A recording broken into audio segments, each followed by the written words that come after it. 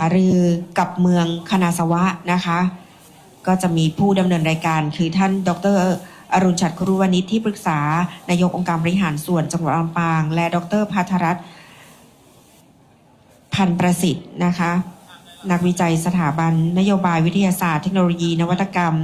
มหาวิทยาลัยเทคโนโลยีพระจอมเกล้าธนบุรีค่ะหลังจากนั้นก็เสร็จงานนะคะนำเรียนทุกท่านทราบค่ะตอนนี้ใครมาถึงแล้วนะคะในถุงของท่านหลังจากลงทะเบียนท่านจะได้รับพาสปอร์ตค่ะพาสปอร์ตนะคะทุกท่านสามารถไปศึกษาแต่ละเมืองได้นะคะว่าเมืองนี้เป็นยังไงมีความสำคัญอย่างไรและเกี่ยวเนื่องเกี่ยวพันกับลำปางของเราอย่างไรนะคะในเรื่องของต้นทุนวัฒนธรรมของเขาเหมือนของเราไหมหรือคล้ายคลึงไหมหรือเป็นอย่างไรสามารถไปศึกษา3ฐานได้ศึกษาแล้วเสร็จอย่าลืมให้เจ้าหน้าที่สแตมป์นะคะสแตมป์ในเรื่องของสติกเกอร์ให้ครบ3ฐานนะคะต้อนรับท่านสมาชิกสภาองค์การบริหารส่วนจังหวัดลำปางอำเภอแม่ทะเขต2ค่ะท่านดวงฤทัยศรีปินตานะคะค่ะประชาสัมพันธ์นะคะทุกท่านคะหากว่าท่านไหนที่เสียดายงานนี้นะคะได้เห็นละแต่ว่าอยากให้ลูกๆอยากให้คนที่เรารักได้ดูนะคะตอนนี้ได้ไลฟ์นะคะผ่านทาง Facebook ของสวท.ลำปางกรมประชาสัมพันธ์ไม่ยากเลยค่ะไปที่ Facebook สวท.ลำปางนะคะกดเข้าไปดูก็จะเป็นสัญลักษณ์ไลฟ์นะคะกับงานกิจกรรมดีๆแบบนี้ที่องค์การบริหารส่วนจังหวัดลำปางนะคะกับเวทีสาธารณะจังหวัดลำปางนะคะจากประชาคมศูนย์นโยบายท้องถิ่นเป็นกิจกรรมแลกเปลี่ยนเรียนรู้แนวทางการพัฒนาเมืองจากกรณีศึกษาเมืองคณาสวะประเทศญี่ปุ่นสู่จังหวัดลำปาง2 สายน้ำวันนี้นะคะเราจะมาเชื่อมโยงกันกับความรักแล้วก็ความผูกพันตั้งแต่อดีตสู่ปัจจุบัน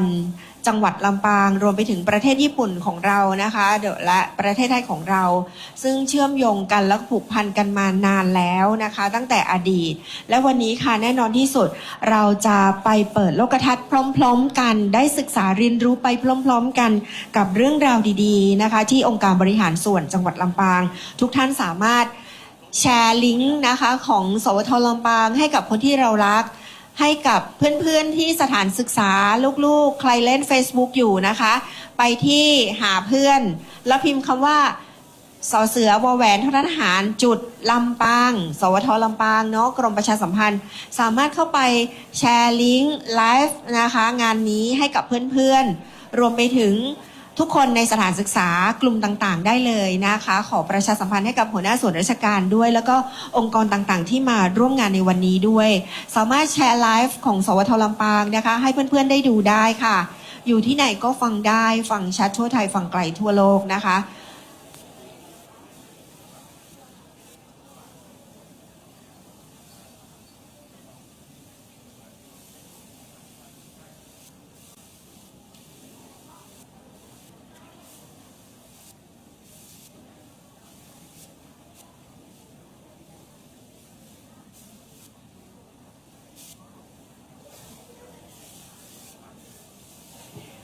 ค่ะต้อนรับท่านพาณิชย์จังหวัดลำปางค่ะต้อนรับท่านอุตสาหกรรมจังหวัดลำปางท่านเกษตรและสหกรณ์จังหวัดลำปางท่านวัฒนธรรมจังหวัดลำปางนะคะท่านผู้อำนวยการสถานีวิทยุกระจายเสียงแห่งประเทศไทยจังหวัดลำปางนะคะต้อนรับอสมทลำปางค่ะต้อนรับสื่อมวลชนทุกแขนงนะคะต้อนรับท่านผู้อำนวยการการท่องเที่ยวแห่งประเทศไทยค่ะ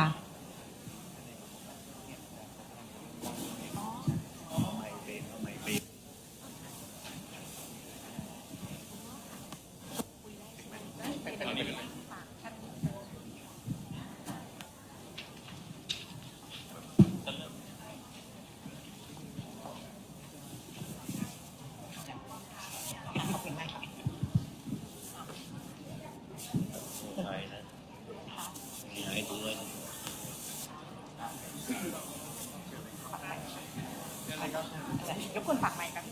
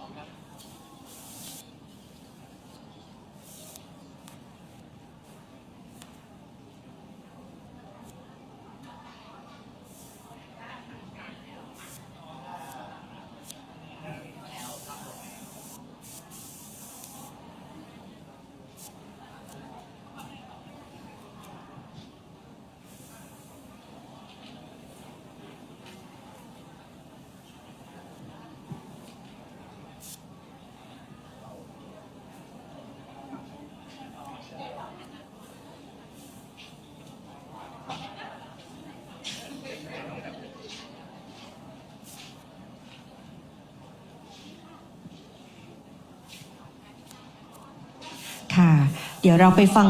เรื่องเล่าจากท่านดร.ภัทรรัตน์กันนะคะว่ามีความเป็นมาอย่างไรแน่นอนที่สุดค่ะท่านดร.ภัทรรัตน์หรือว่าอาจารย์พลอยก็จะเล่าเรื่องราวดีๆนะคะกับเวทีสาธารณะจังหวัดลำปางจากประชาคมสู่นโยบายท้องถิ่นเป็นกิจกรรมเรียกเปลี่ยนเรียนรู้แนวทางการพัฒนาเมือง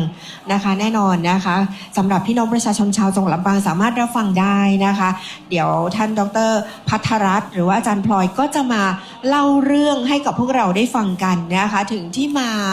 ของงานนี้แล้วกิจกรรมดีๆของชาวจังหวัดลำปางในวันนี้ค่ะซึ่งถือได้ว่าท่านก็จะมาเป็นวิทยากรในช่วงของการเสวนาด้วยนะคะต้อนรับทุกๆท่านนะคะเข้าสู่องค์การบริหารส่วนจังหวัดลำปางค่ะท่านหัวหน้าส่วนราชการค่ะท่านหัวหน้าส่วนราชการหลายๆท่านเลยทีเดียววันนี้นะคะต้องกราบขอบคุณเป็นอย่างสูงนะคะท่านผู้อำนวยการโรงเรียนหลายๆท่านนะคะท่านผู้อำนวยการสถานศึกษา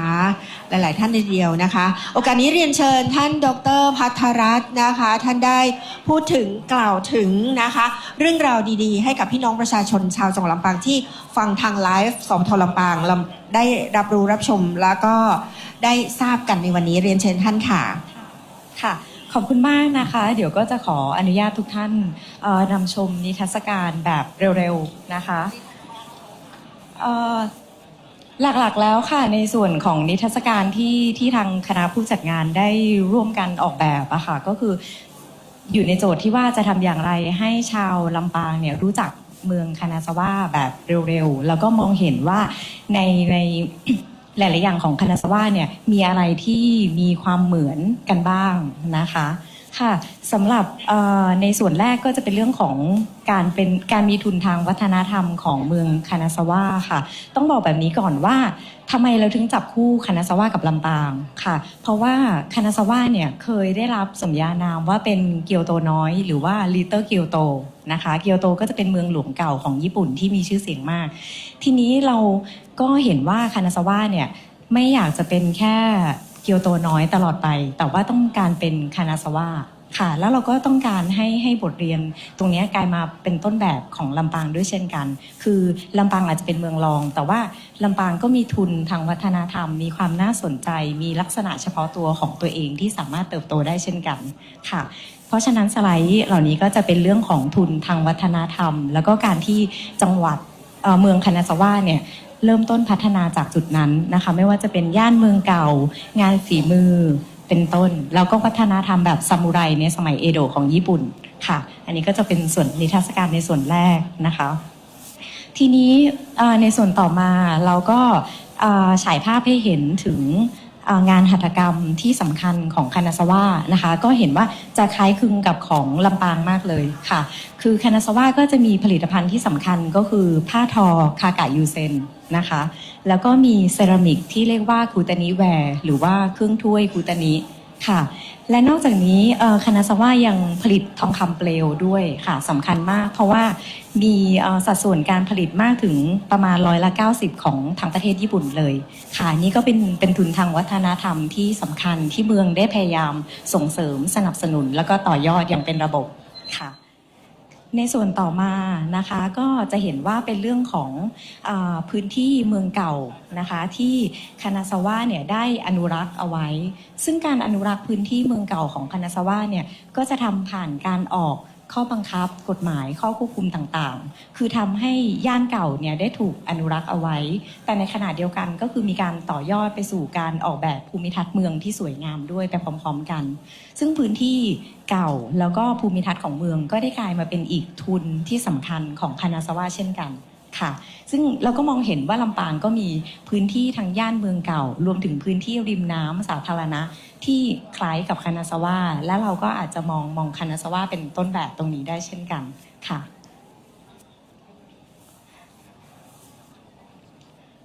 ค่ะต่อมาก็จะเป็นเรื่องของอนาคตของเมืองค่ะคือในส่วนที่1ส่วนที่2เนี่ยเราพูดกันมากแล้วในเรื่องของทุนวัฒนธรรมและย่านเมืองเก่าใช่ไหมคะแต่ว่าคานาซาวะเนี่ยเป็นตัวอย่างของเมืองที่แสดงให้เราเห็นว่าเมืองควรจะต้องคิดถึงอนาคตด้วยเช่นกันค่ะคืออนุรักษ์ไปพร้อมกับการต่อยอดคานาซาวะเนี่ยก็คือจะ มีเป้าหมายที่ชัดเจนในเรื่องของการสร้างความยั่งยืน และการรวมเอาคุณภาพชีวิตของผู้คนเข้ามาเป็นโจทย์ในการออกแบบเมืองด้วยเช่นกันนะคะสไลด์นี้ก็เป็นตัวอย่างของโครงการ Imagine Kanazawa 2030 ค่ะก็คือมองไปอนาคตแล้วดูว่าเมืองผู้คนวัฒนธรรมจะอยู่ร่วมกันได้อย่างไรค่ะแล้วก็ในส่วนต่อมานะคะก็จะเป็นเรื่องของการพัฒนาเมืองนะคะก็จะต่อยอดไปในเรื่องของการมองอนาคตค่ะแต่ว่าสิ่งที่สำคัญเลยของคานาซาวะก็คือการออกแบบเมืองแล้วก็การขับเคลื่อนเมืองร่วมกันคือการที่เราจะพัฒนาเมืองเนี่ยไม่ใช่เรื่องของภาคส่วนใดภาคส่วนหนึ่งเท่านั้นนะคะอย่างเช่น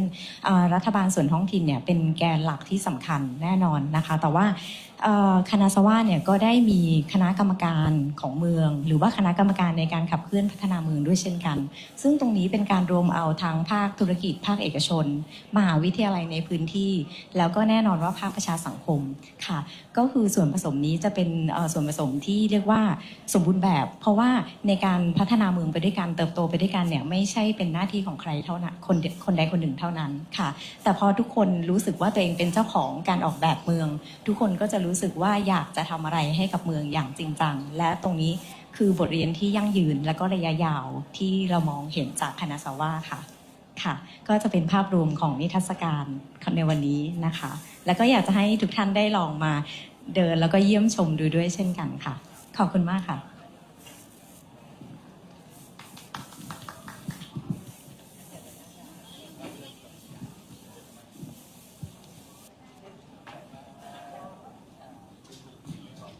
ค่ะขอบพระคุณนะคะท่านดร.ภัทรรัตน์เป็นอย่างสูงนะคะหรือว่าอาจารย์พลอยนะคะที่มาให้ความรู้กับพวกเราแล้วก็พวกเราก็จะได้รับรู้นะคะเมืองคานาซาวะมากยิ่งขึ้นนะคะว่าเป็นอย่างไรเรียนเชิญนั่งด้านหน้าเลยนะคะเดี๋ยวเราจะเข้าสู่พิธีการเปิดนำเรียนทุกท่านค่ะก่อนจะเข้าสู่พิธีการเปิดนะคะดิฉันจะได้เรียนเชิญทุกท่านนะคะได้ยืนถวายความอาลัยสมเด็จพระนางเจ้าสิริกิติ์พระบรมราชินีนาถพระบรมราชชนนีพันปีหลวง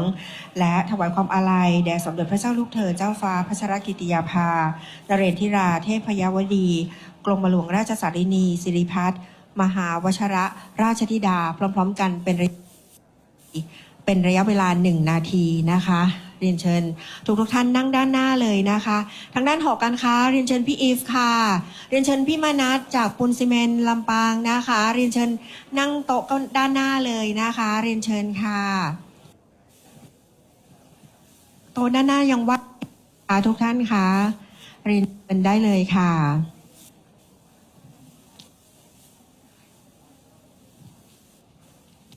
ต้อนรับคณะผู้บริหารรวมไปถึงท่านปลัดองค์กรปกครองส่วนท้องถิ่นหลายท่านนะคะที่เดินทางเข้ามาค่ะยินดีต้อนรับเข้าสู่องค์การบริหารส่วนจังหวัดลำปางกับโครงการเวทีสาธารณะจังหวัดลำปางจากประชาคมศูนย์นโยบายท้องถิ่นกิจกรรมแลกเปลี่ยนเรียนรู้แนวทางการพัฒนาเมืองจากกรณีศึกษาเมืองคานาซาวะนะคะประเทศญี่ปุ่นสู่จังหวัดลำปางบ้านเราค่ะมีอะไรที่คล้ายคลึงกันมีอะไรที่เหมือนกันโดยเฉพาะต้นทุนทางวัฒนธรรมเราเหมือนกันด้วยสายสัมพันธ์2 สายน้ำนะคะตั้งแต่อดีตจนถึงปัจจุบันเป็นอย่างไรนะคะแน่นอนที่สุดวันนี้น้องๆนักเรียนนักศึกษาค่ะที่ได้มีโอกาสได้มาวันนี้นะคะเป็นการเปิดโลกทัศน์ของลูกๆได้ไกลมากเลยทีเดียวค่ะแล้วก็จะได้รู้ว่าสายสัมพันธ์ของประเทศญี่ปุ่นแล้วก็บ้านเรามีความเป็นมาอย่างไรต้อนรับท่านผู้อำนวยการสถานศึกษาหลายๆท่านเลยทีเดียวนะคะที่มาในวันนี้นะคะยินดีต้อนรับเข้าสู่จังหวัดลำปางค่ะ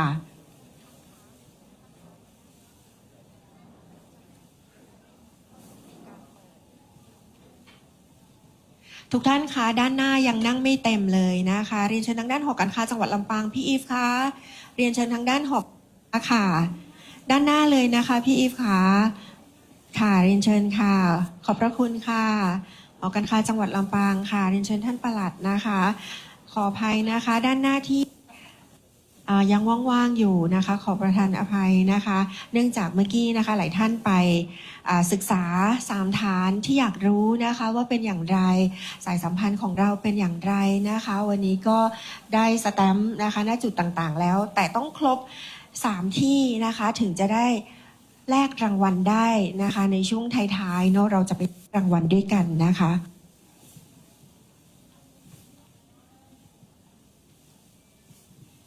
ค่ะเดี๋ยวสักครู่นะคะต้อนรับทุกท่านนะคะที่รับชมแล้วก็รับฟังผ่านทางสปทลำปางกรมประชาสัมพันธ์ค่ะกับการไลฟ์นะคะในครั้งนี้นะคะใครที่อยากจะแชร์ความรู้สึกดีๆเรื่องราวดีๆในวันนี้ที่องค์การบริหารส่วนจังหวัดลำปางให้กับลูกหลานหรือว่าคนในสถาบันเราหรือว่าคนในองค์กรเราได้รับรู้รับทราบถึงเวทีนโยบายสาธารณะจังหวัดลำปางจากประชาคมสู่นโยบายท้องถิ่นกิจกรรมแลกเปลี่ยนเรียนรู้แนวทางการพัฒนาเมืองจากกรณีศึกษาเมืองคณาสวะประเทศญี่ปุ่นนะคะสู่ประเทศไทยจังหวัดลำปางบ้านเรานะคะก็สามารถรับฟังได้ติดตามได้ทางสวทลำปางกรมประชาสัมพันธ์ค่ะ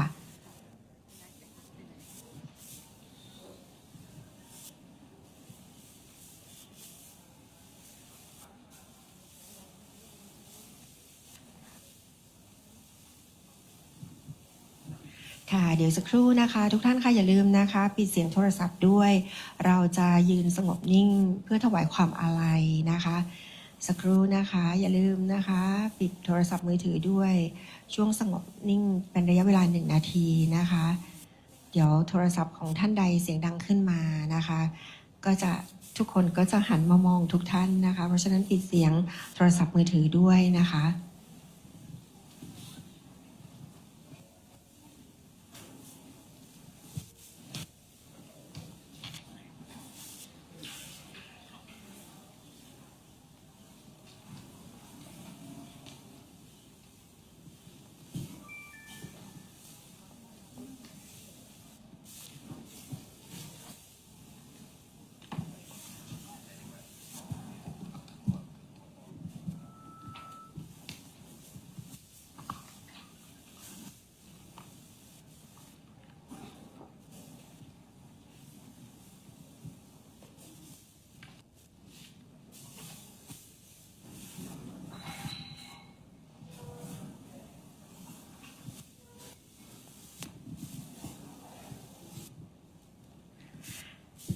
ค่ะและขณะนี้นะคะได้เวลาเป็นมงคลฤกษ์แล้วนะคะ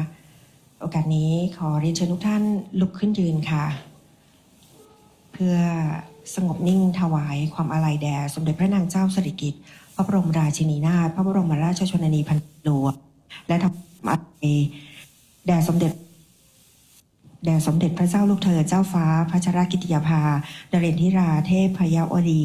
กรมหลวงราชสารนีสิริพัฒน์มหาวชิรราชธิดาเรียนเชิญค่ะ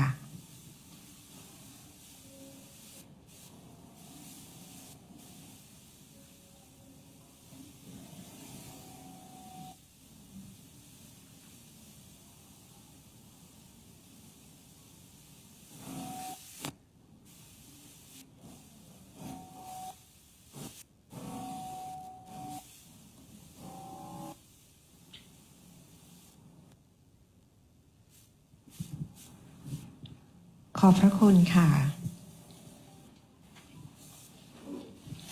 นั่งลงได้นะคะและลำดับต่อไปค่ะจะเป็นการแสดงเสียงกลองเบิกฟ้าอัตลักษณ์ล้านนาสารวัฒนธรรมนะคะเป็นการตีกลองปูจาเสียงกลองเบิกฟ้าอัตลักษณ์ล้านนาสารวัฒนธรรมคณะสวะนะคะโดยโรงเรียน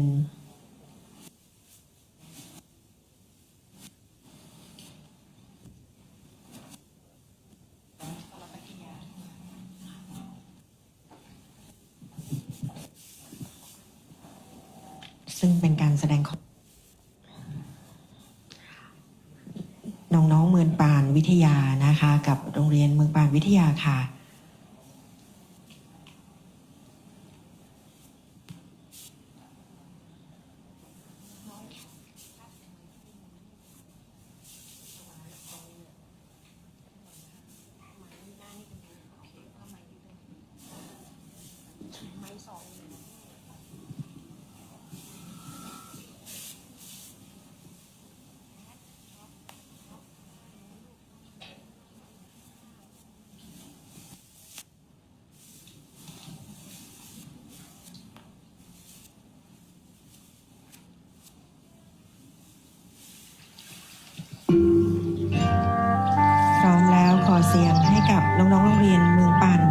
ค่ะ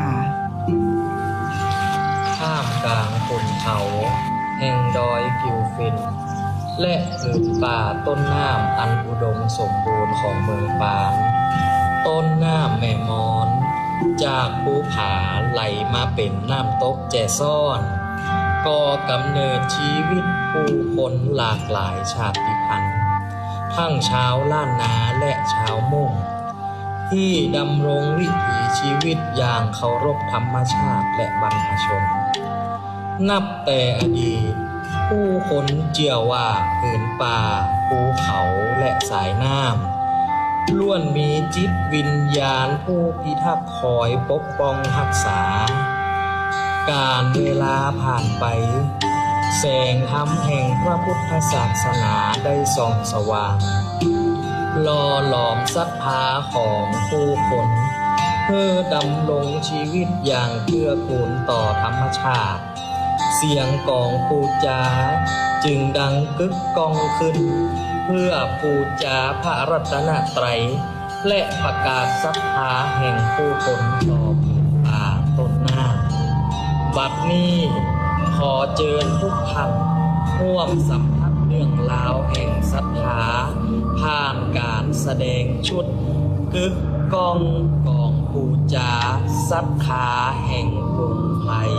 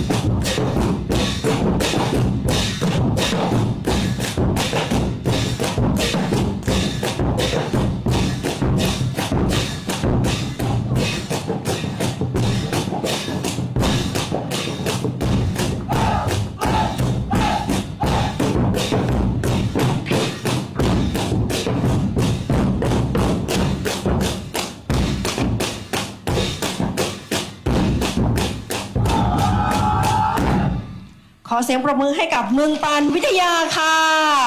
แชมป์การตีกองปูจานะคะประจำปี 2569 ชิงถ้วยพระราชทานถือได้ว่าเก่งมากๆเลยสำหรับน้องๆนะคะเดี๋ยวขอเวลาให้กับน้องๆนะคะได้เคลียร์เวทีนิดนึงนะคะ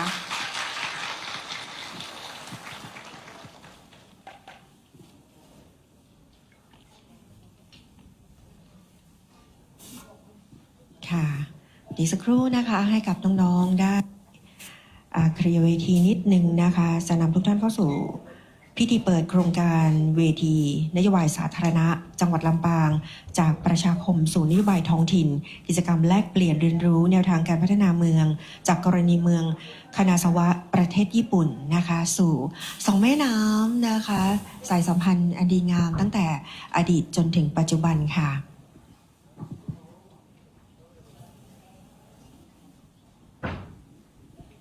วันนี้เราได้รับเกียรติจากท่านดวงรัตน์ ลุ่มสุนทรนายกองค์การบริหารส่วนจังหวัดลำปางให้เกียรติมาเป็นประธานในพิธีเปิดนะคะและได้รับเกียรติจากท่านดร.อรุณชัด ครุวณิชที่ปรึกษานายกองค์การบริหารส่วนจังหวัดลำปางได้มากล่าวรายงานวัตถุประสงค์ของการจัดโครงการนี้ให้กับทุกท่านได้รับรู้รับทราบค่ะ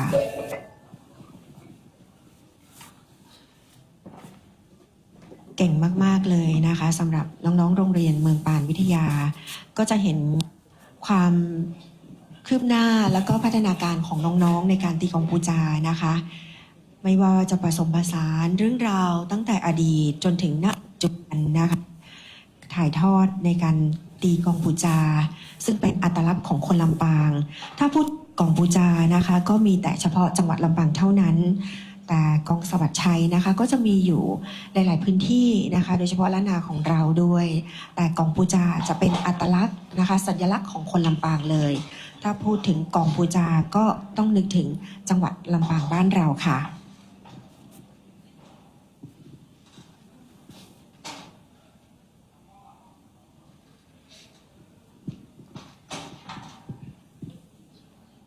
ค่ะและโอกาสนี้ขอนำทุกท่านเข้าสู่พิธีการเปิดโครงการเวทีสาธารณะจังหวัดลำปางจากประชาคมสู่นโยบายท้องถิ่นกิจกรรมแลกเปลี่ยนเรียนรู้แนวทางการพัฒนาเมืองจากกรณีเมืองคานาซาวะประเทศญี่ปุ่นณห้องประชุมองค์การบริหารส่วนจังหวัดลำปางค่ะโอกาสนี้ขอเรียนเชิญท่านดวงรัตน์ ลุ่มสุนทรนายกองค์การบริหารส่วนจังหวัดลำปางประธานในพิธีประจำจุดเพื่อรอรับคำกล่าวรายงานค่ะขอเรียนเชิญท่านค่ะ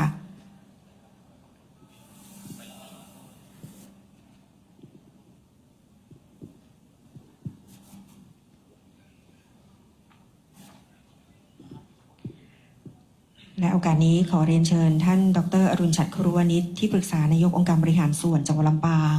ได้กล่าวรายงานวัตถุประสงค์ต่อท่านประธานในพิธี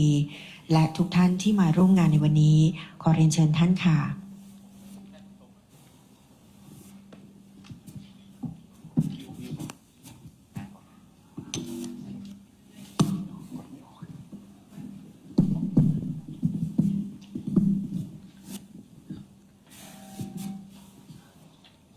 เรียนท่านนายกองค์การบริหารส่วนจังหวัดลำปางที่เคารพและท่านรองกงสุลญี่ปุ่นประจำนครเชียงใหม่และท่านแขกผู้มีเกียรติทุกท่านนะครับกระผมดร.รุณชัด ครุวานิชที่ปรึกษานายกองค์การบริหารส่วนจังหวัดลำปางในนามของคณะผู้จัดงานและภาคีเครือข่ายขอบพระคุณท่านเป็นอย่างสูงนะครับที่ให้เกียรติมาเป็นประธานในพิธีเปิดงานในวันนี้และร่วมลงนามในหนังสือแสดงเจตจำนงก่อนอื่นนะครับผมขอเล่าที่มาของงานนี้งานในวันนี้นะครับไม่ได้เป็นงานที่เกิดขึ้นมาโดยบังเอิญนะครับแต่ว่าเป็นงานที่มีจุดเริ่มต้นนะครับจากงานวิจัยนะครับของสถาบันนโยบายวิทยาศาสตร์เทคโนโลยีและนวัตกรรมหรือสถิพายมหาวิทยาลัยเทคโนโลยีพระจอมเกล้าธนบุรีนะครับซึ่งได้รับทุนสนับสนุนจากประเทศญี่ปุ่นสิ่งเหล่านี้ครับแต่คือสินทรัพย์หนึ่งในการรับฟังเสียงจากสาธารณะก็นำ2นโยบายนี้มาร่วมกันในการจัดกิจกรรมครั้งนี้นะคะการที่เรานำเสนอข้อมูลของเมืองคานาซาวะให้กับพี่น้องชาวลำปางในหลากหลายภาคส่วนไม่ว่าจะเป็นผู้บริหารองค์กรปกครองส่วนท้องถิ่นภาคเอกชนรวมทั้งภาคสถาบันการศึกษาด้วยอันนี้ก็จะถือว่าเราอยากจะได้ความเห็นจาก ทุกภาคส่วนที่เกี่ยวข้องนะคะเพื่อที่จะได้นำมาเป็นจุดเด่นในการที่คณะวิจัยจะไปเยี่ยมเยียนเมืองคณาสวะในวันที่ 6 กรกฎาคมที่จะถึงนี้นะคะงานวิจัยชิ้นนี้ทางอาจารย์แบงค์ได้ดำเนินการศึกษาวิจัยมาเป็นระยะเวลาสักระยะหนึ่งแล้วนะคะได้ผลการวิจัยมาซึ่งเดี๋ยววันนี้จะได้มีการนำเสนอด้วยนะคะส่วนที่เรารับฟังความเห็นเนี่ยเราก็จะได้นำข้อมูลต่างๆที่ประกอบมาจากพี่น้องภาคประชาชนของจังหวัดลำปางเพื่อที่จะไปนำเสนอในเวทีที่จะไปที่เมืองคณาสวะในระยะเวลาอันใกล้นี้นะคะเมื่อเราได้ข้อมูลครบถ้วนแล้วก็จะได้เห็นความเชื่อมโยงระหว่างสองเมืองก็คือลำปางและคณาสวะและจะได้เห็นว่าเราสามารถเรียนรู้และแลกเปลี่ยนอะไรเชื่อมโยงอะไรมีอะไรที่สามารถจะทำให้เกิดประโยชน์ระหว่างสองเมืองบ้างนะคะอันนี้ก็จะเป็นการพัฒนาต่อยอดในระยะต่อไปซึ่งองค์การบริหารส่วนจังหวัดลำปางก็ยินดีที่จะนำผลจากการศึกษาเรียนรู้แลกเปลี่ยนกันและนำผลจากงานวิจัยชิ้นนี้มาพัฒนาต่อให้เกิดการเชื่อมโยงกันอย่างเป็นรูปธรรมต่อไปนะคะก็หวังว่าการที่เราได้เชื่อมโยงกับเมืองคณาสวะซึ่งมีสภาพแวดล้อมมีทุนทางวัฒนธรรมที่ใกล้เคียงกับจังหวัดลำปางมากนะคะมีความเป็นตอนนี้เราใช้คำว่าเมืองรองนะคะเมื่อสักครู่นี้ก็ได้ถามอาจารย์แบงค์ว่า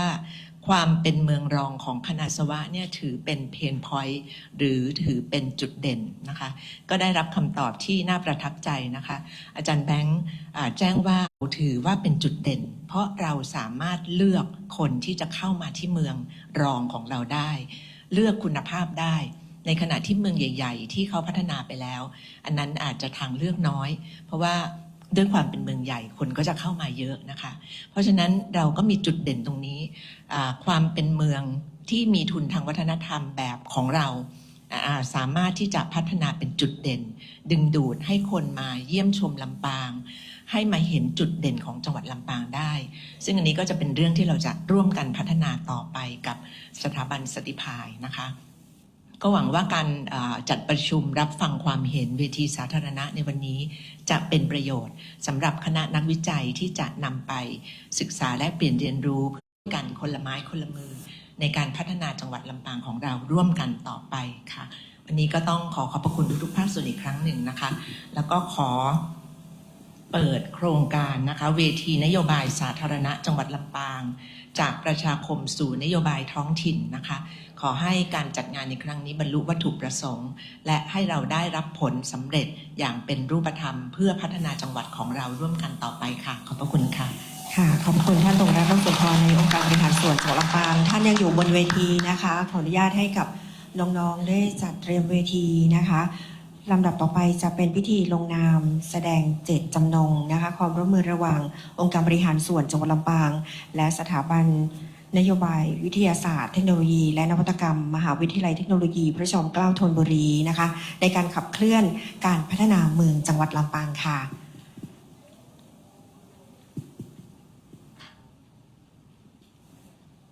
ถือได้ว่าเป็นเรื่องราวที่ดีเลยนะคะในจังหวัดลำปางที่เกิดขึ้นหลายท่านได้ยินนะคะท่านนายกกล่าวเปิดแล้วก็ได้ยินท่านดร.อรุณชัดครุวณิชนะคะท่านได้พูดถึงแล้วก็กล่าวถึงวัตถุประสงค์ของโครงการนี้แล้วนะคะก็จะรู้สึกประทับใจรู้สึกมีความสุขกับอนาคตเนาะน้องๆหลายคนนะคะก็คงจะมีความหวังมากยิ่งขึ้นค่ะและโอกาสนี้ค่ะขอเรียนเชิญทางด้านของท่านดร.แบงค์งามอรุณโชติค่ะท่านผู้อำนวยการสถาบันนโยบายวิทยา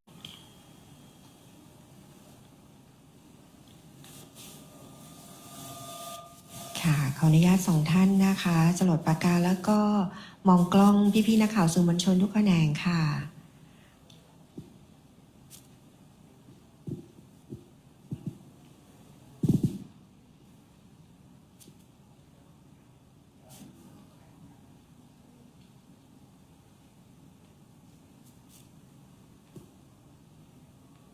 โอกาสนี้ขอเรียนเชิญทั้งสองท่านนะคะลงนาม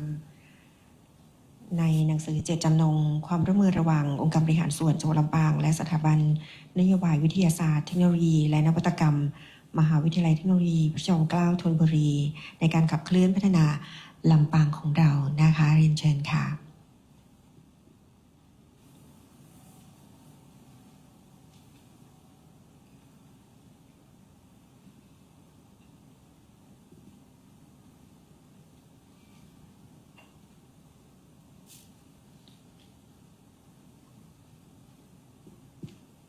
กาสนี้เรียนเชิญทั้งสองท่านลุกขึ้นยืนค่ะ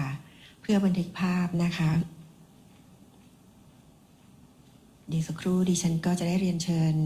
ท่านหัวหน้าส่วนราชการแล้วก็แขกผู้มีเกียรติด้านบนเวทีเพื่อร่วมบันทึกภาพร่วมกันค่ะ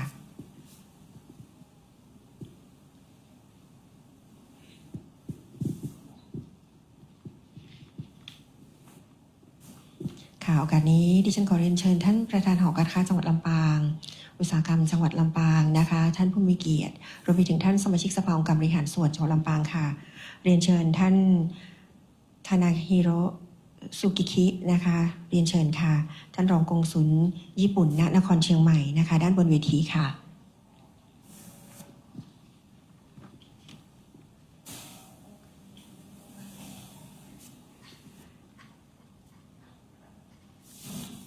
เรียนเชิญท่านสมาชิกสภาองค์การบริหารส่วนจังหวัดลำปางค่ะ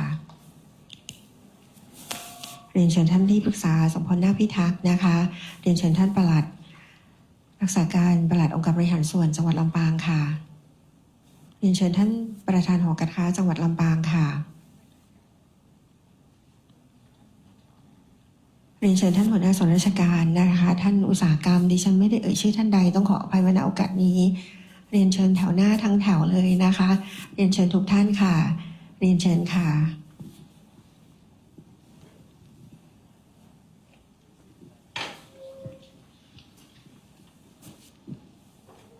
ถือได้ว่าเป็น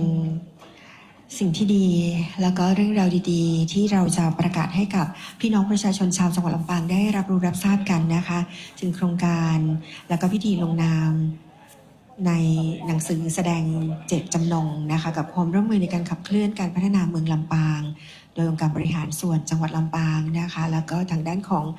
มหาวิทยาลัยเทคโนโลยีราชมงคลธนบุรีนะคะ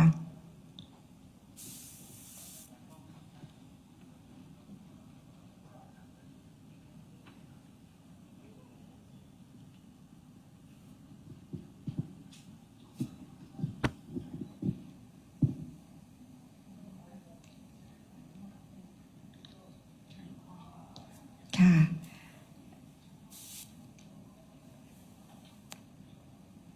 หลังจากพี่ๆนักข่าวสื่อมวลชนได้บันทึกภาพนะคะดิฉันจะขออนุญาตค่ะมอบของที่ระลึกนะคะ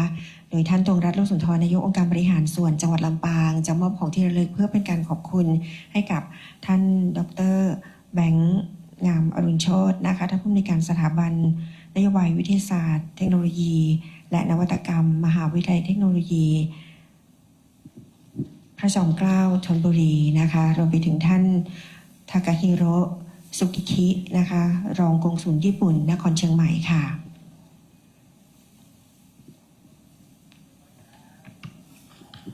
ค่ะขอบพระคุณทุกท่านนะคะและโอกาสนี้ขอเรียนเชิญท่านธงรัตน์ โลกสุนทรนายกองค์การบริหารส่วนจังหวัดลำปางค่ะได้มอบของที่ระลึกนะคะให้กับท่านดร.แบงค์ค่ะถือได้ว่าท่านเป็นผู้ที่ดูแลแล้วก็ทำงานวิจัยมาโดยตลอดนะคะกับเรื่องนี้นะคะท่านดร.แบงค์งามอรุณโชตินะคะท่านผู้อำนวยการสถาบันนโยบายวิทยาศาสตร์เทคโนโลยีและนวัตกรรมมหาวิทยาลัยเทคโนโลยีพระจอมเกล้าธนบุรีค่ะหลังจากนั้นก็จะมอบของที่ระลึกให้กับมิสเตอร์ทากาฮิโร่สุกิคินะคะท่านรองกงสุลญี่ปุ่นนครเชียงใหม่ค่ะ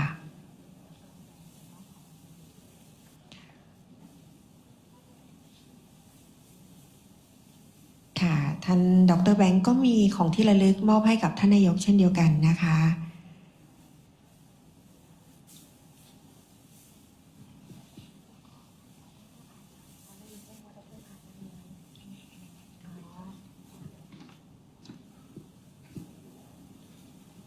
ค่ะขอบพระคุณเป็นอย่างสูงค่ะและโอกาสนี้เรียนเชิญมิสเตอร์ทากาฮิโร่นะคะท่านนายกมอบของที่ระลึกให้กับท่านรองกงสุลญี่ปุ่นนครเชียงใหม่ด้วยค่ะทากาฮิโร่ทูกิคินะคะ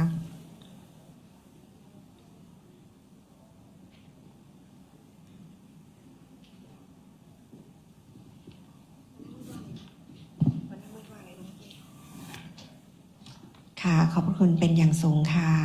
ขอบคุณท่านดวงรัตน์โลกสุนทรนายกองค์การบริหารส่วนจังหวัดลำปางขอบคุณท่านดร.อรุณจักรครุวานิชที่ปรึกษานายกองค์การบริหารส่วนจังหวัดลำปางขอบคุณมิสเตอร์ทากาฮิโร่ทูสุกิคินะคะท่าน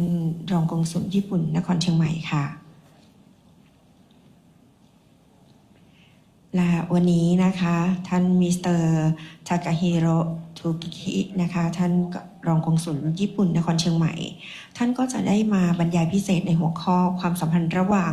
ท้องถิ่นไทยกับประเทศญี่ปุ่นนะคะ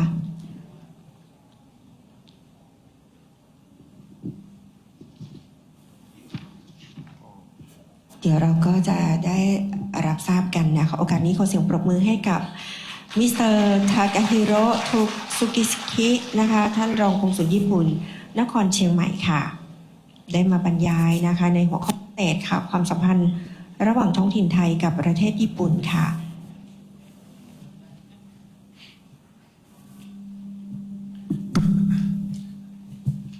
สวัสดีครับ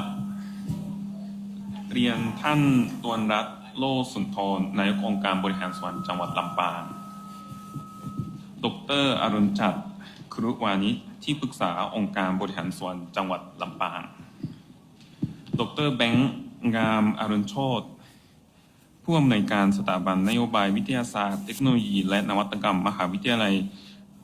เทคโนโลยีประจอมเกล้าธนบุรีคุณพีระรักษ์ปิจยกุลประธานหอการค้าจังหวัดลำปางครับตลอดจนแขกผู้มีเกียรติทุกท่านนะครับผมชื่อทากาฮิโร่สุกิกินะครับชื่อเล่นชื่อต้นสนนะครับเคยประจำการอยู่ที่ประเทศไทยมา8ปีนะครับ5ปีที่กรุงเทพแล้วก็ที่เชียงใหม่3ปีนะครับวันนี้ขอบพระคุณมากๆนะครับที่ให้เกียรติเชิญผมมาในกิจกรรมในวันนี้นะครับในฐานะตัวแทนของสถานกงสุลใหญ่ญี่ปุ่นณนครเชียงใหม่นะครับก่อนอื่นนะครับขอพูดถึงจังหวัดลำปางสักเล็กน้อยนะครับจังหวัดลำปางเป็นจังหวัดพิเศษนะครับสำหรับผมนะครับเพราะว่าภรรยาผมแล้วก็ผมนะครับชอบมาเที่ยวลำปางเคยมาเที่ยวช่วงสงกรานต์2 ปีติดกันนะครับเพราะว่าจังหวัดลำปางมีทุนทางวัฒนธรรมเยอะมากนะครับเพราะว่าผมชอบเมืองเก่าแล้วก็ชามไก่นะครับชามไก่เซรามิกเคยวาดรูปด้วยนะครับระบายสีด้วยนะครับแล้วก็ก่อนบูชาเมื่อครู่นี้นะครับที่น้องๆตีกันนะครับก็สุดยอดมากอันนี้เป็นครั้งแรกที่ผมได้ดูนะครับแต่ว่าแบบมีเอกลักษณ์เฉพาะตัวนะครับไม่เหมือนกรอนสะบัดใจที่ภาคเหนือของประเทศไทยผมรู้สึกว่าความแตกต่างจากผู้นะครับแล้วก็มีเอกลักษณ์เฉพาะตัวจะมีคุณค่ามากขึ้นในยุคโลกาภิวัตน์นะครับแล้วก็จังหวัดลำปางมีศักยภาพนะครับในการเป็นจังหวัดที่ความแตกต่างจากจังหวัดอื่นๆในประเทศไทยแล้วก็ประเทศไทยแล้วก็จังหวัดในภาคเหนือด้วยนะครับครับสถานกงสุลใหญ่ของเรานะครับดูแลทั้งหมด9จังหวัดของภาคเหนือของประเทศไทยนะครับรวมถึงจังหวัดลำปางก็ผมก็เคยไปราชการที่ทุกจังหวัดแล้วก็ทำให้ผมรู้สึกว่าความสัมพันธ์นะครับระหว่างทั้งสองรัฐมีความแน่นแฟ้นเพราะว่ามีความสัมพันธ์ในระดับท้องถิ่นที่ในหลายๆที่นะครับวันนี้นะครับหัวข้อหลักเป็นการเรียนรู้การพัฒนาเมืองจากเมืองคานาซาวะแล้วก็คานาซาวะเป็นเมืองที่มีทุนทางวัฒนธรรมค่อนข้างเยอะนะครับแล้วก็คนญี่ปุ่นก็มองว่าคานาซาวะเป็นเมืองที่มีประวัติศาสตร์ยาวนานแล้วก็มีวัฒนธรรมหัตถกรรมเป็นมีความเป็นพิเศษด้วยนะครับ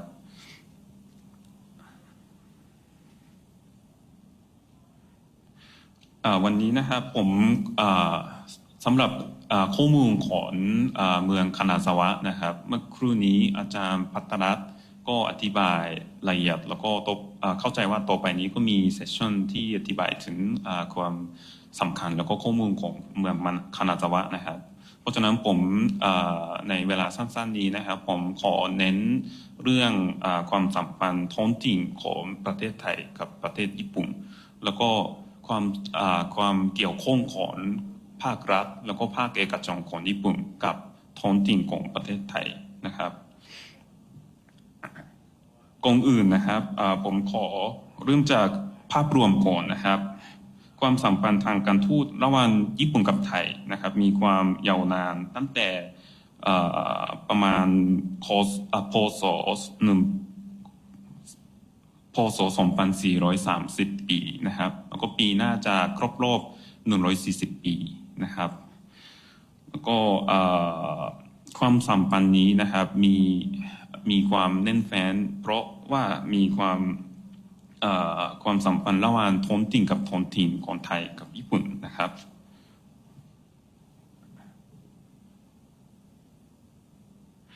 ครับหลักๆก็มี3ประเด็นนะครับ3เสาหลักนะครับที่มีความสัมพันธ์ระดับท้องถิ่นระหว่างทั้ง2ประเทศนะครับประเด็นแรกคือเมืองพี่เมืองน้องนะครับที่เป็นความสัมพันธ์ทางการระหว่างเมืองของญี่ปุ่นกับเมืองของไทยนะครับเช่นถ้าเป็นระดับจังหวัดนะครับจังหวัดฮอกไกโดที่เป็นจังหวัดใหญ่ที่สุดแล้วก็อยู่ภาคเหนือของประเทศญี่ปุ่นนะครับเป็นเมืองพี่เมืองน้องกับจังหวัดเชียงใหม่ประมาณ12 ปีนะครับแล้วก็ถ้าเป็นระดับเมืองนะครับเมืองอุโอจุของจังหวัดโทยามะที่อยู่ข้างๆเมืองคานาซาวะนะครับเป็นเมืองพี่เมืองน้องกับเทศบาลนครเชียงใหม่และนอกจากนี้ก็ยังมี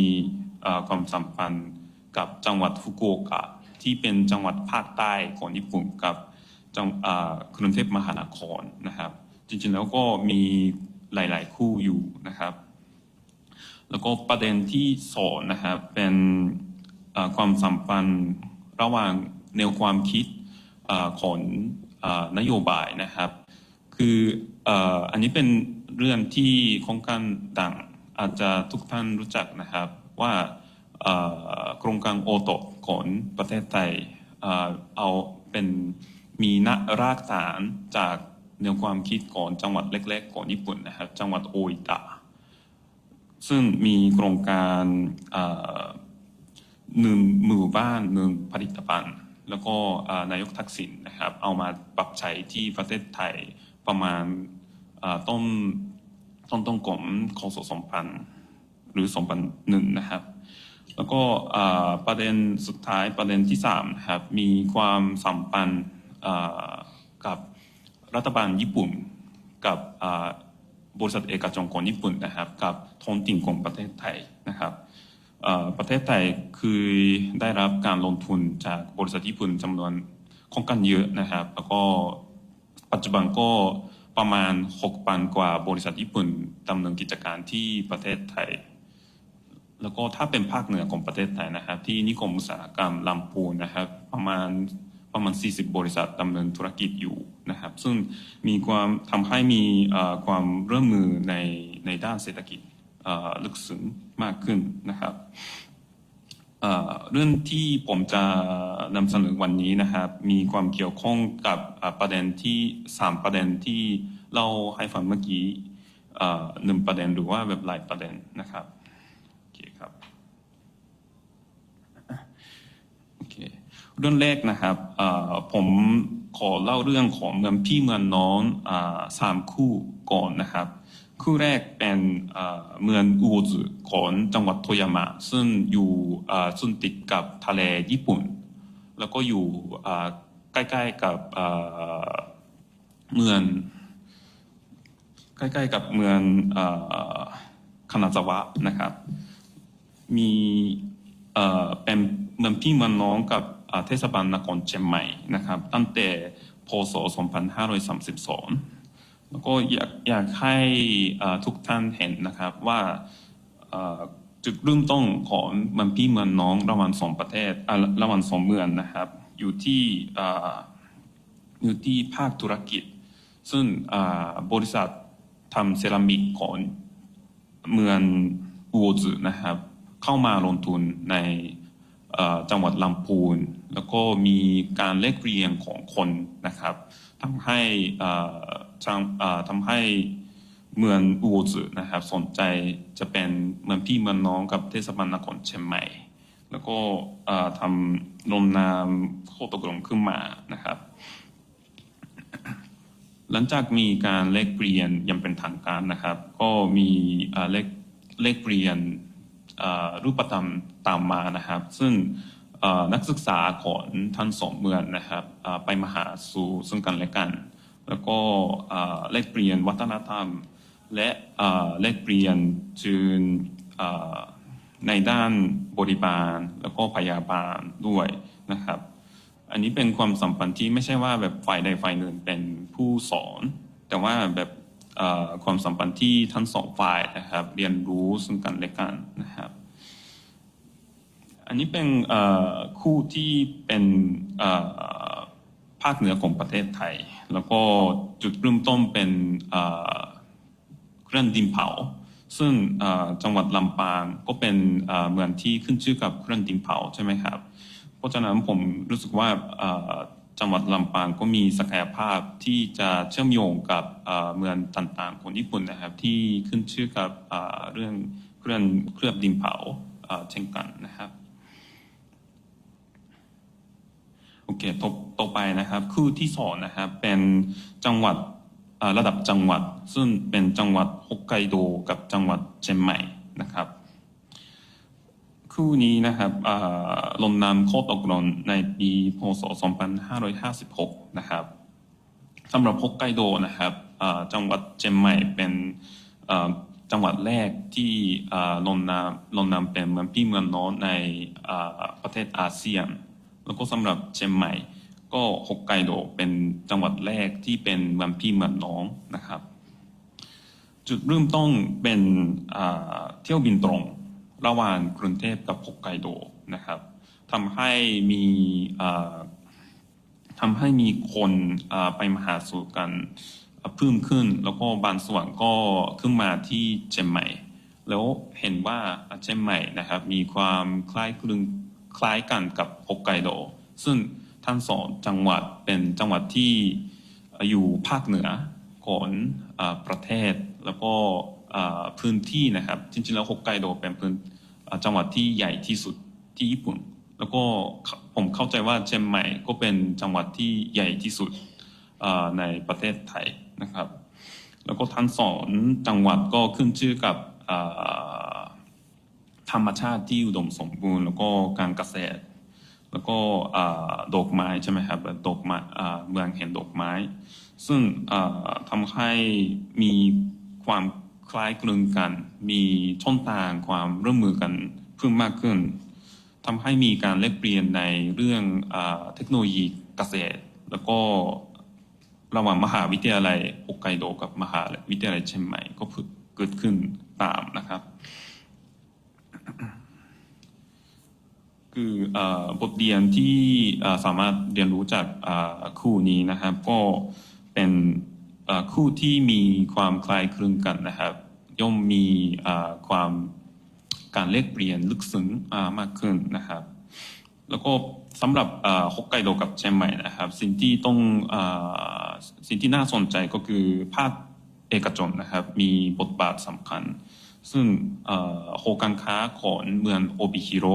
ที่เป็นเมืองในฮอกไกโดนะครับทำ MOU กับ FDI เชียงใหม่สภาอุตสาหกรรมของเชียงใหม่นะครับทำให้มีการแลกเปลี่ยนในบุคคลปัจจุบันนี้ที่หอการค้าโอบิฮิโร่นะครับมีเจ้าหน้าที่คนไทยที่จบเอกภาษาญี่ปุ่นที่โมโชนะครับทำงานอยู่เป็นเจ้าหน้าที่ประจำแล้วก็บริษัทหลายแห่งที่โอบิฮิโร่ก็จ้างคนไทยที่บริเวณเชียงใหม่นะครับไปทำงานที่บริษัทของโอบิฮิโร่ด้วยนะครับส่วน FDI ก็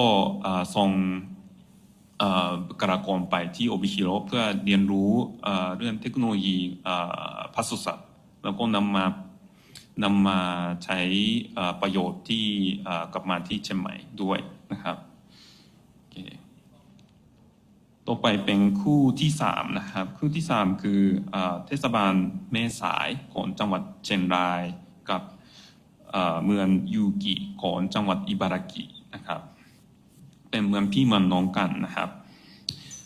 สำหรับคู่นี้นะครับสิ่งกุญแจสำคัญคือผลิตภัณฑ์ขนส่งเมืองนะครับ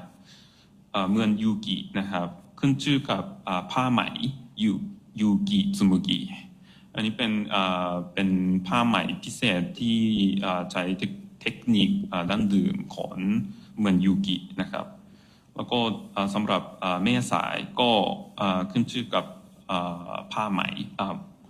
ผ้าการทอผ้าใช่ไหมครับทำให้ทั้งสองเมืองมีการแลกเปลี่ยนในจุดนี้แล้วก็คู่นี้ก็มีพลังของภาคเอกชนเช่นกันนะครับสำหรับคู่นี้โรงพยาบาลที่ยูกินะครับมีการแลกเปลี่ยนในเรื่องพยาบาลกับ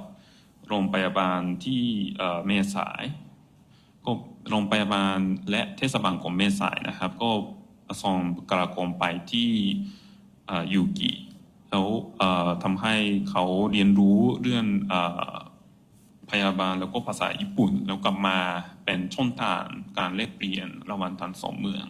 นะครับแล้วก็2 ปีที่แล้วที่มีน้ำท่วมครั้งใหญ่ที่เชียงรายเกิดขึ้นนะครับเมืองยูกิก็เห็นว่าความลำบากของแม่สายแล้วก็ตัดสินใจที่จะระดมทุนเงินบริจาคแล้วก็ส่งไปที่เมืองแม่สายทันทีด้วยนะครับซึ่งคู่นี้ก็มีความสัมพันธ์ยาวนานแต่ว่ายังมีความสัมพันธ์แน่นแฟ้นอยู่นะครับครับต่อไปนะครับต่อไปเป็นเรื่องโอโตบแล้วก็เรื่องโครงการหนึ่งหมู่บ้าน1ผลิตภัณฑ์ของญี่ปุ่นนะครับคือจังหวัดโออิตะนะครับเป็นจังหวัดเล็กๆที่ภาคใต้ของญี่ปุ่นซึ่งเป็นบ้านเกิดของผมนะครับพ่อแม่ก็ยังอยู่ที่จังหวัดโออิตะนะครับเป็นจังหวัดที่ขึ้นชื่อกับโครงการ1หมู่บ้าน1ผลิตภัณฑ์ซึ่งผู้ว่าราชการจังหวัดโออิตะประมาณ40 ปีที่แล้วคิดขึ้นมานะครับว่าทุกๆหมู่บ้านหรือตำบลนะครับควรจะมีผลิตภัณฑ์ที่มีเสน่ห์แล้วก็ที่มีแบรนด์ที่สามารถขายเวทีโลกได้แล้วทำให้ทุกหมู่บ้านแล้วก็ตำบลเลือกผลิตภัณฑ์1อย่างนะครับที่พวกเขาสามารถแบบพัฒนาเป็นสินค้าที่มีคุณภาพแล้วก็เสน่ห์นะครับสำหรับโออิตะก็มีเห็ดหอมแล้วก็เห็ดหอมนะครับเห็ดหอมแล้วก็ส้มคาโบซุซึ่งคล้ายๆกับมะนาวแต่ว่ามีกลิ่นเฉพาะตัวนะครับแล้วก็ปลาต่างๆก็มีชื่อเสียงแล้วก็ทำให้พัฒนาเศรษฐกิจของท้องถิ่นนะครับคืออันนี้เป็นเรื่องท้องถิ่นก็จริงแต่ว่าหัวใจสำคัญคือโมนระดับเวทีโลกนะครับถ้าเป็นอย่างที่ผมกล่าวไว้ขั้นต้นนะครับคือความแตกต่างหรือว่าเอกลักษณ์เฉพาะตัวนะครับมีคุณค่าแล้วก็สามารถถ้าแบบความแตกต่างจะสูงนะครับสามารถขายได้ในระดับโลกนะครับแล้วก็เน้นสร้างบุคลากรหรือว่าช่างฝีมือนะครับที่สามารถผลิตสินค้าเหล่านี้ได้ด้วยนะครับพอดีที่ภาคเหนือของประเทศไทยนะครับมีโครงการหนึ่งนะครับโครงการชื่อว่าโคโยรินะครับที่สมาคม วัฒนหัตถศิลป์ล้านนานะครับมีความร่วมมือกับมหาวิทยาลัยต่างๆของญี่ปุ่น เพื่อที่จะทำให้สินค้าโอโตะของภาคเหนือของประเทศแต่มีมูลค่าเพิ่มนะครับโดยใช้การออกแบบหรือว่าการตลาดที่ทันสมัย ซึ่งที่จริงๆแล้วตอนนี้กำลังทำโครงการอยู่นะครับตอนนี้น่าจะเป็นปีที่5หรือปีที่6นะครับแล้วทุกปีที่ลำปางก็จัดโครงการโคโยริด้วยปีนี้น่าจะ 4-5 แห่งนะครับก่อนในจังหวัดเป็นสถานที่ที่ทำโครงการแล้วก็ในเดือนหน้านะครับมีการประกาศสินค้าใหม่โดยใช้ความคิดหรือว่าเทคโนโลยีของญี่ปุ่นนะครับร่วมกับช่างฝีมือของจังหวัดลำปางออกมานะครับโอเคครับโอเคต่อไปนะครับอันนี้เป็นความร่วมมือระดับรัฐหรือว่าระดับบริษัทญี่ปุ่นนะครับที่ไม่ได้เป็นท้องถิ่นกับท้องถิ่นนะครับคือสำหรับจังหวัดลำปางนะครับเป็นจังหวัดที่ขึ้นชื่อกับชามไก่นะครับจริงๆแล้วในปีประมาณในประมาณช่วงทศวรรษ 1990 ปีนะครับรัฐบาลญี่ปุ่นนะครับมีความร่วมมือนะครับกับเรื่องจามไก่จริงๆแล้วศูนย์พัฒนาอุตสาหกรรมเซรามิกของลำปางนะครับคือได้รับความร่วมมือจากรัฐบาลญี่ปุ่นรัฐบาลญี่ปุ่นก็ส่งผู้เชี่ยวชาญในด้านการผลิตเซรามิกส่งมาที่ศูนย์นี้เพื่อที่จะเพิ่มศักยภาพของช่างฝีมือนะครับทำให้มีประสิทธิภาพแล้วก็คุณภาพของเซรามิกเพิ่มขึ้นนะครับความร่วมมือแบบนี้นะครับไม่ได้จำกัดอยู่ที่ด้านอุตสาหกรรมเท่านั้นนะครับสถานกงสุลใหญ่ญี่ปุ่นของเรานะครับก็มีโครงการชื่อว่าโครงการคุซาโนเนะนะครับที่ให้ความร่วมมือกับเทศบาลหรือว่าอบตต่างๆที่อบตต่างๆหรือว่ามูลนิธิต่างๆนะครับที่ความต้องการนะครับในการจัดหารถกู้ภัยหรือว่ารถดับเพลิงซึ่งเป็นความจำเป็นในการรักษาความเป็นอยู่ของประชาชนนะครับถ้าเป็นจังหวัดลำปางคือสถานกงสุลใหญ่ของเรานะครับคือจัดหารถพยาบาลให้กับโรงพยาบาลเมืองปางนะครับแล้วก็สำหรับอำเภอถึงก็คือจัดหาอุปกรณ์ทางการแพทย์ต่างๆเพื่อที่จะบำบัดทำให้แบบผู้สูงอายุบำบัดได้นะครับแล้วก็ยิ่งไปกว่านี้นะครับปัจจุบันนี้ที่ลำปางนะครับมีอาสาสมัครใจกล้าองค์การความร่วมมือระหว่างประเทศของญี่ปุ่น2 ท่านอยู่นะครับท่านหนึ่งอยู่ที่โรงเรียนลำปางกัลยาณีนะครับสอนภาษาญี่ปุ่นแล้วก็อีกท่านหนึ่งอยู่ที่ศูนย์วิทยาศาสตร์เพื่อการศึกษาลำปางเพื่อที่จะให้ความร่วมมือกับความพยายามในการอนุรักษ์ธรรมชาติของจังหวัดนะครับโอเคครับแล้วสุดท้ายนี้นะครับขอพูดถึงเมืองคานาซาวะเล็กน้อยด้วยนะครับเมืองคานาซาวะเป็นเมืองที่ได้รับการรับรองในสาขาหัตถกรรมภายใต้เครือข่ายเมืองสร้างสรรค์ของยูเนสโกของ UN นะครับ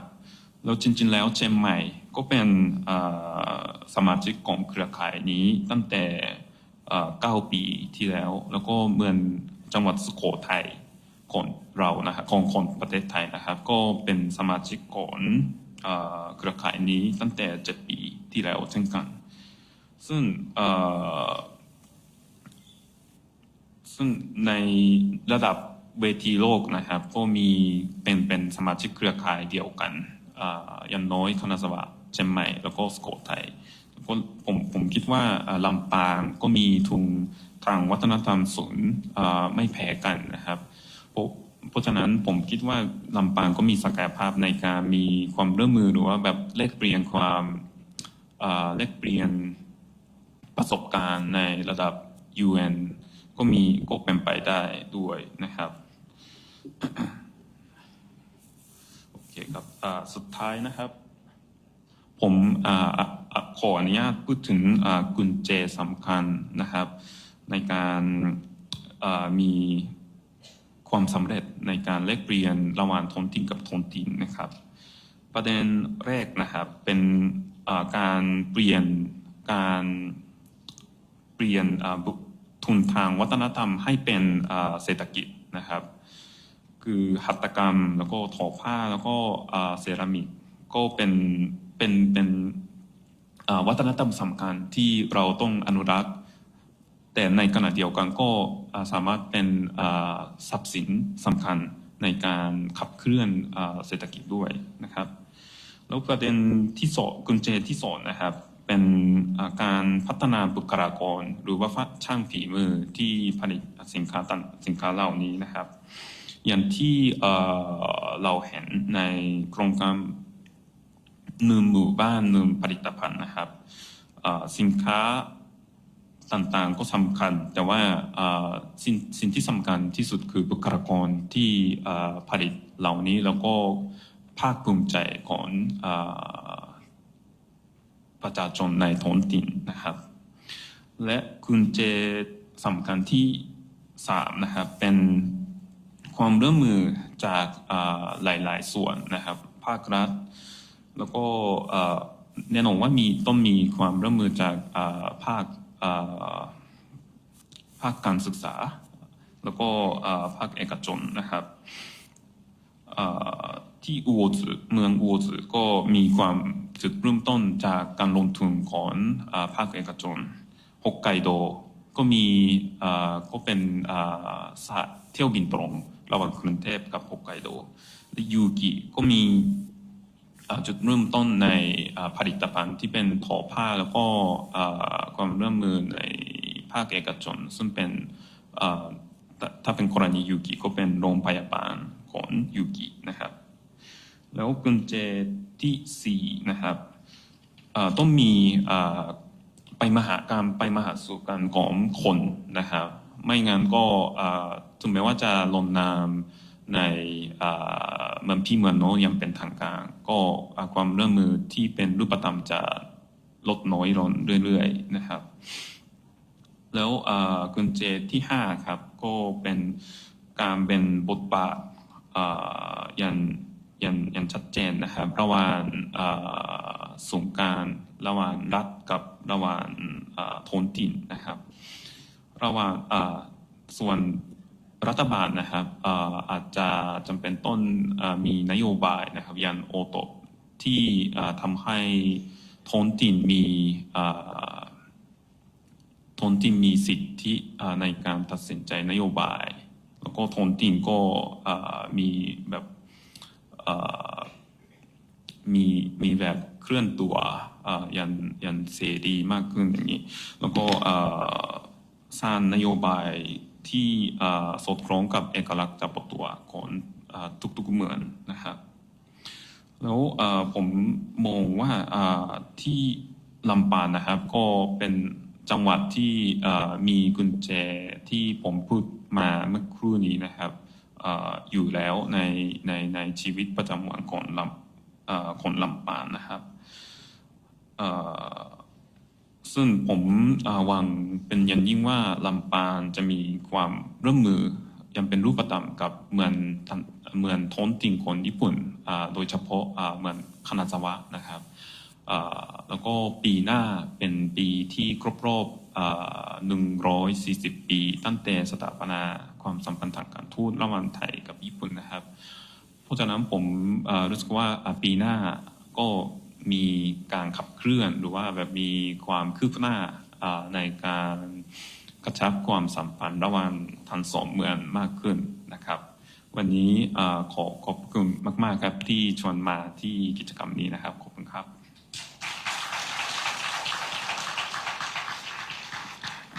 ค่ะขอบพระคุณนะคะมิสเตอร์ทากาฮิโร่ซุกิคิรองกงสุลญี่ปุ่นนครเชียงใหม่เป็นอย่างสูงค่ะลำดับต่อไปนะคะเป็นการแลกเปลี่ยนมุมมองเชิงนโยบายเพื่อกำหนดทิศทางการหารือกับเมืองคณาสวะนะคะซึ่งในประเด็นการเสวนาจะเป็นแนวทางการขับเคลื่อนการพัฒนาเมืองของจังหวัดลำปางบทบาทของนโยบายส่วนกลางและท้องถิ่นการใช้ทุนวัฒนธรรมและผลิตภัณฑ์ท้องถิ่นเป็นฐานในการพัฒนาเมืองและประเด็นสำคัญที่จังหวัดลำปางควรนำไปหารือกับเมืองคณาสวะในระยะต่อไปนะคะซึ่งวันนี้ค่ะเรามีผู้เสวนารวมทั้งสิ้น3ท่านนะคะท่านแรกค่ะท่านดร.อรุณฉัตร ครุวณิชที่ปรึกษานายกองค์การบริหารส่วนจังหวัดลำปางค่ะขอเสียงปรบมือให้กับท่านค่ะท่านที่2ท่านดร.แบงค์งามอรุณโชตินะคะท่านผู้อำนวยการสถาบันนโยบายวิทยาศาสตร์และเทคโนโลยีและนวัตกรรมมหาวิทยาลัยเทคโนโลยีพระจอมเกล้าธนบุรีค่ะและคุณพีรรักษ์พิชยกุลค่ะท่านประธานหอการค้าจังหวัดลำปางค่ะได้รับเกียรติจากผู้ดำเนินรายการค่ะท่านดร.ภัทรรัตน์พันประสิทธิ์ค่ะท่านเป็นนักวิจัยจากสถาบันนโยบายวิทยาศาสตร์เทคโนโลยีและนวัตกรรมมหาวิทยาลัยเทคโนโลยีพระจอมเกล้าธนบุรีขอเสียงปรบมือต้อนรับท่านค่ะ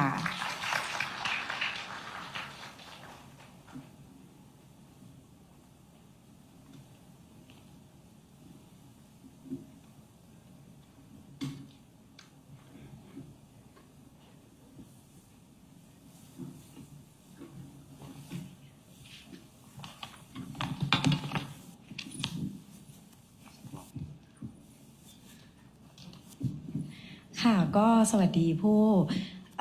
เข้าร่วมงานทุกท่านนะคะก็วันนี้ก็จะในช่วงเวลานี้ก็จะเป็นการอภิปรายเพื่อแลกเปลี่ยนมุมมองเชิงนโยบายในการกำหนดทิศทางการหารือร่วมกับเมืองคณาสวะต่อไปนะคะซึ่งขออนุญาตเกริ่นเป็นภาพรวมก่อนค่ะว่าที่มาที่ไปของการอภิปรายแลกเปลี่ยนในวันนี้นะคะก็เนื่องมาจากว่าการที่เราเห็นเราได้เห็นว่าท้องถิ่นไทยในปัจจุบันค่ะในหลายๆจังหวัดเลยนะคะรวมถึงระดับของเทศบาลด้วยเช่นกันกำลังกระตือรือร้นในการขับเคลื่อนเมืองของตัวเองมากขึ้นนะคะแล้วก็มีการมองหาทุนเมืองของตัวเองนะคะไม่ว่าจะเป็นทุนทางด้านวัฒนธรรมสังคมสิ่งแวดล้อมหรือแม้แต่ทุนมนุษย์นะคะและเราก็มองเห็นว่าลำปางเนี่ยก็เป็นอีกเมืองหนึ่งที่มีทุนที่เข้มแข็งเช่นกันในหลายๆด้านนะคะแต่ว่าโจทย์ที่สำคัญไม่ใช่การอยู่ที่ว่าเราจะพัฒนาเมืองอย่างไรเท่านั้นนะคะหรือมีทุนอะไรบ้างที่เราควรจะต้องพัฒนาแต่ว่าเรากำลังมองถึงสิ่งที่เป็นระยะยาวกว่านั้นนั่นก็คือการพัฒนาที่ยั่งยืนแล้วก็การมีส่วนร่วมของทุกภาคส่วนในสังคมอย่างแท้จริงค่ะก็เลยเป็นที่มาที่ไปของการอภิปรายแลกเปลี่ยนในวันนี้ค่ะซึ่งก็จะมีประเด็นอยู่3ประเด็นหลักนะคะ1ก็คือการพูดคุยเพื่อหาแนวทางการขับเคลื่อนพัฒนาเมืองลำปางนะคะแล้วก็2ก็จะเป็นเรื่องของบทบาทของหน่วยงานในระดับท้องถิ่นนะคะว่าจะมีการออกแบบขับเคลื่อนอย่างไรนะคะแล้วก็ส่วนที่3จะเป็นการใช้ทุนวัฒนธรรมเป็นฐานของการพัฒนาเมืองอย่างไรบ้างนะคะซึ่งเราคาดหวังว่าในท้ายที่สุด1ชั่วโมงของวันนี้นะคะก็จะได้ประเด็นสำคัญหรือว่าความคิดเห็นที่ทางจังหวัดลำปางก็สามารถนำไปหารือกับเมืองคณาสวะใน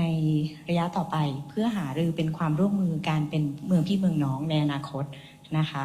แล้ววันนี้เราก็ได้รับเกียรติจากทั้ง3ท่านที่ถือได้ว่าเป็นตัวแทนของ3ภาคส่วนที่เรียกว่าเป็น3เสาหลักในการพัฒนาเมืองนะคะ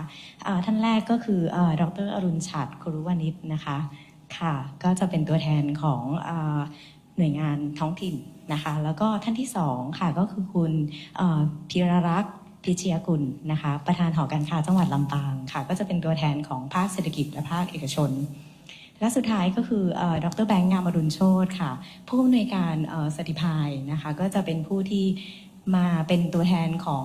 นโยบายผู้ที่มองเห็นนโยบายในระดับทั้งส่วนกลางของประเทศไทยนะคะแล้วก็เป็นมุมมองของนโยบายเชิงเปรียบเทียบระหว่างประเทศญี่ปุ่นแล้วก็ประเทศไทยด้วยนะคะการอภิปรายในวันนี้ก็จะแบ่งออกเป็น2รอบนะคะในรอบแรกเนี่ยก็ประเด็นจะอยู่ที่ว่าอะไรคือทุนของเมืองลำปางนะคะแล้วก็ทิศทางการพัฒนาควรจะเป็นไปอย่างไร นะคะ ทั้ง3ท่านก็จะมีเวลาประมาณ10 นาทีนะคะในการแสดงความคิดเห็นค่ะแล้วก็ในรอบที่2ก็จะเป็นเรื่องของสิ่งที่ลำปางจะสามารถนำไปหาเมืองคานาซาวะค่ะในรอบนี้ก็จะขอให้ทุกท่านแสดงความคิดเห็นประมาณ5 นาทีนะคะแล้วหลังจากนั้นก็จะเป็นการสรุปประเด็นการอภิปรายในวันนี้ค่ะก่อนอื่นอาจจะขอเริ่มจากดร.แบงค์ งามวรุณโชติก่อนดีไหมคะในฐานะตัวแทนของส่วนของมุมมองแล้วก็นโยบายเชิงเปรียบเทียบนะคะโดยคำถามที่จะถามดร.แบงค์นะคะก็คือว่าจากมุมมองของท่านนะคะมุมมองเชิงเปรียบเทียบเนี่ยค่ะโดยเฉพาะบทเรียนจากเมืองอย่างคานาซาวะแล้วก็ลำปางท่านเห็นว่าลำปางควรจะมองทุนเมืองของตัวเองอย่างไรและควรจะระวังอะไรในการพัฒนาเมืองจากทุนวัฒนธรรมและอัตลักษณ์ของท้องถิ่นค่ะโอเคครับผมใจตรงกับท่านรองกงสุลนะก็คือเตรียมมาว่าบทเรียนจากคณะสวาเนี่ยมีสัก5 ข้อที่เราเรียนรู้ได้ทั้งเรื่องควรทำแล้วเราก็ควรระมัดระวังครับเรื่องแรกเนี่ยถ้าเราดูความสำเร็จของคณะสวะเนี่ยนะครับแล้วดูว่าเขาทำอะไรบ้างเนี่ยผมก็มี5 เรื่องแรกเนี่ยคือการขออภัยฮะไม่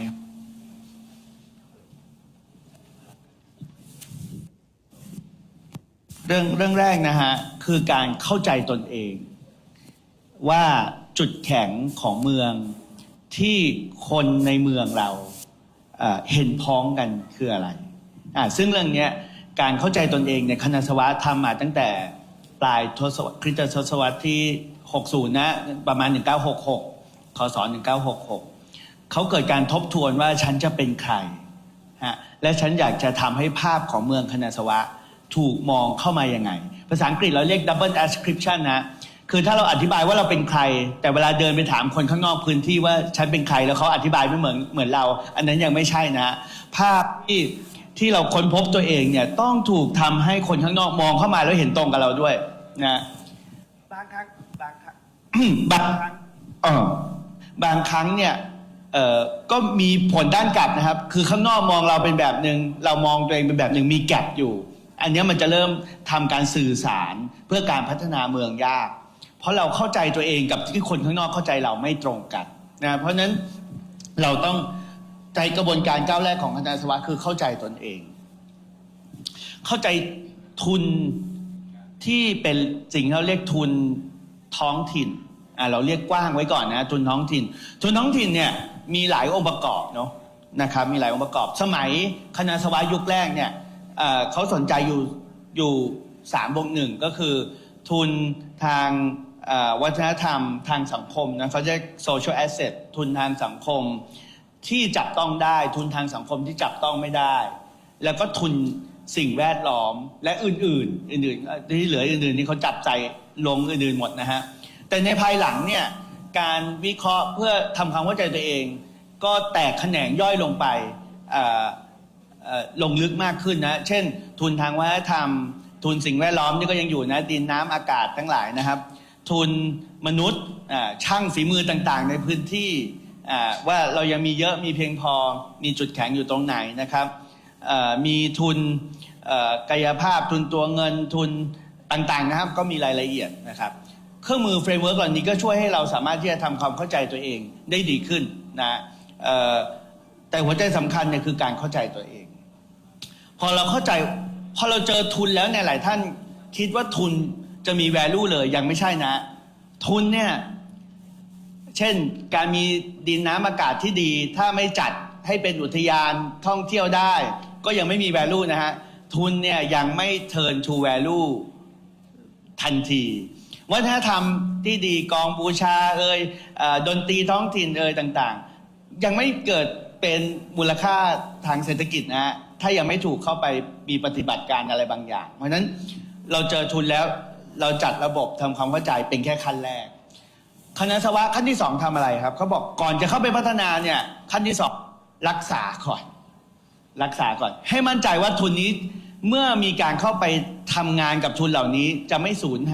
จะไม่เสื่อมค่าสูญหายหรือเลือนไปกับกิจกรรมที่เราเข้าไปปฏิบัติการด้วยนะถ้ามีแนวปฏิบัติในการรักษาที่ดี ทีนี้เราเล่นสนุกแล้วหมายว่าเราลงไปแล้วเราไม่ต้องพะวงมากว่า เช่นเอาเพลงท้องถิ่นมาประสานกับเพลงสากล แล้วถึงจุดหนึ่งลืมไปแล้วว่ารากฐานท้องถิ่นคืออะไรปนกันหายไปเลยสมมุตินะแต่มีกระบวนการรักษามีกระบวนการอาร์คีฟที่ดีเราก็จะรู้ว่ารากคือตรงนี้ไม่หายแน่ไม่เลือนไปนะกระบวนการท่อนที่2เนี่ยหลังเขาเข้าใจทุนของตัวเองแล้วคณะสวะประมาณอีก2 ปีให้หลังนะ1968เขาออกสิ่งเรียก Ordinance on the Preservation of the Traditional Environment ก็คือมีการออกเทศบัญญัติเพื่อวางแนวปฏิบัติในการรักษาทุนท้องถิ่นที่ค้นพบพอมั่นใจว่ารักษาได้แล้วเนี่ยสเต็ป3เขาจึงเข้าไปพัฒนา values เข้าไปพัฒนาคุณค่าซึ่งท่อนเนี้ยพอเขามีกลไกการรักษาที่ดีการเข้าไปอย่างที่เรียนนะพัฒนามูลค่าเพิ่มเนี่ยทำได้เต็มที่แล้วและทำได้มากได้ไกลด้วยมีคนเคยเปรียบเปรยนะครับบอกว่าถ้ารากมันลึกและแข็งแรงเนี่ยเหมือนยิงธนูง้างได้ไกลมันจะยิงได้ไกลแต่ถ้ารากบางไม่มีการทำไว้อย่างเป็นระบบแล้วก็ไม่แข็งแรงนะจะเข้าไปแตะเข้าไปทำอะไรก็ไม่ถนัดมือนักเพราะกลัวว่าเดี๋ยวจะไปทำให้รากฐานทางวัฒนธรรมที่เปราะบางนั้นหายไปหรือว่าเปลี่ยนรูปไปใช่ไหมเพราะฉะนั้นท่อน2เรื่อง preservation นี่สำคัญมากเนาะแต่เป็นการ preserve เพื่อเตรียมความพร้อมให้เข้าไปพัฒนาได้เปลี่ยนแปลงปรับแต่งสร้างมูลค่าเพิ่มได้ครับการสร้างมูลค่าเพิ่มนี่จริงๆมีรายละเอียดเดี๋ยวไว้เราอาจจะกลับมาคุยลึกๆกันอีกทีก็ได้นะครับมีกลไกเยอะทีเดียวในการสร้างมูลค่าเพิ่มในกระบวนท่าแบบญี่ปุ่นนะพอเราสร้างมูลค่าเพิ่มได้ปุ๊บเนี่ยคุณค่าเหล่านั้นเนี่ยก็จะต้องถูกเชื่อมต่อสเต็ปที่4คือการเชื่อมต่อฮะกระบวนท่าแบบญี่ปุ่นเนี่ยเราอาจจะบอกว่ามี3เชื่อมต่อ1คือเชื่อมต่อกันเองในที่ให้แน่นเขาเรียกlocal production network design ต้องดีต้องออกแบบให้การซื้อขายสินค้าทางวัฒนธรรมหรือวัตถุดิบทางวัฒนธรรมต้นน้ำถึงกลางน้ำเนี่ยในพื้นที่ให้เหนียวแน่นนะเพราะว่ายิ่งเราทำเน็ตเวิร์กของ local production network ตรงนี้ดีเท่าไหร่เนี่ยแล้วเราส่งเสริมให้สินค้าทางวัฒนธรรมเศรษฐกิจวัฒนธรรมเติบโตเนี่ยยิ่งเป็นประโยชน์กับพื้นที่มากแต่ถ้า local production network ไม่แน่นเนี่ยยิ่งเติบโตอาจจะไหลออกนอกพื้นที่หมดหรือว่าเป็นตัวแสดงอื่นนอกพื้นที่เข้ามาก็จะไม่เป็นประโยชน์กับคนในพื้นที่นะเพราะฉะนั้นต้องออกแบบเขาเรียกเครือข่ายการผลิตและการสร้างคุณค่าในพื้นที่เนาะ local value chain local production network ให้ดีอันนี้คือการเชื่อมแรกเชื่อมภายในแต่ว่าเชื่อมภายในเนี่ยนะครับสูตรญี่ปุ่นเนาะนะครับพอเป็นสินค้าปลายน้ำของสินค้าทางวัฒนธรรมเนี่ยต้องพยายามเชื่อมไปข้างนอกให้มากเพราะว่าการสะสมทุนจะเร็วถ้าท่านเชื่อมไปในพื้นที่ที่มีรายได้สูงขายสินค้าได้ราคาแพงได้กำไรกลับมาก็กลับมาสะสมทุนในพื้นที่เพราะนั้นต้นน้ำกับกลางน้ำเชื่อมข้างในเยอะๆนะครับแต่พอสินค้าปลายน้ำต้องพาไปให้ไกลที่สุดและพาไปในพื้นที่ที่เราสามารถจะสร้าง value ได้เยอะเก็บสะสมมูลค่าได้เยอะท่อนที่2จึงต้องเอาสินค้าปลายน้ำของพื้นที่ไปเชื่อมโลกให้ได้เชื่อม high income area ให้ได้เชื่อมที่3คณะสวะพูดถึงเชื่อมอนาคตนะ2ท่อนแรกนี่เชื่อมอดีตนะคนพบทุนทางวัฒนธรรมตัวเองเชื่อมอดีตถึงปัจจุบันใช่ไหมครับรักษาไว้สร้างมูลค่าอันนี้คือการเชื่อมอดีตถึงปัจจุบันแต่ว่าต้องเชื่อมไปถึงอนาคตด้วยดังนั้นคณะสวะเนี่ยจึงมีสิ่งที่เรียกว่าแผน Imaging คณะสวะ2030ถึงต้องมีแผนพัฒนาเมืองคณะสวะ2024 ถึง 2034 แผน 10 ปีนะครับเพื่อคิดถึงคณะสวะไม่ใช่อดีตถึงปัจจุบันเท่านั้นแต่เชื่อมไปถึงอนาคตได้เห็นอนาคตถึงคณะสวะเจเนเรชันถัดไปอันนี้คือเช็คลิสต์ที่ 4 เรื่องการเชื่อมทั้งเชื่อมภายในเชื่อมโลกและเชื่อมอนาคตนะครับสุดท้ายทั้งหมดเช็คลิสต์ที่ 5นะครับจะขับเคลื่อนไม่ได้เลยถ้าไม่มีใบหน้าของคนในนั้นเนาะสิ่งเหล่านี้รัฐทำอย่างเดียวก็ไม่ได้ไม่ว่าจะรัฐส่วนกลางหรือรัฐท้องถิ่นเพราะฉะนั้นแนวร่วมการขับเคลื่อนและพัฒนาภาพปัจจุบันและอนาคตของคณะสวะเนี่ยเขาทำผ่านคอนโซร์เตียม ที่มีส่วนร่วมระหว่างรัฐบาลส่วนกลางและท้องถิ่น กลุ่มผู้ประกอบการเล็กกลางใหญ่นะมหาวิทยาลัยองค์ความรู้และ Civil Society คือภาคประชาชน4ส่วนเนี้ยทฤษฎีก็เรียกกันเท่ๆว่า quadruple helix นะก็คือว่ามี4พันธมิตรเนี่ยจับมือร่วมกันมาและเอาเข้าจริงเป็นแนวร่วมการพัฒนามาตรฐานที่ไม่ใช่มีเฉพาะในคณะสวะนะญี่ปุ่นทั้งหลายเนี่ยนะครับก็จะมาสูตรนี้ทั้งนั้นคือเขาจับมือกันมาเขาไม่ได้มีใครคนใดคนหนึ่งที่จะผลักดันการพัฒนาเมืองให้เดินหน้าไปเพียงลำพังนะเขาต้องจับกันมาทุกฝ่ายนะquadruple helix เนี่ยจะพูดเชิงองค์ประกอบหรือโครงสร้างการขับเคลื่อนเมืองแต่รากทางวัฒนธรรมของเขาที่ร่วมแรงร่วมใจกันอยู่แล้วในการขับเคลื่อนเนี่ยก็เป็นเหมือนฮาร์ดแวร์ซอฟต์แวร์นะเวลาพูด quadruple helix เหมือนมีองค์ประกอบว่าต้องมีมหาวิทยาลัยมีหน่วยงานภาครัฐมีเอกชนมี civil society นะสถาบันพลเมืองทั้งหลายแต่พวกนี้เป็นฮาร์ดแวร์นะซอฟต์แวร์คือวัฒนธรรมเราจะสร้างวัฒนธรรมการร่วมแรงร่วมใจในระดับเมืองได้ยังไงอันเนี้ยคนเรียนแบบญี่ปุ่นยากอยู่เหมือนกันนะแต่ไม่ใช่เป็นไปไม่ได้มันต้องค่อยๆฟูมฟักกันขึ้นมาผมก็จะขอสรุปตรงนี้โดยย่อว่า5กระบวนท่าของคณะสวะก็คือ1ฮะค้นพบทุนทางวัฒนธรรมตัวเองให้เจอ2คือรักษาไว้มีไกด์ไลน์ในการรักษาไว้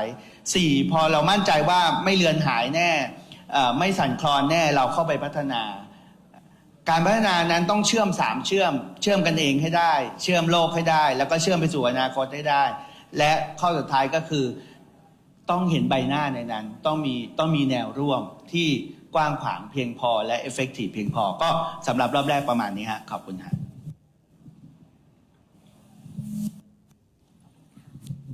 ค่ะก็ขอบคุณมากนะคะดร.แบงก์ก็ถือว่าเป็นเรียกได้ว่าภาพรวมของนโยบายที่พอออกมา5ขั้นตอน5กระบวนท่าแล้วก็น่าจะทำให้อีกทั้งสองท่านนะคะก็คือเป็นส่วนของหน่วยงานท้องถิ่นและภาคเอกชนได้พอเห็นภาพเบื้องต้นแล้วนะคะเพราะฉะนั้นพลอยก็จะขออนุญาตขยับไปที่ผู้แทนจากอบจ.ลำปางก่อนนะคะดร.อรุณฉัตร คุรุวานิชนะคะโดยคำถามที่อยากจะถามดร.อรุณฉัตรนะคะก็คือว่าในฐานะหน่วยงานท้องถิ่นที่มีบทบาทประสานแล้วก็ขับเคลื่อนยุทธศาสตร์ท่านมองว่าอะไรคือทุนสำคัญของลำปางนะคะแล้วก็ในขณะเดียวกันเนี่ยอบจ.สามารถช่วยเชื่อมทุนเหล่านี้ให้กลายมาเป็นทิศทางการพัฒนาเมืองได้อย่างไรค่ะเชิญค่ะครับผมขอบคุณมากครับก็จริงๆผมว่ามันเชื่อมโยงกับสิ่งที่ทางอาจารย์แบงค์พูดถึงเมื่อสักครู่นี้นะครับเดี๋ยวขอเปลี่ยนไมค์นี่น่าจะไม่ค่อยเป็นโอเคครับก็ในมิติของอบจ.นะครับพูดในเชิงของบทบาทหน้าที่ที่เป็นไปนะครับว่าอบจ.เนี่ยมีบทบาทหน้าที่ในเชิงการพัฒนาเมืองอย่างไรนะครับหากเรามองในแง่ของการปกครองส่วนท้องถิ่นทั้งหมดนะครับเราก็จะเห็นว่าอบจ.เนี่ยมีบทบาทที่ทำในการเชื่อมโยงสิ่งที่เมืองอาจจะทำได้ไม่ใช่ได้ด้วยตัวเองเนาะเมืองในแง่ของเทศบาลท้องถิ่นอบต.นะครับรวมไปถึงจังหวัดเองนะครับไม่สามารถที่จะขับเคลื่อนได้ด้วยตัวเองอบจ.สามารถที่จะทำหน้าที่ในการมาเติมเต็มตรงนั้นนะครับเพราะฉะนั้นบทบาทในแง่ของการเป็นผมใช้คำว่าเป็น facilitator of development นะครับเป็นผู้อำนวยการในการพัฒนาเมืองเนี่ยจะเป็นบทบาทหน้าที่ที่ชัดเจนที่สุดของอบจ.นะครับทีนี้ในบทบาทของอบจ.ลำปางโดยการนำของท่านนายกตวงรัตน์ โลกสุนทรท่านก็มองมิติเรื่องนี้เนี่ยที่ค่อนข้างชัดเจนนะครับว่าหากเราทำหน้าที่เป็นผู้อำนวยการในการพัฒนาเมืองเราก็น่าจะเปิดเวทีในการที่จะเชื่อมผู้คนเชื่อมโครงสร้างพื้นฐานในการพัฒนาให้แข็งแรงนะครับการเชื่อมผู้คนก็เริ่มจากการที่ได้มีการทำสิ่งที่เรียกว่าเป็นลำปาง Policy Lab ขึ้นมานะครับลำปาง Policy Lab เนี่ยทำหน้าที่เปรียบเสมือนเป็นการเป็นพอร์ทัลกลางในการเชิญคนที่เกี่ยวข้องกับแต่ละเรื่อง ได้มามีวงพูดคุยในเชิงการปรึกษาหารือแล้วก็ออกแบบการทำงานร่วมกันนะครับหนึ่งในคณะทำงานนะครับก็มีท่านประธานหอการค้าอยู่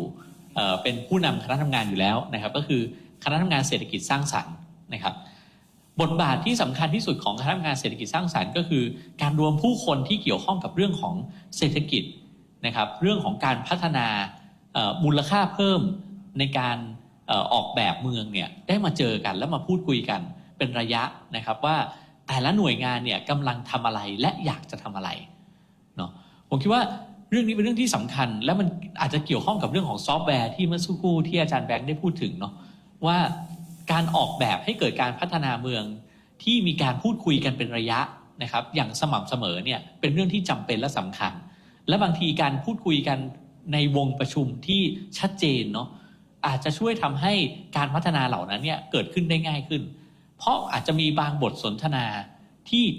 เกิดขึ้นโดยบังเอิญในวงประชุมแล้วมันนำไปสู่การสร้างการเปลี่ยนแปลงได้นะครับยกตัวอย่างเช่น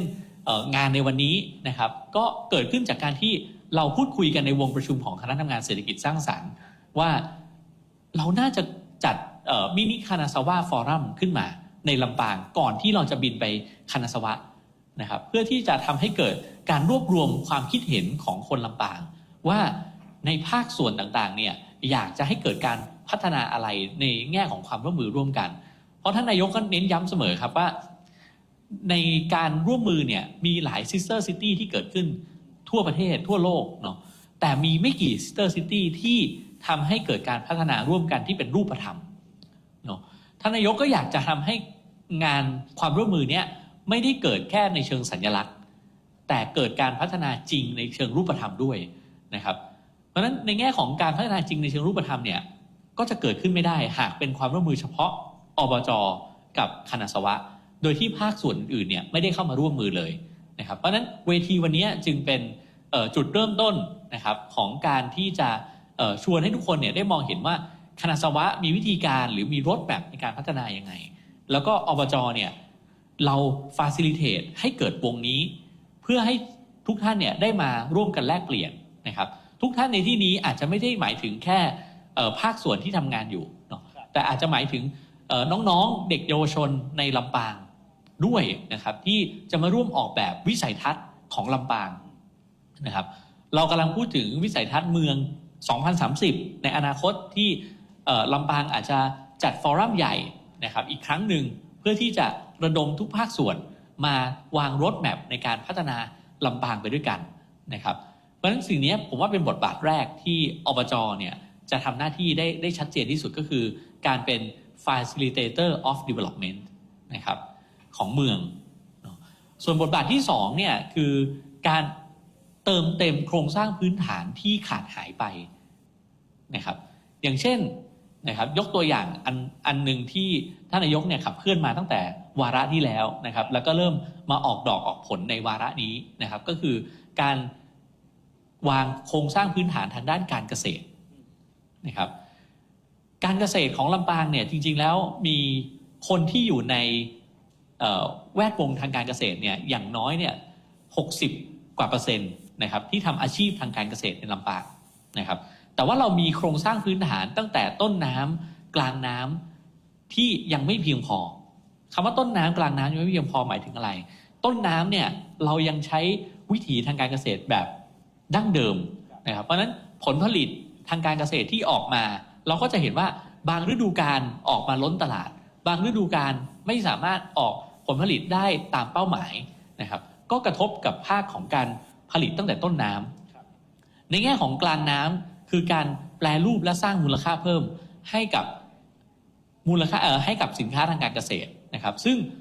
ก็ติดขัดเพราะว่าเราไม่มีโรงงานแปรรูปขนาดเล็กที่จะสามารถทำให้พอร์ชั่นการผลิตของสินค้าทางการเกษตรเนี่ยถูกต่อยอดแล้วออกสู่ตลาดได้เร็วนะครับเราต้องอาศัยโรงงานแปรรูปขนาดใหญ่ที่อยู่นอกพื้นที่นะครับอย่างเช่นนิคมอุตสาหกรรมในต่างจังหวัดเนาะซึ่งตรงนี้ครับก็เป็นจุดหนึ่งที่ขาดหายไปนะครับซึ่งท่านนายกเนี่ยได้วางการออกแบบไว้นะครับในเรื่องของต้นน้ำเนี่ยก็มีการได้ร่วมมือกับทางสวทช.ทางมทร.ล้านนา นะครับกำลังจะเปิดตัวสิ่งที่เรียกว่าเป็น Smart Farm Learning Center นะครับที่อบจ.แห่งนี้นะครับโซนด้านหลังเนาะจะเปิดตัววันที่16กรกฎาคมนี้ขออนุญาตเรียนเชิญทุกท่านไว้เลยนะครับตรงเนี้ยก็จะมีตั้งแต่กระบวนการในการปลูกเนาะว่าสินค้าทางการเกษตรเนี่ยเราจะปลูกแบบใหม่โดยใช้เทคโนโลยีเข้าไปเสริมเนี่ยเราจะทำอย่างไรได้บ้างนะครับและเป็นการปลูกในลักษณะที่มีการแบ่งเลเวลของการปลูกไว้ด้วยก็คือมีตั้งแต่สิ่งที่เรียกว่าเป็น appropriate technology คือเทคโนโลยีที่เป็นพื้นฐานที่ไม่ต้องลงทุนอะไรที่มันล้ำยุคล้ำสมัยมากเกินไปแต่ว่าเพียงแค่เปลี่ยนการวิธีการบางอย่างเพิ่มการจัดระเบียบของการปลูกบางอย่างแล้วก็ทำให้ผลผลิตทางการเกษตรเนี่ยเติบโตขึ้นดีขึ้นนะครับมีมูลค่าเพิ่มมากขึ้นนะครับอันนี้ก็เป็นมีตั้งแต่ตรงนี้ไปจนถึงการทำระบบ Advance นะครับที่มีอย่างเช่น Handy Sense นะครับการใช้ IoT ต่างๆเนี่ยเข้ามาเกี่ยวข้องนะครับอันนี้คือระบบต้นน้ำทางโครงสร้างพื้นฐานทางการเกษตรนะครับที่กำลังปักหมุดในลำปางนะครับกับระดับกลางน้ำนะครับก็คือเรื่องของโรงงานแปรรูปสินค้าทางการเกษตรนะครับที่ได้มีการจับมือกับทางมหาวิทยาลัยราชภัฏลำปางนะครับแล้วก็ได้ทำเป็นโรงงานขึ้นมาเลยจริงๆนะครับและตอนนี้เริ่มมีการผลิตจริงแล้วนะครับสำหรับสินค้าทางการเกษตรที่มีพอร์ชั่นไม่ใหญ่มากนะครับอยากจะแปรรูปแล้วออกสู่ตลาดได้เร็วได้อย.ได้มอก.มาตรฐานอุตสาหกรรมต่างๆเนี่ยก็สามารถที่จะใช้บริการของทางโรงงานนวัตกรรมการแปรรูปทางการเกษตรที่ราชภัฏลำปางลงทุนร่วมกับทางอบจ.ลำปางได้เลยนะครับอันนี้คืออีกอันนึงที่เป็นตัวอย่างของรูปธรรมนะครับว่าการออกแบบโครงสร้างพื้นฐานรวมไปถึงการโครงสร้างพื้นฐานทางการขายนะครับทางอบจ.เนี่ยก็ได้สร้างสิ่งที่เรียกว่าเป็นลำปางเกตเวย์ขึ้นมานะครับซึ่งอยู่ตรงข้ามกับเยื้องๆกันนะครับกับทางอบจ.นี้นะครับลำปางเกตเวย์ก็จะเป็นศูนย์รวมนะครับของสินค้าที่เป็นสินค้าพรีเมียมซึ่งเราก็ได้จับมือกับทางมหาวิทยาลัยสวนดุสิตนะครับในการที่จะเชื่อมโยงสินค้าที่เป็นระดับพรีเมียมโปรดักต์ของลำปางทั้ง13อำเภอเนี่ยมาวางบนเชลฟ์นะครับที่เป็นจุดดักนะฮะการเดินทางของคนกรุงเทพที่จะขึ้นไปเชียงใหม่เนาะก็คือเส้นหลักคือใช้เส้นนี้ที่เกาะคานะครับให้เกิดจุดแวะพักแล้วก็จุดที่จะเชื่อมโยงสู่สินค้าต่างๆของลำปางแล้วก็ยังมีการทำโครงการอย่างเช่น Vital Cafe เนาะการเปลี่ยน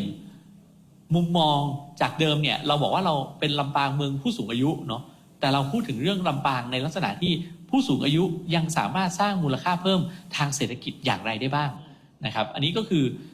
การเปิดนะครับเป็นร้านกาแฟผู้สูงอายุนะครับแห่งแรกของลำปางนะครับอันนี้เป็นตัวอย่างหนึ่งครับของบทบาทที่อบจ.เนี่ยสามารถที่จะเข้ามาเติมเต็มโครงสร้างพื้นฐานที่ขาดหายไปนะครับและสิ่งที่เรากำลังทำอีกเรื่องหนึ่งก็คือรถสาธารณะนะครับที่ทางอบจ.เนี่ยได้อุดหนุนค่าโดยสารสาธารณะเนี่ยกับรถโดยสารจำนวนกว่า200คัน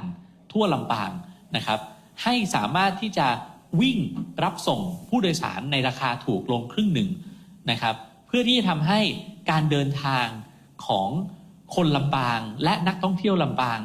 สามารถที่จะเข้าถึงแหล่งเรียนรู้นะครับสามารถที่จะเข้าถึงแหล่งท่องเที่ยวและแหล่งที่ใช้ชีวิตประจำวันได้ง่ายขึ้นและโครงสร้างพื้นฐานทางรถสาธารณะเนี่ยผมคิดว่าก็จะเป็นอีกจุดหนึ่งที่จะถูกยกระดับในระยะต่อไปที่ทางอบจ.เนี่ยกำลังวางบทบาทว่าเราจะออกแบบให้รถสาธารณะเนี่ยนำไปสู่การสร้างมูลค่าเพิ่มทางเศรษฐกิจระยะยาวได้อย่างไรได้บ้างนะครับก็ได้มีการคุยกับทางหอการค้านะครับว่าเราอาจจะมีการนำเอาแอป Move ที่ทางหอการค้าเนี่ยได้เคยลงทุนไว้แล้วนะครับในอดีตให้กลับมาปัดฝุ่นนะครับและทำให้กลายเป็นการเรียกรถสาธารณะเพื่อเข้าสู่แหล่งท่องเที่ยวแบบที่ชัดเจนมากขึ้นได้อย่างไรนะครับเพราะเราไม่ได้มองแค่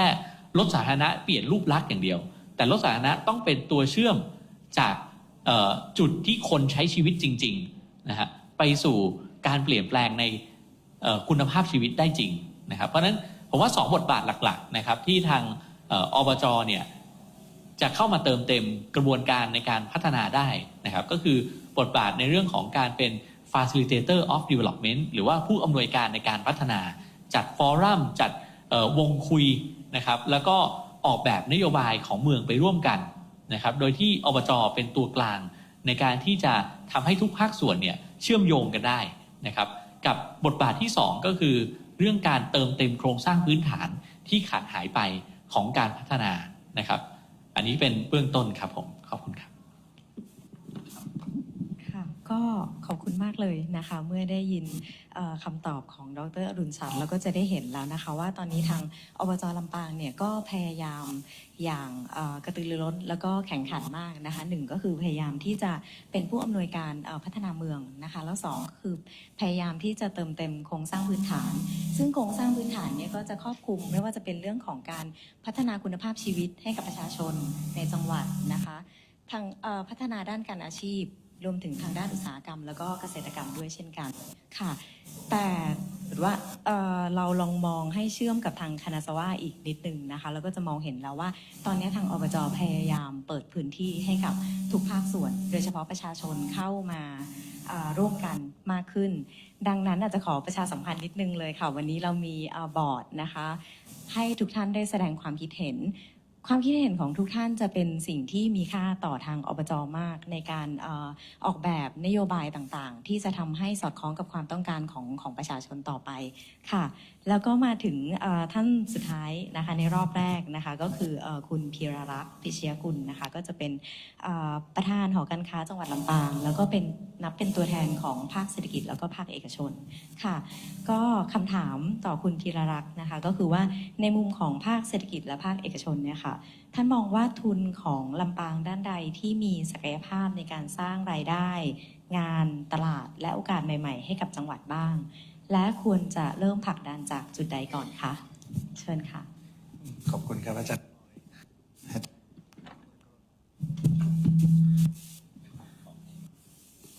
เอาอันนู้นก็ได้อันนี้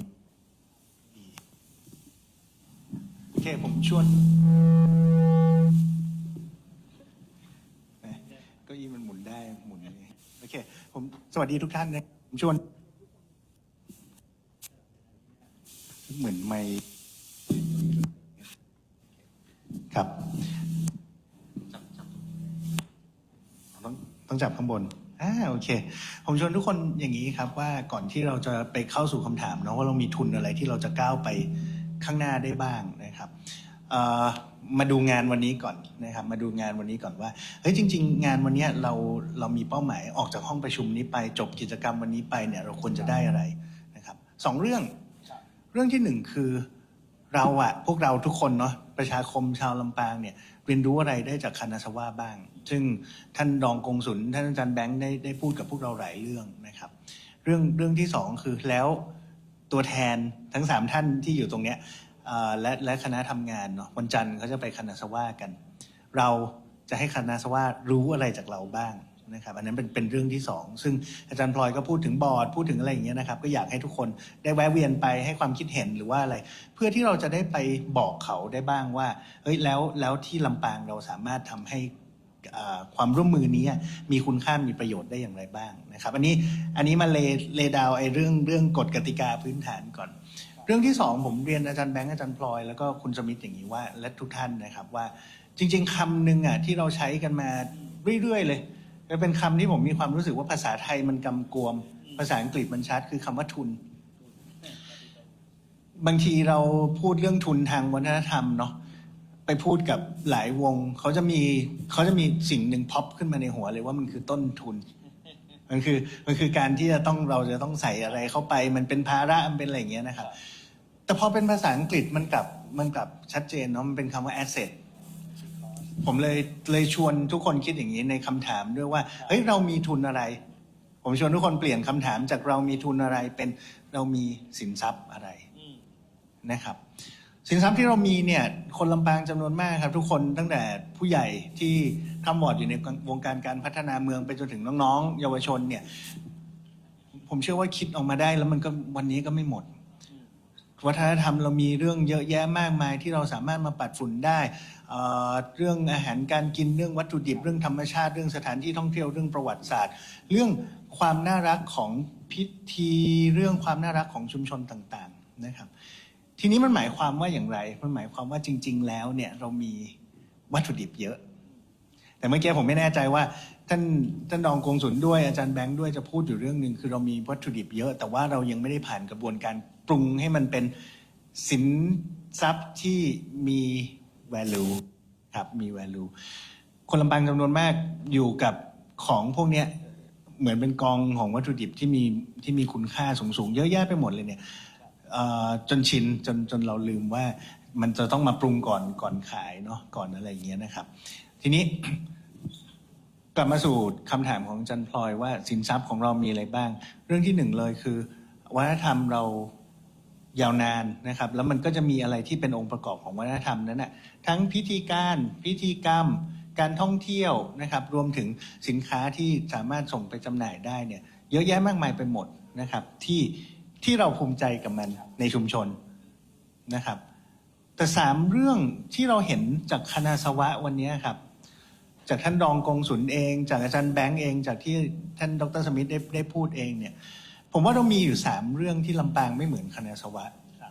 แล้วเราอาจจะต้องมาคุยกันตรงเนี้ยเพราะตรงนี้เป็นนักพัฒนาเมืองทั้งภาครัฐภาคเอกชนนั่งกันอยู่ตรงนี้เยอะเนาะ3เรื่อง3ขนาดที่เรายังสามารถลองเปลี่ยนตัวเองเพื่อสามารถเรียนรู้จากคณะสวะเรามาใช้จริงๆได้เรื่องแรกคือขนาดของความเชื่อพี่จะเห็นว่าท่านรองกงสุลบอกว่าในสมัยก่อนนะโออิตะนะเราเรียนรู้ถึงทั้งญี่ปุ่นเลยแล้วกันโออิตะนะเขาบอกว่า1หมู่บ้าน1ผลิตภัณฑ์ทำแล้วเขาจะต้องขายไปในระดับโลกให้ได้คำนี้มันมีอย่างหนึ่งว่าเวลาคนลำปางพูดกันนะเราจะไม่ค่อยพูดคำว่าระดับโลกอ่ะเพราะขนาดความเชื่อเราเล็กกว่าเยอะแต่ผมเชื่อว่าจริงๆแล้วลำปาง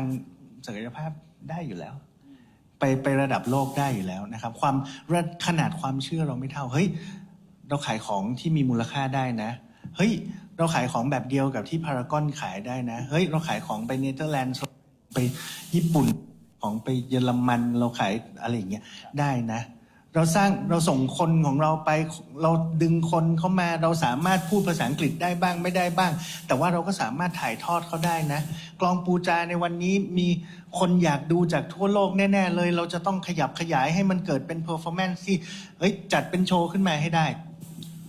เพราะขนาดความเชื่อมันไม่ได้ใหญ่เท่านั้นน่ะขนาดความเป็นจริงมันก็อยู่เท่านี้ผมเชื่อว่าเราเห็นจากญี่ปุ่นว่าเราขยายขนาดของความเชื่อได้นะครับเรื่องที่2คือขนาดของความต่อเนื่องจะเห็นว่าในบทเรียนของคณะสวะเองในบทเรียนของญี่ปุ่นหลายที่เองเขาจะทำเรื่องเนี้ยมีสเตจของอาจารย์แบงค์เนาะ3 ปีแรกเขาทำอันนี้ปีที่4เขาเริ่มทำอันนี้ปีที่7เขาทำอันนี้ปีที่10เขาเริ่มโบยบินได้แต่ความต่อเนื่องของเราคือเราทำปีนี้เสร็จแล้วเราอาจจะไม่ได้ต่อกับปีหน้าเรามีกลไกของแผนแต่เราไม่ได้เชื่อในแผนหรือว่าเราไม่ได้เดินตามเพราะฉะนั้นผมว่า back to basic ครับกลับมาแล้วเราเชื่อกันในแผนมากขึ้นเราก็จะไปข้างหน้าต่อได้เรื่องที่3ที่น่าสนใจมากๆเลยที่จากที่อาจารย์แบงค์สังเคราะห์มาจากที่ท่านรองกงสุลพูดคือขนาดของความเข้าใจคนในจังหวัดเข้าใจคุณค่าของจังหวัดเข้าใจความเป็นตัวของตัวเองเข้าใจเบสิกเลยเราเป็นใครเราจะไปไหนเราจะทำอะไรยังไม่พร้อมกันนะครับยังไม่พร้อมกันโอเคอันนี้เราชวนคุยจากเรื่องที่คณะสวะทำอะไรให้ลำปางได้เนาะแล้วเดี๋ยวชวนคุยนิดนึงว่าลำปางมีทุนอะไรมีสินทรัพย์อะไรที่จะไปคณะสวะได้เรียนทุกคนอย่างนี้ครับแล้วก็เรียนคณะวิจัยที่กำลังจะเดินทางด้วยลำปางจังหวะนี้อยู่ในจังหวะของการ transform เนาะ transformationเฟสจริงๆจังๆเลยเพราะว่าเศรษฐกิจของเราเนี่ยมันค่อนข้างจะเกาะติดกับอุตสาหกรรมขนาดใหญ่ซึ่งก็คือโรงไฟฟ้าถ่านหินเขาแบนด้วยโรงไฟฟ้าถ่านหินแล้วไม่ดับโอเคคำว่าโรงไฟฟ้าถ่านหินแล้วไม่ดับโอเค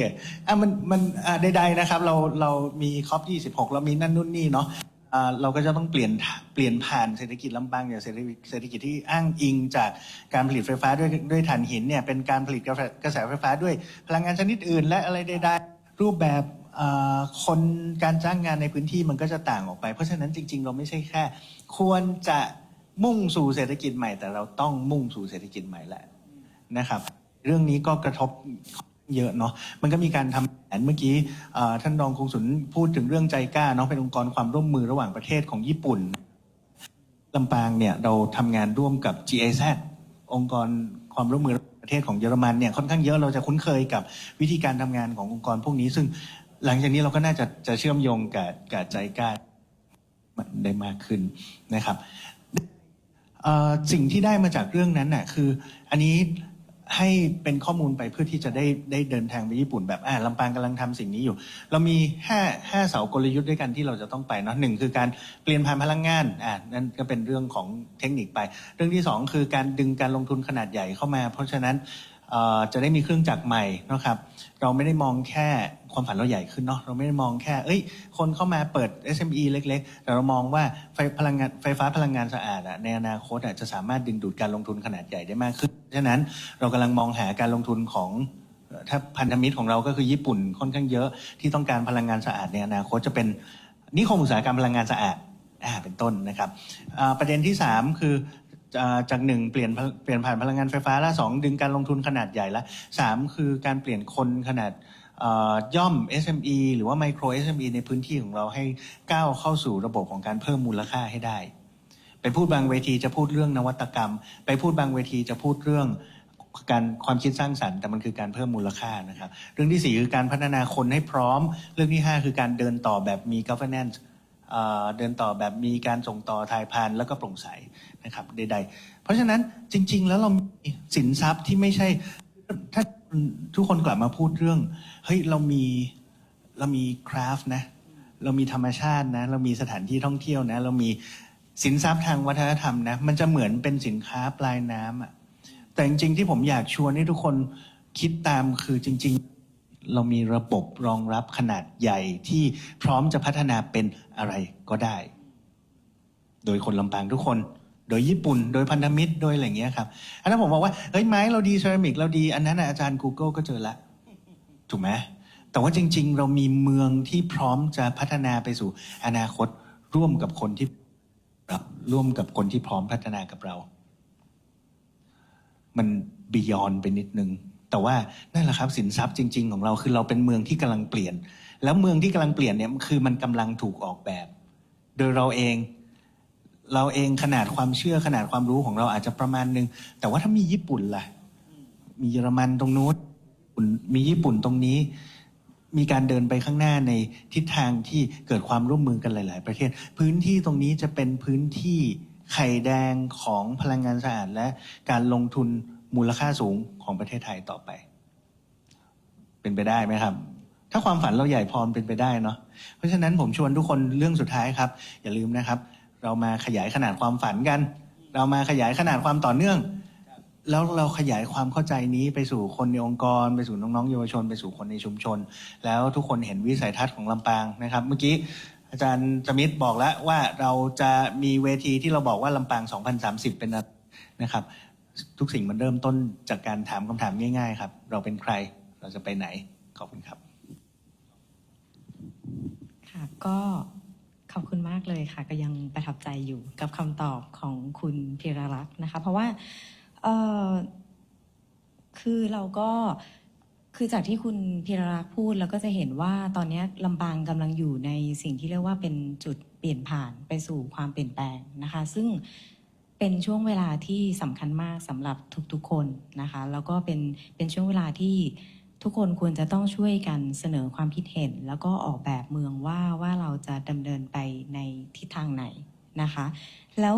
อีกอย่างหนึ่งที่ประทับใจเราคิดว่าเป็นสิ่งที่เราไม่ค่อยพูดถึงก็คือเรื่องของการตั้งความฝันแล้วก็เป้าหมายคือเรามักจะมองถึงการพัฒนาเป็นสิ่งที่จับต้องได้มองถึงการพัฒนาในด้านของคมนาคมสาธารณูปโภคใช่ไหมคะแต่เราไม่ค่อยถามตัวเองว่าแล้วความฝันของเราคืออะไรนะคะวันนี้ก็อยากจะถือว่าตั้งเป็นโจทย์ไว้นะคะความฝันรวมถึงความเชื่อว่าลำปางไปได้ไกลกว่าการเป็นจังหวัดเป็นเมืองรองหรือว่าเป็นจังหวัดหนึ่งในภาคเหนือนะคะแต่ว่าเราจะไปในระดับโลกได้ยังไงคือตั้งความฝันไว้ไกลก่อนแล้วก็ใหญ่ก่อนแล้วเราค่อยๆเดินไปพร้อมๆกันแล้วก็ มีเรื่องที่สำคัญก็คือการมีเหมือนแผนที่นำทาง หรือว่าแผนเป็นยุทธศาสตร์อะค่ะเพราะว่าการพัฒนาเมืองไม่ใช่การวิ่งระยะสั้นนะคะแต่ว่าเป็นการวิ่งมาราธอนที่ต้องใช้ทั้งพลังงานความเชื่อแล้วก็ความเชื่อแล้วก็ความพยายามไปพร้อมๆกันค่ะก็ขอบพระคุณมากนะคะ แล้วก็ต่อไปก็จะเป็นอาจจะดร.แบงค์มีอะไรจะเสริมสั้นๆ ก่อนที่เราจะไปสู่คำถามสุดท้ายไหมคะในฐานะที่ได้เห็นมุมมองเชิงเปรียบเทียบในส่วนของคณะสวาแล้วก็มีตัวแทนจากทางอบจ.ลำปางแล้วก็หอการค้าของลำปางสัก 2-3 นาทีก็ได้ค่ะ จริงๆไม่มีอะไรนะฮะนอกจากจะบอกว่าเราเรียนรู้จากคณะสวะหรือแม้แต่พื้นที่อื่นได้แต่ว่าเราไม่เคยสามารถจะเอาเข้ามาใช้ได้ทันที อาจารย์ดานนี่ลอตริกซึ่งเป็นนักเศรษฐศาสตร์พัฒนาคนสำคัญบอกว่าสิ่งสำคัญของการเรียนรู้แบบการพัฒนาของพื้นที่อื่นคือการรู้กระบวนท่าเขาแล้วพอถึงเวลาเอาเข้ามาใช้มันเป็นกระบวนการที่อาจารย์ลอตริกเรียก self discovery process เราต้องรู้เองว่าเข้ามือไหมเอามาใช้เราจะรู้หนทางเราเองถ้าไม่เข้าเราก็ปรับตามบริบทของเรานะฮะเพราะนั้นเนี่ยถึงที่สุดเนี่ยต่อให้งานเนี้ยเราตั้งต้นจากคณะสวะเห็นกระบวนท่าของคณะสวะแต่ว่าเวลาเอาเข้ามาใช้ในลำปางแล้วเนี่ยมันเป็นของเราแล้วฮะมันก็จะต้องมาคุยกันเองในหมู่เขาเรียกพันธมิตรแห่งการพัฒนาพันธมิตรแห่งความหวังถ้าใช้ภาษาว่าเราต้องฝันให้ใหญ่ขึ้นเนี่ยคนที่เป็น dreamers ในคนที่ฝันร่วมกันเนี่ยคงจะต้องมาปรับกระบวนท่าของคณะสวะเข้ามาสู่กระบวนท่าของลำปางด้วยการหารือร่วมกันเองภายในนะตัวกลไกตรงนั้นก็จะเป็นกลไกสำคัญที่สุดที่สุดท้ายแล้วมันจะกลายเป็นของเราของลำปางเองนะครับประมาณนั้นค่ะขอบคุณมากนะคะก็ไปสู่คำถามที่2นะคะครั้งนี้ก็จะเป็นคำถามสั้นๆที่จะถามทั้ง3ท่านนะคะก็คือว่าถ้าเลือกได้เพียง1เรื่องนะคะที่ทางลำปางควรจะนำไปคุยต่อกับเมืองคณะสวะเพื่อให้เกิดความร่วมมือที่จับต้องได้แล้วก็เป็นรูปธรรมท่านอยากจะเสนอเรื่องใดมากที่สุดและเพราะอะไรค่ะก็จะเรียกได้ว่าเป็นการแชร์ความคิดเห็นก่อนเพื่อเป็นเหมือนแนวทางหรือว่าเป็นตัวอย่างให้กับผู้ที่เข้าร่วมท่านอื่นๆด้วยนะคะจะได้เขียนแลกเปลี่ยนความคิดเห็นกันเชิญดร.อรุณชัดก่อนได้ค่ะครับผมก็จริงๆพอถามแค่1เรื่องนี่มันยากมากเลยเนาะ เป็นเรื่องที่ยากมากเลยนะเพราะว่าจริงๆอย่างที่อาจารย์แบงค์พูดถึงเรื่องของว่ากระบวนท่าเนาะนะครับกระบวนท่าที่คณะสวะใช้เนี่ยจากที่ได้อ่านทั้งเปเปอร์เองทางนิทรรศการเนาะผมเองก็ยังไม่เคยเป็นคณะสวะนะครับเราได้เห็นจุดที่เป็นหัวใจสำคัญที่ผมคิดว่าเป็น1เรื่องที่อยากเรียนรู้แล้วกันนะครับอยากเรียนรู้กระบวนท่านี้มากๆนะครับก็คือกระบวนท่าของการทำให้งานที่เป็นงานคราฟต์งานที่เป็นงานท้องถิ่นเนี่ยมันถูกทำให้ต่อเนื่องและมีความยูนิคในระดับที่มันต้องมีการเซอร์ติฟายนะครับคือผมต้องบอกอย่างนี้ก่อนก็คือว่าผมเป็นคนกรุงเทพเนาะผมเพิ่งย้ายมาอยู่ลำปางได้ประมาณสัก4 ปีนะครับแต่ว่าก่อนที่ผมจะย้ายมาอยู่ลำปางเราเองก็ได้ยินคำว่าลำปางในฐานะเมืองเซรามิกมาตลอดตั้งแต่เด็กๆเนาะเราจะไปเชียงใหม่เราก็ยังได้ยินคำว่าลำปางเป็นเมืองเซรามิกเราจะอยู่ตรงไหนของประเทศไทยเราก็ได้ยินคำว่าลำปางเป็นเมืองเซรามิกขนาดผมไปโอซาก้าที่ญี่ปุ่นเนาะเคยไปเที่ยวที่ญี่ปุ่นอยู่ครั้งหนึ่งผมเข้าไป Universal Studio ที่โอซาก้าเพื่ออยากจะไปเล่นแฮร์รี่พอตเตอร์สิ่งที่ผมได้ของที่ระลึกกลับมาก็คือแก้วเซรามิกแล้วพอผมกลับมาถึงบ้านผมเปิดแก้วเซรามิกนั้นออกมาด้านล่างเขียนว่า Made in Thailand ซึ่งผมก็เดาได้ว่าก็น่าจะมาจากในลำปางนี่แหละนะฮะซึ่งสิ่งที่เราได้เจอเนี่ยคือความเป็นเซรามิกเนาะประเด็นก็คือว่าพอเรามาอยู่ลำปางจริงๆในช่วง4 ปีที่ผ่านมาเรายังไม่เห็นสคูลเซรามิกที่ชัดๆของลำปางที่บอกว่าเป็น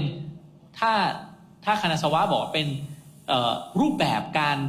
เพ้นท์เซรามิกหรือการปั้นเซรามิกที่เป็นแบบยูนิคแบบคุณจะต้องมาเรียนที่นี่แล้วคุณจะได้เซอร์ติฟายระดับเมืองแล้วก็เ เป็นอันเนี้ยคือสัญลักษณ์เป็น Certified Ceramic ที่ชัดๆที่เอาบรมครูของญี่ปุ่นมาสอนเนี่ย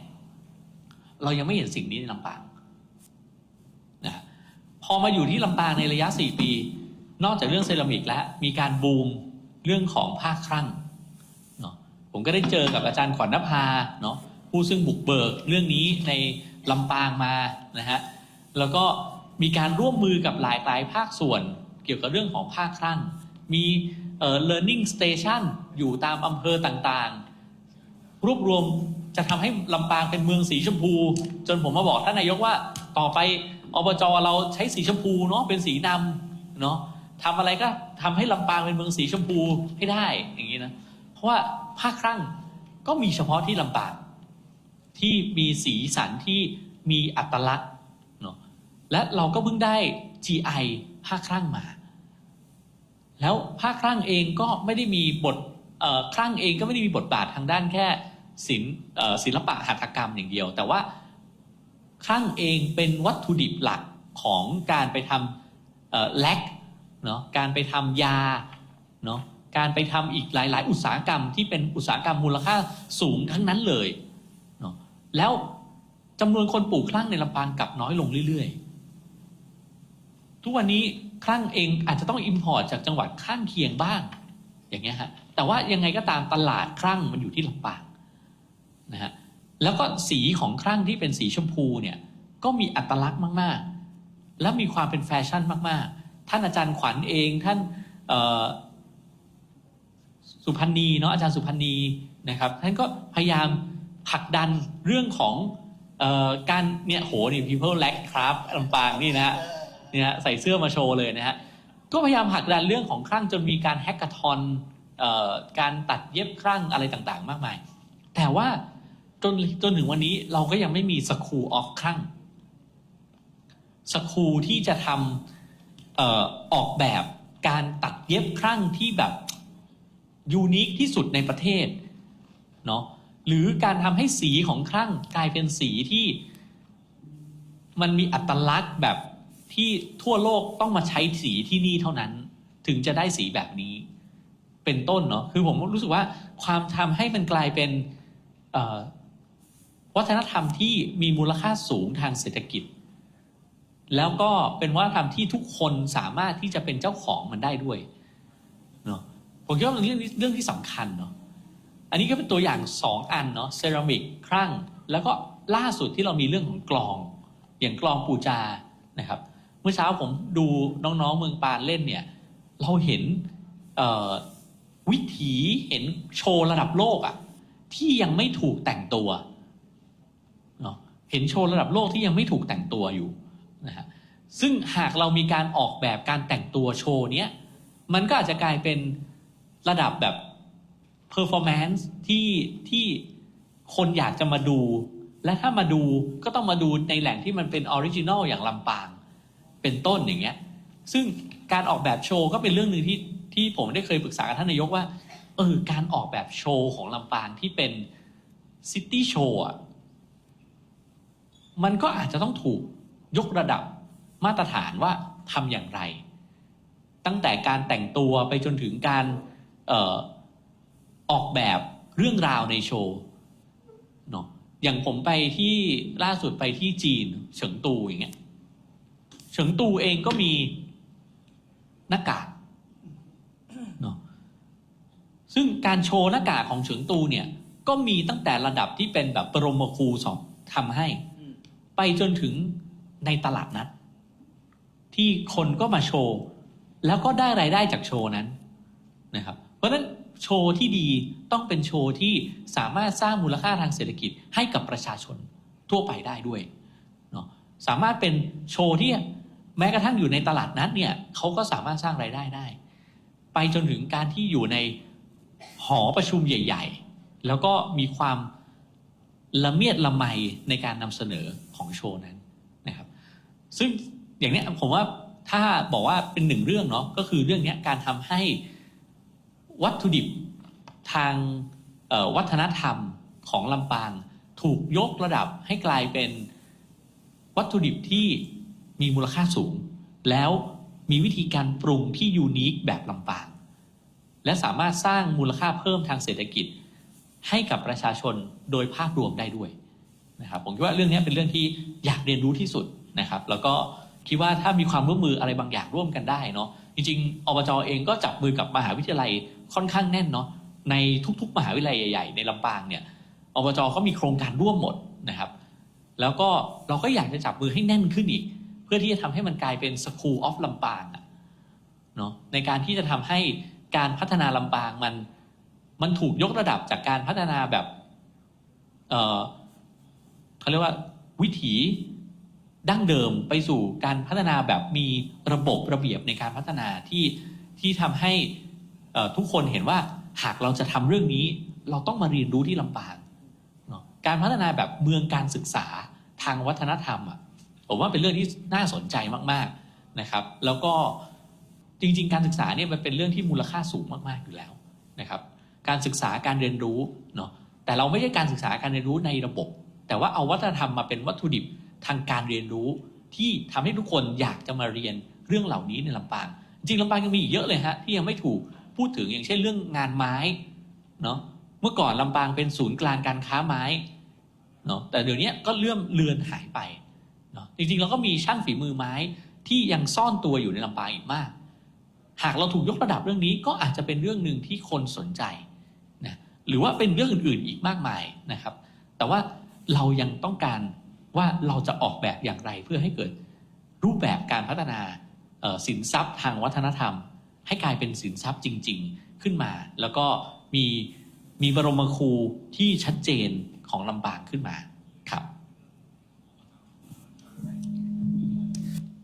ต่อเลยนะครับขออนุญาตเรื่องพักหนึ่งฮัลโหลเรื่องพักข้างแล้วมันดับด้วยจับตรงนี้ให้ตัวจริงขึ้นมาพูดเรื่องพักข้างเนี่ยพูดถึงอาจารย์ขวัญถูกแล้วแต่อย่าลืมพูดถึงพี่อีฟด้วยนี่เมื่อกี้แกมองบนมานะครับข่าวดีเมื่อวานพักข้างเพิ่งไปพักข้างและดีไซเนอร์ลำปางเพิ่งไปชนะรางวัลระดับประเทศมานะนะครับแสดงความยินดีด้วยเห็นคุณแม่สุพรรณีท่านผู้ว่าชัชวาลอยู่ที่นั่นด้วยคำถามอาจารย์พลอยเป็นคำถามที่ยากมากถ้าบอกว่าถ้าอยากทำอะไรร่วมกัน10 เรื่องเนี่ยตอบได้แต่พอถามว่าอยากทำอะไรเรื่องให้ตอบได้เรื่องเดียวตอบยากมากอาจารย์นะครับเพราะฉะนั้นคำตอบเราจะต้องเจ้าเล่ห์นิดนึงมันคือคำตอบที่จะบอกว่าถ้าทำเรื่องนี้แล้วจึงจะเกิดเรื่องอื่นต่อไปมันถึงจะเป็นคำตอบที่ถูกต้องนึกออกไหมครับดังนั้นสิ่งที่จะทำเรื่องนี้แล้วจะทำให้เกิดเรื่องอื่นต่อไปคุณสมบัติมันจะต้องมีมันเป็นควิกวินมันทำแล้วมันเกิดได้ง่ายมันทำแล้วเกิดได้ทันที2นะครับมันจะต้องมีการเชื่อมโยงพบปะไปมาหาสู่กันเพื่อให้เกิดการขยายความร่วมมือเหมือนที่ท่านรองกงสุลบอกเฮ้ยความร่วมมือถ้ามันเป็นใบมันก็เป็นใบนะแต่ถ้ามันมีการแลกเปลี่ยนสื่อสารกันเนี่ยมันก็จะเป็นความร่วมมือต่อไปเนาะมันต้องเป็นควิกวินมันจะต้องเป็นเรื่องที่มีการสื่อสารไปมาหาสู่กันนะครับเรื่องที่มีคุณสมบัติอย่างนี้ผมเชื่อว่าเป็นเรื่องโคแบรนด์โคโปรดักต์คือการออกแบบโดยคณะสวะทำโดยคนไทยหรือใช้อินไทยไปให้ช่างฝีมือที่ญี่ปุ่นปั้นมีแบรนด์ร่วมกันแต่เรื่องนี้มันจะให้เกิดโอเคถ้าฝึกท่าจับไปอยู่ต้องนิ้วก้อยดีขึ้นมาแล้วมันไม่หอดโอเคโอเคถึงไหนนะโอเคเรื่องนี้มันจะสอนให้หนึ่งเรื่องครับสอนให้คนลำปางรู้ว่าผลิตภัณฑ์ที่ขายเนี่ยขายของแพงไม่ใช่เป็นบาปคือผมดูเหมือนเรื่องตลกนะแต่คนลำปางจำนวนมากในพื้นที่เนี่ยเขาจะมีมายด์เซ็ตว่าขายของแพงมันดูเป็นบาปมันดูหลอกลวงแต่จริงๆไม่ใช่เนี่ยจริงๆคือถ้าคุณเข้าใจมูลค่าเข้าใจคุณค่าของมันขายแพงขึ้นมาได้ตามคุณค่าของมันที่มีอยู่เพราะฉะนั้นเขาจะสอนเรื่องที่คุณจะมีพูดเมื่อกี้คือเขาจะสอนให้เรารู้เรื่องคุณค่า2นะครับเขาจะสอนให้เรารู้เรื่องของช่องทางการจำหน่ายในระดับที่ใหญ่ขึ้นเป็นชุมชนที่คณะสวะไม่ใช่โรงงานอุตสาหกรรมระดับศิลปะนครนะครับโรงงานที่รุ่นไม่จะเป็นแบบสำนักอาจารย์เป็นพื้นที่เล็กๆแต่เขาก็ขายได้ทั่วโลกจริงๆก็มีคนวิ่งหาเขาโดยที่1 ส่วนก็พยายามขายออกไป1 ส่วนก็มีคนพยายามวิ่ง เข้าหาเพราะฉะนั้นมันน่าสนใจที่จะทำเรื่องนี้มันจะได้ผลในการเรียนรู้ทำเรื่องได้ผลประโยชน์ในการความร่วมมือใดๆก็ตามครับถ้ามันมีผลลัพธ์มาในระยะเวลา1 ปีความร่วมมือนั้นถือว่าสำเร็จในระดับต้นแล้วมันจะเกิดขึ้นเป็นความร่วมมือ2 3 4 5 6 7 8 9 10ไปจนถึง Creative City ที่อาจารย์ขวัญกำลังดำเนินการอยู่เมื่อกี้เห็นตรงนั้นผมมองขวัญตาวาวขึ้นมานะครับบอกอาจารย์พลอยแล้วครับว่าเดี๋ยวพอมีโอกาสให้ล็อกเป้าแล้วไปคุยกันเลยนะได้คุยกันเรื่องนี้เนาะเพราะฉะนั้นจุดเริ่มต้นแรกคือความสำเร็จที่เป็น small steps ครับ co-brand co-product ครับเรื่องเดียวที่ถ้าให้เลือกเรื่องเดียวทำได้ครับ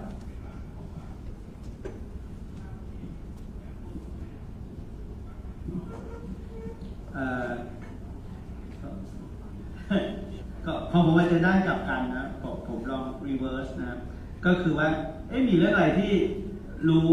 จากประสบการณ์ญี่ปุ่นแล้วอยากแชร์ตรงนี้ก่อนเราไปบ้างเพื่อพร้อมนิดหน่อยเวลาเราไปเราจะได้พอรู้ว่ามีเรื่องอะไรน่าเรียนรู้จากเขาเนี่ยซึ่ง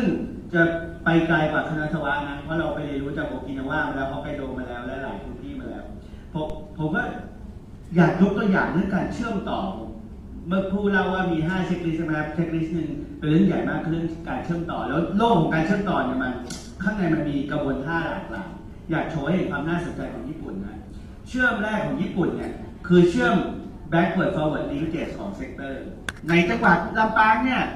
มีหลายเซกเตอร์แต่ถ้าเราบอกว่าประโยชน์อยู่แค่เซกเตอร์ใดเซกเตอร์หนึ่งสร้างอย่างรวมยากแต่ถ้าเราบอกว่าการทำงานร่วมกับคณะทวารเรียนรู้กับคณะทวารจะทำให้ช่วยยกระดับหลายเซกเตอร์พร้อมกันอย่างนี้เริ่มคุยกันได้ง่ายขึ้นสร้างแนวร่วมได้ง่ายขึ้นเช่นนะในญี่ปุ่นเนี่ยเซกเตอร์อาหารรัฐเซกเตอร์ท่องเที่ยวเยอะนะทุกท่านนี้มีใครไปโกเบก่อนกินเนื้อโกเบบ้างผมว่าคนส่วนใหญ่กินเนื้อโกเบก่อนหรือรู้จักเนื้อโกเบก่อนจังหวัดหรือตัวรายละเอียดภายในพื้นที่โกเบถูกไหมดังนั้นเนี่ยอาหารในรากท่องเที่ยวเนาะใช่ไหมนี่คือลิงก์แบบหนึ่งเนาะเราเห็นตัวการลากลักษณะนี้ในกรณีอื่นอีกเช่นผมเนี่ยชอบดื่มไวน์นะ ก็ที่ญี่ปุ่นเนี่ยจะมีโซนไล่ไวน์ชื่อแถบคาซึโนมะยามานาชิเนี่ยเขาจะมีโคชูไวน์มีไวน์ขาวขึ้นชื่อของญี่ปุ่นแต่มันจะมีพวกวัตถุดิบเหลือใช้ของไวน์เนี่ยเขาเอาไปทำสูตรอาหารเลี้ยงวัวในพื้นที่ได้วัวองุ่นแล้วก็เอามหาวิทยาลัยเข้าไปวิจัยว่าการใช้สูตรอาหารที่ใช้ผลิตผลที่เหลือใช้จากอุตสาหกรรมไวน์เนี่ยไปเลี้ยงเนี่ยช่วยให้วัวแถวนั้นมีกรดอะมิโนที่ดีมีคุณภาพเนื้อที่ดีอย่างไรอันเนี้ยนี่ก็ลิงก์นะอุตสาหกรรมตัวไล่ไวน์ในพื้นที่ไปเสริมแรงเนื้อวัวในพื้นที่ใน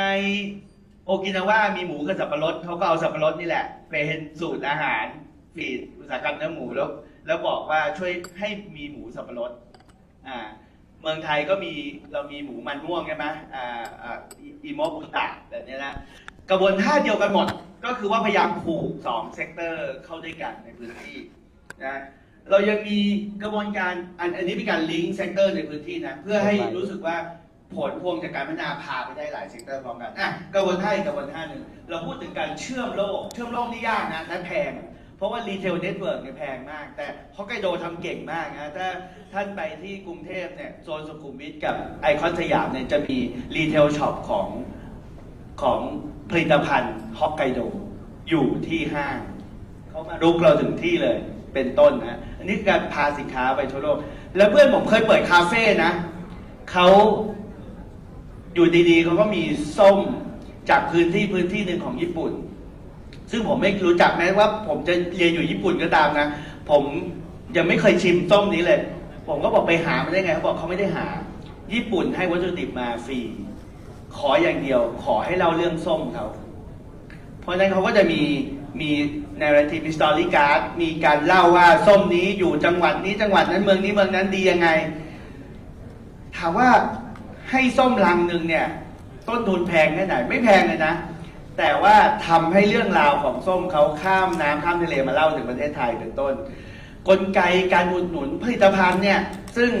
ต้นทุนไม่ได้แพงเนี่ยช่วยให้เรื่องเล่าออกนอกพื้นที่ไปได้ไกลจากญี่ปุ่นมาถึงไทยเป็นต้นนะพวกนี้คือการเชื่อมโลกเหมือนกัน และยังมีอีกหลายกระบวนท่าบอกว่าการสร้างการเชื่อมต่อเหล่านี้มีความสำคัญมากทีเดียวกับการที่จะทำให้อะไรฮะการสร้างแนวร่วมของการพัฒนาได้กับการสร้างแวลูได้นะก็ยกตัวอย่างนะซึ่งญี่ปุ่นจะมีเกรดเล็กเกรดน้อยอะไรพวกนี้ที่น่าสนใจการสร้างมูลค่าหลายท่านจะบอกว่าวัตถุดิบทางวัฒนธรรมหรือวัตถุดิบทางธรรมชาติของญี่ปุ่นเนี่ยความมหัศจรรย์คือหลายกรณีเขาแปรรูปมันน้อยมากนะในแง่ของโลกกายภาพเช่นซูชิมีใครรู้สึกซูชินี่รอมากถูกไหมเพราะคือปลาดิบชื่อก็บอกแล้วดิบแต่แวลูเพิ่มสูงมหาศาลไม่ต้องไปผัดต้มทำไฟดิเนิ่งอะไรทั้งนั้นแต่ value อยู่ใน process value อยู่ใน culture value อยู่ในกระบวนการในการพัฒนาเชฟขึ้นมาสักคนเนี่ยคือกระบวนท่าในแบบญี่ปุ่นที่ถ้าเราคิดว่าต้องใส่โปรเซสเข้าไปเยอะๆถึงจะมี value สูงมันไม่ใช่นะญี่ปุ่นมีกระบวนท่าในแบบมหัศจรรย์ใจเหล่านี้ให้เราเรียนรู้ได้เยอะทีเดียวนะนี่ก็เป็นเทรลเลอร์นะครับแล้วเดี๋ยวเราไปเรียนรู้ที่ญี่ปุ่นกันสุดท้ายผมอยากชวนพี่คุยเรื่องการบริหารความเปลี่ยนแปลงเมื่อพูดเราคุยกันถึงว่าลำปางอยู่ในช่วงเวลาของการเปลี่ยนแปลงการบริหารความเปลี่ยนแปลงกลายเป็นโจทย์ใหญ่คือถ้าเราบอกว่าเรานิ่งเฟรมชัดแล้วเป็นเรื่องการใส่เอฟฟอร์ตเพื่อให้แผนเดินหน้าอันนี้เป็นเรื่องหนึ่งนะแต่ถ้าเมื่อไหร่พูดถึงเมืองที่ต้องเปลี่ยนแปลงอันนี้เป็นโจทย์ใหญ่มากผมจะว่าทุกกรณีนะแม้แต่ในญี่ปุ่นเวลาเราอยู่ในช่วงเวลาการเปลี่ยนแปลงเราจะเจอกับโจทย์5ไม่ที่ต้องแก้ด้วย5กระบวนท่าถ้าเราไม่วินิจฉัยว่ามันไปตันตรงไหนเนี่ยเราอาจจะไม่เดินหน้าเลยเพราะเราแก้ผิดวิธี1เวลาเราบริหารความเปลี่ยนแปลงไม่เกิดขึ้นเนี่ยเพราะไม่รู้ซึ่งเป็นเรื่องที่แก้ง่ายสุดไม่รู้อินฟอร์มคืออธิบายให้รู้ก็เดินหน้าได้แล้วเช่นไม่รู้ในรวมถึงไม่รู้ว่าจะต้องทำยังไงด้วยนะเช่นอยากจะเป็นอย่างเงี้ยแต่ไม่รู้ทำไงพอเรามีตัวแบบปุ๊บทำได้เลยไม่รู้ว่ามีทางออกชัดๆในโลกนี้เขาทำไปแล้วพอรู้เราทำได้เลยอันนี้คือไม่รู้แก้ด้วยการอินฟอร์มไม่ที่สองคือไม่อนุญาตเช่นกฎหมายไม่ยอมให้คุณสมิธเอาส้มของลำปางไปแจกข้างนอกเนี่ย บางทีกฎหมายไม่ได้เขียนห้ามแต่เรากังวลผมเนี่ยเคยแล้วเป็นกรรมธิการอยู่สภาเนี่ยแค่เรียกหน่วยงานเกี่ยวข้องมาหารือแล้วถามว่าเขาอยากทำแบบนี้เป็นเรื่องดีๆทำได้ไหมหน่วยงานที่เป็นเรกูเลเตอร์บอกว่าทำได้เอาบันทึกรายงานการประชุมส่งให้ท้องถิ่นกล้าทำเลยนี่ว่าเป็นเรื่องการทำให้ความกังวลว่าไม่ได้รับอนุญาตให้ทำเนี่ยถูกคลี่คลายไปอันนี้ก็จะเดินหน้าได้นะไม่ที่สามคือไม่สามารถคือเช่นรู้แล้วกฎหมายก็อนุญาตแต่ขีดความสามารถยังไม่ถึงเพราะเช่นกำลังคนยังไม่พอคนมีจำนวนพอแต่ผู้เชี่ยวชาญยังมีไม่พอก็ต้องเติมมีการเทรนนิ่งมีการเติมรีซอสไม่ที่สี่คือไม่มีแรงจูงใจฮะ รู้ก็รู้อนุญาตก็ได้ความสามารถก็ถึงแต่ว่าทำไปก็ไม่ได้อะไรทำพลาดซวยอีกนะพวกนี้ต้องปรับโครงสร้างแรงจูงใจทำไงให้คนมีแรงจูงใจไอ้ที่ว่าการเชื่อมต่อมาคู่ก็ช่วยได้พอสมควรนะถ้าเขารู้ว่าเกษตรไปท่องเที่ยวก็ได้ด้วยท่องเที่ยวกับภาคการผลิตจริงกับภาคเกษตรก็อาจจะมาจับมือกันได้แต่ถ้าบอกท่องเที่ยวเกษตรได้ท่องเที่ยวไม่มีเอี่ยวอะไรเลยไม่มีแรงจูงใจก็อาจจะขยับไปด้วยกันยากก็แยกหมายถึงว่าช่วยกันพัฒนาจังหวัดกันนะแต่จะมาร่วมบนแพลตฟอร์มเดียวกันจะยากดังนั้นจะทำยังไงให้เห็นแรงจูงใจนี้ต้องบริหารนิดหน่อยส่วนสุดท้ายแก้ยากที่สุดนะจากประสบการณ์ผมคือไม่เชื่อ คือไม่เชื่อเนี่ยเช่นทางอบจ.กับภาคเอกชนเขียนแผนกันลำพังสองฝ่ายมหาลัยไม่ได้ร่วมภาคประชาสังคมไม่ได้ร่วมอาจจะไม่เชื่อแผนที่เขียนนะเพราะฉะนั้นไม่เชื่อเนี่ยแก้ได้2 อย่างฮะ1ต้องสร้างการมีส่วนร่วมตั้งแต่ต้นมันจะเป็นฝันเดียวกันกับ2ก็คือถ้าไม่เชื่อจนแล้วจนรอดนะครับตกลงไม่ได้ทั้งที่ต่างฝ่ายต่างหวังดีให้ทำเรื่องเล็กๆให้สำเร็จ success breed success เพราะว่าเวลาเถียงไอเดียเนี่ยมันไม่จบนะแต่ถ้าทดลองเอาไอเดียไปสร้างให้เกิดเป็นรูปธรรม เดี๋ยวก็รู้เองว่าไอเดียใครเวิร์กไม่เวิร์กใช่ไหมบางทีเราคิดว่าเราถูกแล้วทำไปอาจจะผิดก็ได้เราก็ได้รู้ว่าเป็นเราเองที่ผิดแล้วก็ต้องถอยกลับมาวางหลักใหม่ เพราะฉะนั้น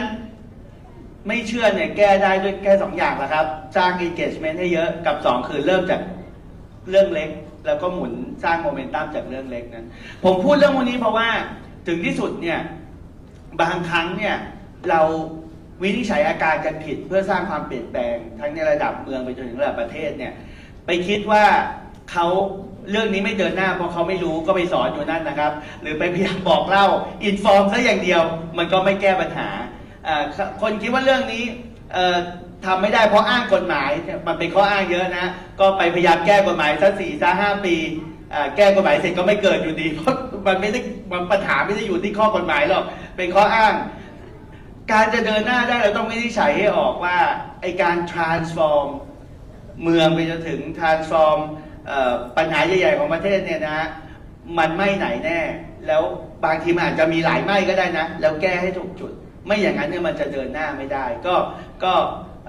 ฝากไว้ตรงนี้ครับเพราะคิดว่าถึงที่สุดแล้วโจทย์ของลำปางคือโจทย์ของการเปลี่ยนแปลงดังนั้นต้องบริหารความเปลี่ยนแปลงนะครับขอบคุณครับ ค่ะก็ขอบคุณทั้ง3 ท่านมากเลยนะคะก็ถือว่าเป็นเรียกว่าเป็นตัวอย่างของการแสดงความคิดเห็นแล้วกันนะคะจาก3 ภาคส่วนซึ่งเป็นเพียงจุดเริ่มต้นเท่านั้นนะคะงานของเราในวันนี้ยังมีไปต่อจนถึงภาคบ่ายนะคะนี่ก็เป็นตัวอย่างของความคิดเห็นซึ่งดิฉันก็ขออนุญาตสรุปสั้นๆก่อนที่เราจะปิดการอภิปรายนะคะก็มีทั้งหมดอยู่3 ก้อนใหญ่นะคะ1ก็คือถ้าเกิดหมายถึงถ้าเกิดอยากจะไปคุยกับคณะสวาเนี่ยเรามีอะไรที่มีไว้ในใจนะคะที่อยากจะนำไปร่วมมือเรื่องแรกเลยก็เป็นเรื่องของการสร้างมูลค่าหรือทำให้วัตถุดิบทางวัฒนธรรมของลำปางเนี่ยเกิดมูลค่าเพิ่มขึ้นมาได้นะคะซึ่งคุณสมิทก็ได้ช่วยยกตัวอย่างไม่ว่าจะเป็นผ้าคลั่งเซรามิกหรือแม้แต่งานไม้ต่างๆนะคะซึ่งเวลาเรามองถึงสินค้าเนี่ยมันไม่ใช่เรื่องของผู้คนที่ผลิตสินค้าเท่านั้นนะคะแต่ว่าในการผลิตสินค้ามา1 ชิ้นเนี่ยจะมีผู้ที่มีส่วนร่วมอีกมากเลยไม่ว่าจะเป็นศิลปินช่างฝีมือนะคะหรือแม้แต่ผู้ประกอบการนักออกแบบต่างๆเกษตรกรผู้ปลูกฝ้ายและคนที่เลี้ยงครั่งอย่างนี้เป็นต้นนะคะแล้วก็สุดท้ายเนี่ยเหล่านี้ก็จะเชื่อมไปสู่การทำให้เกิดมูลค่าทั้งทางการท่องเที่ยวแล้วก็การส่งผลิตภัณฑ์ออกไปยังที่อื่นๆด้วยเช่นกันและกลับมาเป็นการพัฒนาแล้วก็สร้างรายได้ให้กับจังหวัดต่อไปนะคะในส่วนของคุณพีรลักษณ์เนี่ยก็ประเด็นที่สำคัญก็คือเป็นเรื่องของsmall step หรือว่า quick win นะคะก็คือการที่เราจะมีความร่วมมือกับอีกเมืองหนึ่งเนี่ยเราอาจจะยังไม่จำเป็นต้องคิดถึงอะไรที่เป็นอะไรที่ยิ่งใหญ่เป็นก้าวที่ใหญ่ขนาดนั้นนะคะแต่เราค่อยๆเก็บสะสมไปแล้วพอเรามองเห็นชัยชนะแบบเล็กๆเนี่ยเราก็จะรู้สึกดีรู้สึกยินดีไปกับมันแล้วเราก็จะมีกำลังใจในการทำก้าวต่อไปมากยิ่งขึ้นนะคะแล้วสุดท้ายอาจารย์แบงก์ก็ได้แสดงให้เห็นถึงความสำคัญของการเชื่อมต่อของสินค้าแล้วก็ความรู้ต่างๆนะคะรวมถึงประเด็นของการเตรียมพร้อมรับมือกับความเปลี่ยนแปลงที่กำลังจะเกิดขึ้นในหลายๆด้านนะคะและวันนี้เราก็ได้เห็นมีเยาวชนน้องๆนักเรียนนักศึกษามามากเลยนะคะซึ่งต้องบอกว่าเยาวชนรุ่นใหม่เนี่ยแหละค่ะที่จะเป็นผู้สร้างอนาคตของเมืองไปในเร็วๆนี้นะคะเพราะฉะนั้นเราก็อยากจะขอให้ร่วมแสดงความคิดเห็นนะคะอนาคตของลำปางอยู่ในมือของน้องๆทุกๆคนนะคะก็ขอฝากไว้ด้วยค่ะก็ขออนุญาตปิดการอภิปรายแลกเปลี่ยนในช่วงนี้ค่ะขอเสียงปรบมือให้กับวิทยากรทั้ง3 ท่านค่ะขอบคุณค่ะ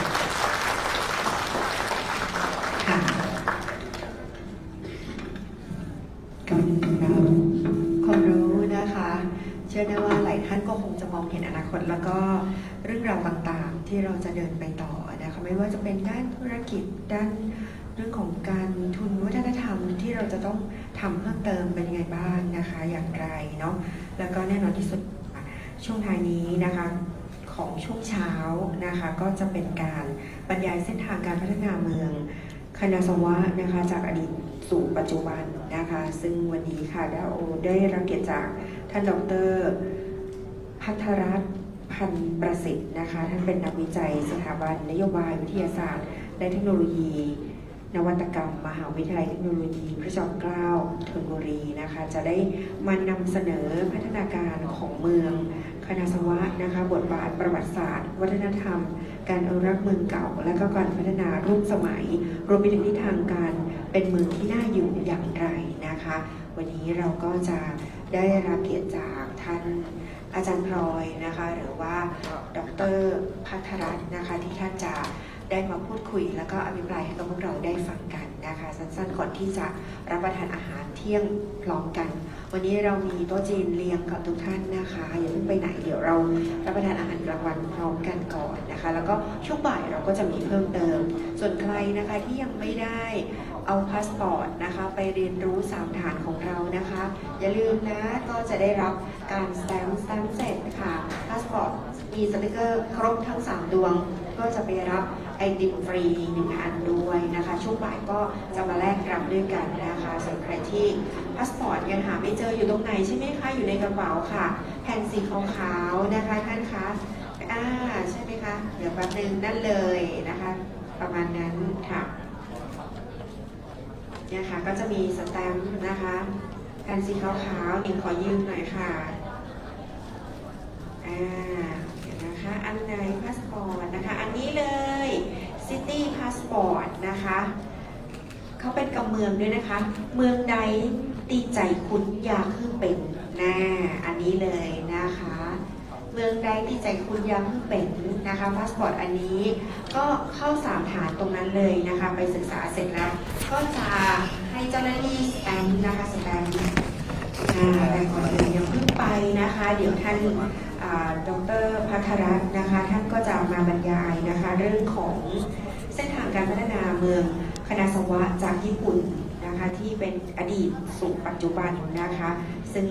ท่านจะมานำเสนอการพัฒนาของเมืองคณะสวะบทบาทประวัติศาสตร์วัฒนธรรมการอนุรักษ์เมืองเก่าการพัฒนาเมืองร่วมสมัยแล้วก็ทิศทางการเป็นเมืองที่น่าอยู่นะคะท่านก็จะมาอภิปรายแล้วก็บรรยายให้กับทุกท่านได้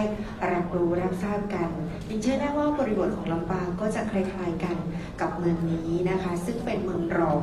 ที่หลายคนต้องห้ามพลาดจุดเด่นของเมืองรองก็คือการเลือกผู้คนที่จะมาอยู่บ้านเราได้มาเที่ยวบ้านเราได้เห็นไหมคะเมืองใหญ่ๆอย่างเช่นเชียงใหม่เขาอาจจะไม่สามารถเลือกได้เลยนะคะเพราะว่าใครๆก็ตรงไปที่เชียงใหม่คนระดับไหนจังหวัดไหนนะคะก็ตรงไปที่เชียงใหม่หมดนะคะแต่ว่าแน่นอนที่สุดค่ะของเราข้อดีของเมืองรองก็คือการได้เลือกนักท่องเที่ยวที่เลือกคนที่มาเที่ยวที่บ้านเราค่ะและข้างบนพร้อมแล้วนะคะขอเสียงปรบมือให้กับท่านดร.ภัทรรัตน์ พันธุ์ประสิทธิ์ค่ะ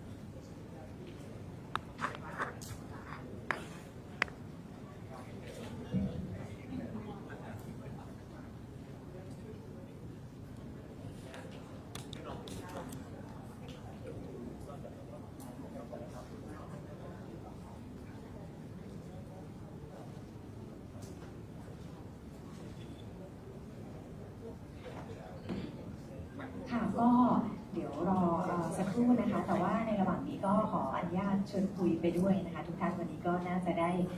เห็นได้เรียนรู้เกี่ยวกับเมืองคานาซาวะไปไม่มากก็น้อยนะคะ แล้วก็เดี๋ยวสักครู่นะคะ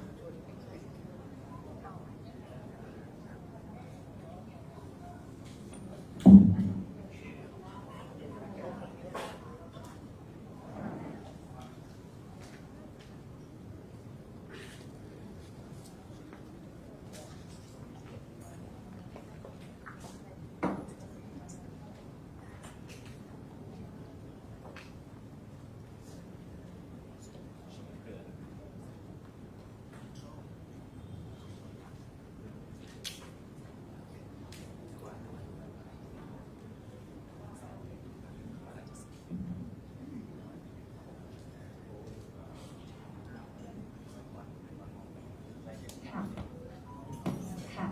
ก็ค่ะโครงการนี้นะคะก็เริ่มมาจากการจับคู่6จังหวัดไทยญี่ปุ่นนะคะหนึ่งก็คือฮอกไกโดสระบุรีนะคะที่เราก็พยายามจับคู่ผลิตภัณฑ์ที่คล้ายกันก็คือโคนมแล้วก็โคเนื้อนะคะแล้วก็มาถึงคู่ที่2ก็คือโอกินาวาแล้วก็ราชบุรีนะคะก็คือมีผลิตภัณฑ์ที่คล้ายกันก็คือผ้าทอแล้วก็สับปะรดแล้วก็เนื้อหมูนะคะแล้วก็มาถึงเมืองที่3ก็คือคานาซาวะแล้วก็ลำปางที่มีผลิตภัณฑ์ที่คล้ายคลึงกันก็คือผ้าทอแล้วก็เซรามิกนี่ก็คือจุดเริ่มต้นนะคะที่ทำให้เราสนใจการจับคู่ระหว่างเมืองคานาซาวะแล้วก็ลำปางทีนี้ก็มาสู่ถึงคำถามที่ว่าแล้วทำไมจะต้องเป็นญี่ปุ่นจะเป็นประเทศอื่นไม่ได้หรอเพราะว่าแต่ประเทศหลายๆประเทศก็คือมีความสำคัญมีความน่าสนใจเหมือนกันใช่ไหมคะก็ต้องบอกว่าทางสถาบันของเราสถิไทยเนี่ยก็มีนักวิจัยหลายท่านที่จบจากประเทศญี่ปุ่นมานะคะทั้งดร.แบงค์งามรุนโชตินะคะท่านก็จบในด้านของการออกแบบนโยบายสาธารณะนะคะที่โตเกียวแล้วตัวดิฉันเองนะคะก็จบที่มหาวิทยาลัยเกียวโตค่ะก็เรียกว่าเราพอจะมีความคุ้นเคยค่อนข้างมากนะคะเราก็ได้ใช้ชีวิตอยู่ที่ประเทศญี่ปุ่นเป็นเวลาหลายปีแล้วก็จะได้เห็นว่าในระดับของรายละเอียดหรือว่าในระดับที่ลึกลงไปเนี่ยญี่ปุ่นมีการบริหารจัดการเมืองอย่างไรบ้างนี่ก็ถือว่าเป็นแรงบันดาลใจก็ว่าได้นะคะว่าพอเราได้เห็นว่าญี่ปุ่นมีการจัดการมีพัฒนาเมืองยังไงแล้วเนี่ยเราก็อยากจะเอาตรงนั้นเนี่ยกลับมาทำงานกับท้องถิ่นของประเทศไทยด้วยนะคะเพื่อให้เกิดการพัฒนาอย่างยั่งยืนต่อไปค่ะทีนี้ก็เนื่องจากสไลด์ยังไม่มาก็จะขออนุญาตเล่าไปเลยนะคะเนื่องจากว่าในด้านหนึ่งตัวเองเนี่ยจบทางด้านประวัติศาสตร์มาด้วยเวลาเล่าอะไรก็จะขออนุญาตย้อนกลับไปไกลหน่อยซึ่งเราตอนที่เราทำงานเนี่ยเราพบว่าในช่วงทศวรรษประมาณ1960ของญี่ปุ่นหรือประมาณทศวรรษ2500ของไทยนะคะเป็นจุดเปลี่ยนสำคัญของประเทศญี่ปุ่นก็ว่าได้ไม่รู้ว่าหลายๆท่านในห้องนี้ทันโตเกียวโอลิมปิกหรือเปล่าคะในปี1964ประมาณปี2507โตเกียวโอลิมปิกสำคัญยังไงโตเกียวโอลิมปิกสำคัญในแบบที่ว่าเป็นการที่ญี่ปุ่นเนี่ยประกาศต่อโลกว่าญี่ปุ่นกำลังก้าวเข้าสู่สมัยใหม่กำลังก้าวเข้าสู่ยุคของการพัฒนานะคะเพราะอะไรเพราะว่าในตามประวัติศาสตร์แล้วหลังจากสงครามโลกครั้งที่2ญี่ปุ่นเนี่ยแพ้สงครามนะคะแล้วก็ถูกระเบิดปรมาณูที่เมืองฮิโรชิมาแล้วก็นางาซากิถูกไหมคะเรียกได้ว่าตอนนั้นเนี่ยในช่วงปี1945เนี่ยญี่ปุ่นต้องฟื้นฟูประเทศอย่างมากนะคะแล้วพอมาในช่วงประมาณทศวรรษ1960เนี่ยญี่ปุ่นก็ได้พัฒนาทางด้านอุตสาหกรรมพัฒนาโครงสร้างพื้นฐานจนพร้อมแล้วก็เปิดประเทศให้กับชาวโลกได้พบอีกครั้งได้เห็นอีกครั้งหนึ่งนะคะสิ่งที่สำคัญไม่ใช่แค่เรื่องของการเปิดโตเกียวโอลิมปิกเท่านั้นแต่ในปีเดียวกันประมาณ8วันก่อนเปิดโอลิมปิกญี่ปุ่นทำการเปิดรถไฟความเร็วสูงหรือว่าชินคังเซ็นด้วยเช่นกันสำคัญยังไงการเปิดรถไฟความเร็วสูงหรือว่าชินคังเซ็นเนี่ยเป็นการทำในระยะสั้นคือเป็นการเชื่อมต่อทำให้ผู้คนที่เดินทางเข้าไปในญี่ปุ่นเพื่อเข้าร่วมกับโอลิมปิกในขณะนั้นนะคะได้เดินทางไปตามระหว่างเมืองก็คือได้แก่โตเกียวแล้วก็โยโกฮาม่าแล้วก็นาโกย่าแล้วก็โอซาก้าเรียกว่าเป็น4เมืองหลักที่เรียกว่าโตเกโดไลน์ของประเทศญี่ปุ่นแล้วก็เป็นเมืองพัฒนาทางด้านอุตสาหกรรมเช่นกัน แต่ในระยะยาวค่ะตรงนี้แสดงให้เห็นถึงยุทธศาสตร์ของญี่ปุ่นที่วางไว้อย่างรอบคอบมากนะคะก็คือว่าก่อนที่จะมีงานใหญ่ก่อนที่จะมีการเปิดตัวเนี่ยญี่ปุ่นได้วางโครงสร้างพื้นฐานไว้เช่นกันนะคะและตรงนี้เป็นส่วนที่ส่งเสริมให้เกิดการพัฒนาของญี่ปุ่นในขณะนั้นเป็นอย่างมากเลยนะคะค่ะและหลังจากการเปิดโตเกียวโอลิมปิกในปี 1964 หรือประมาณปี 2507 เนี่ยเราได้เห็นเส้นทางการก่อรูปการพัฒนาของญี่ปุ่นออกมาเป็น2เส้นทางเส้นทางแรกก็คือเป็นการพัฒนาทางด้านอุตสาหกรรมนะคะเกิดการขยายตัวของเมืองใหญ่การทำโครงสร้างพื้นฐานต่างๆเพื่อที่จะรองรับการเติบโตตรงนี้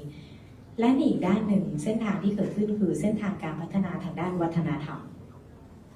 ค่ะเท่ากับว่าตอนนั้นท้องถิ่นของญี่ปุ่นเนี่ยถูกทำให้ต้องเลือกว่าเราจะพัฒนาไปทางด้านของการเป็นเมืองอุตสาหกรรมหรือว่าการเป็นเมืองทางด้านวัฒนธรรมและคำถามนี้ก็มาถึงเมืองคานาซาวะเช่นกัน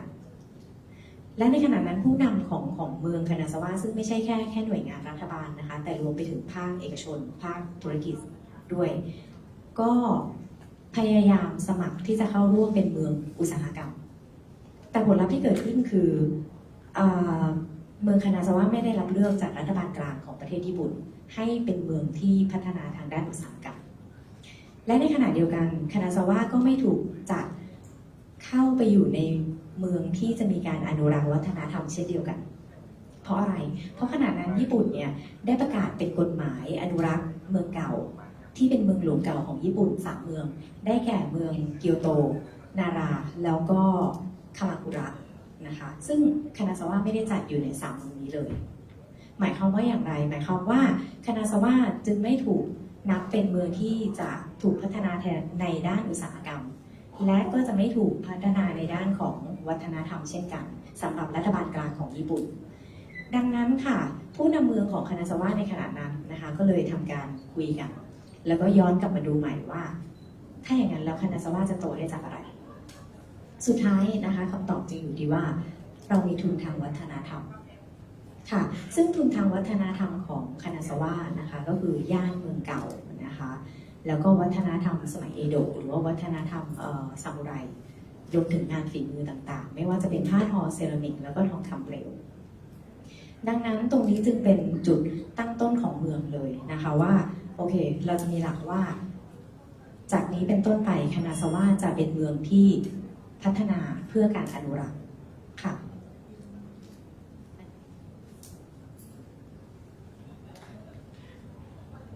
ค่ะ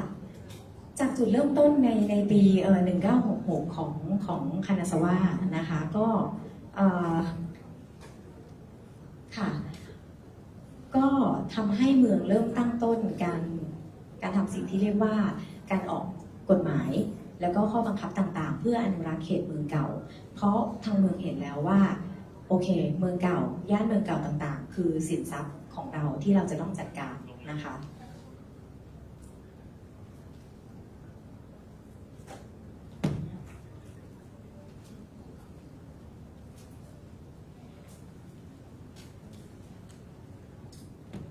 ค่ะ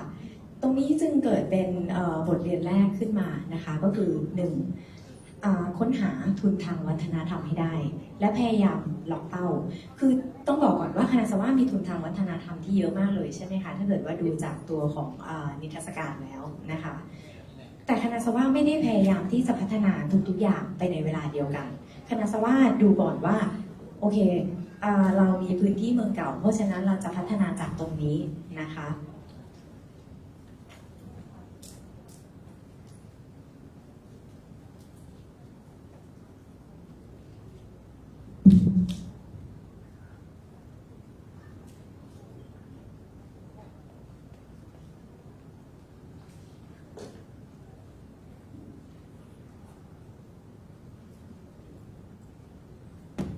โอเคค่ะพอต้องขออภัยมากๆเลยนะคะคือพอดีพอเป็นเรื่องกฎหมายแล้วเราจะต้องโชว์ตรงนี้สักนิดนึง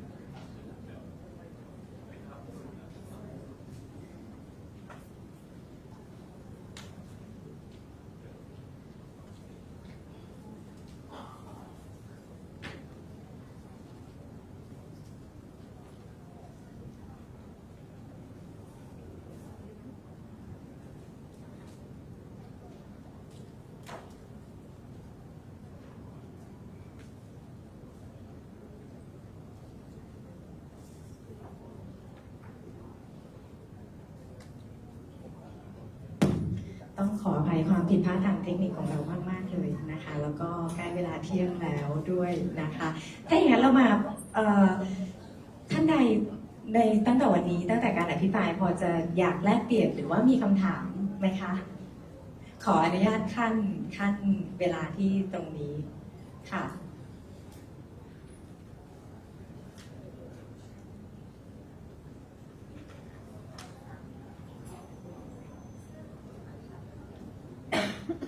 โอเคค่ะ ขอบคุณมากค่ะออกมาแล้วค่ะ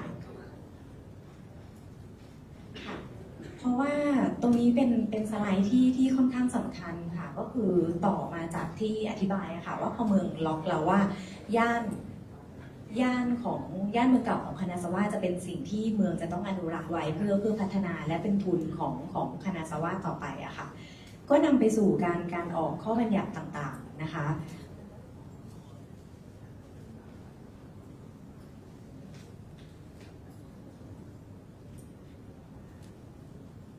ค่ะสไลด์นี้นะคะก็จะแสดงให้เห็นว่า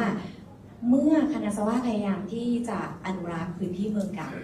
คานาซาวะไม่ได้ออกนโยบายหรือว่าข้อบังคับจบแค่ครั้งเดียวเท่านั้นแต่ว่ามันมีพัฒนาการนะคะซึ่งพัฒนาการเนี่ยก็จะมาตั้งแต่ช่วงทศวรรษ 2500 จนถึงปัจจุบันก็ยังมีอยู่นะคะและจากตรงข้อบังคับต่างๆเนี่ยเราสามารถที่จะแบ่งออกมาได้เป็น2 ส่วนนะคะส่วนแรกเนี่ยก็จะเห็นว่าเป็นส่วนสีส้มนะคะส่วนที่ไฮไลท์สีส้มเนี่ยจะเป็นข้อบังคับหรือการสนับสนุนทางด้านประวัติศาสตร์หรือว่าการอนุรักษ์ย่านเมืองเก่าโดยตรงค่ะแต่ว่าในอีกส่วนหนึ่งเนี่ยส่วนสีฟ้าเนี่ยจะเป็นข้อบังคับที่พยายามควบคุมภูมิทัศน์ของเมืองพูดง่ายๆก็คือว่าคานาซาวะมองเห็นความสำคัญของพื้นที่ในฐานะที่เป็นทุนของเมืองนะคะแล้วก็พยายามที่จะทำทั้งเมืองเก่าแล้วก็ขยายความเป็นเมืองใหม่ไปพร้อมๆกันดังนั้นค่ะท้ายที่สุดเมื่อมาถึงปัจจุบันคานาซาวะจึงไม่ใช่เมืองที่มีเสน่ห์เพราะว่าการมีย่านเมืองเก่าเพียงอย่างเดียวนะคะแต่ว่าเพราะเมืองสามารถวางของเก่าและใหม่ให้อยู่ร่วมกันได้ตอนนี้คานาซาวะพยายามจะขายทั้ง3พื้นที่นะคะ1ก็คือเรื่องของการมีย่านเมืองเก่า2ก็คือการมีปราสาทแล้วก็วัดที่สามารถสืบย้อนไปได้ประมาณ400 ปีนะคะและสุดท้ายก็คือมีการเกิดขึ้นของอาคารร่วมสมัยในระดับรางวัลด้วยซึ่งตรงนี้เดี๋ยวจะอธิบายในสไลด์ต่อๆไปนะคะและทั้งหมดเนี้ยก็กลายมาเป็นพื้นที่ของเมืองที่เป็นสินทรัพย์ที่ทรงคุณค่ามากในการเติบโตของคานาซาวะค่ะจากบทเรียนแรกนะคะเรื่องของการค้นหาว่าอะไรคือทุนของจังหวัดนะคะก็มาสู่บทเรียนที่2ก็คือการสร้างมูลค่าอย่างเป็นระบบอีกในหนึ่งค่ะทุนท้องถิ่นไม่ได้สร้างมูลค่าขึ้นมาด้วยตัวเองนะคะโดยอัตโนมัติถ้าเกิดว่าวัฒนธรรมเนี่ยที่เรากำลังพูดถึงอยู่เนี่ยไม่ถูกแปลงให้เป็นสิ่งที่จับต้องได้เป็นพื้นที่เป็นสถาบันเป็นกิจกรรมต่างๆหรือประสบการณ์นะคะเมืองก็จะเหลือแค่เรื่องเล่าที่คนฟังแล้วก็ผ่านไปเท่านั้นนะคะไม่ได้จดจำอะไรดังนั้นสิ่งที่คณะสวทำก็คือการสร้างระบบให้กับทุนวัฒนธรรมเป็นสิ่งที่คนได้ใช้ได้เห็นได้เรียนรู้แล้วก็ใช้จ่ายกับมันได้จริงค่ะเวลาพูดถึงวัฒนธรรมมันจึงไม่ใช่เรื่องของการแช่แข็งหรือว่าไม่ได้มองว่าวัฒนธรรมเป็นสิ่งที่ต้องอยู่บนหิ้งหรือว่าต้องเปลี่ยนแปลงห้ามเปลี่ยนแปลงนะคะแต่คณะสวมองว่าวัฒนธรรมเป็นทุนตั้งต้นที่ต้องถูกพัฒนาและมีการขยายคำนิยามอยู่ตลอดเวลา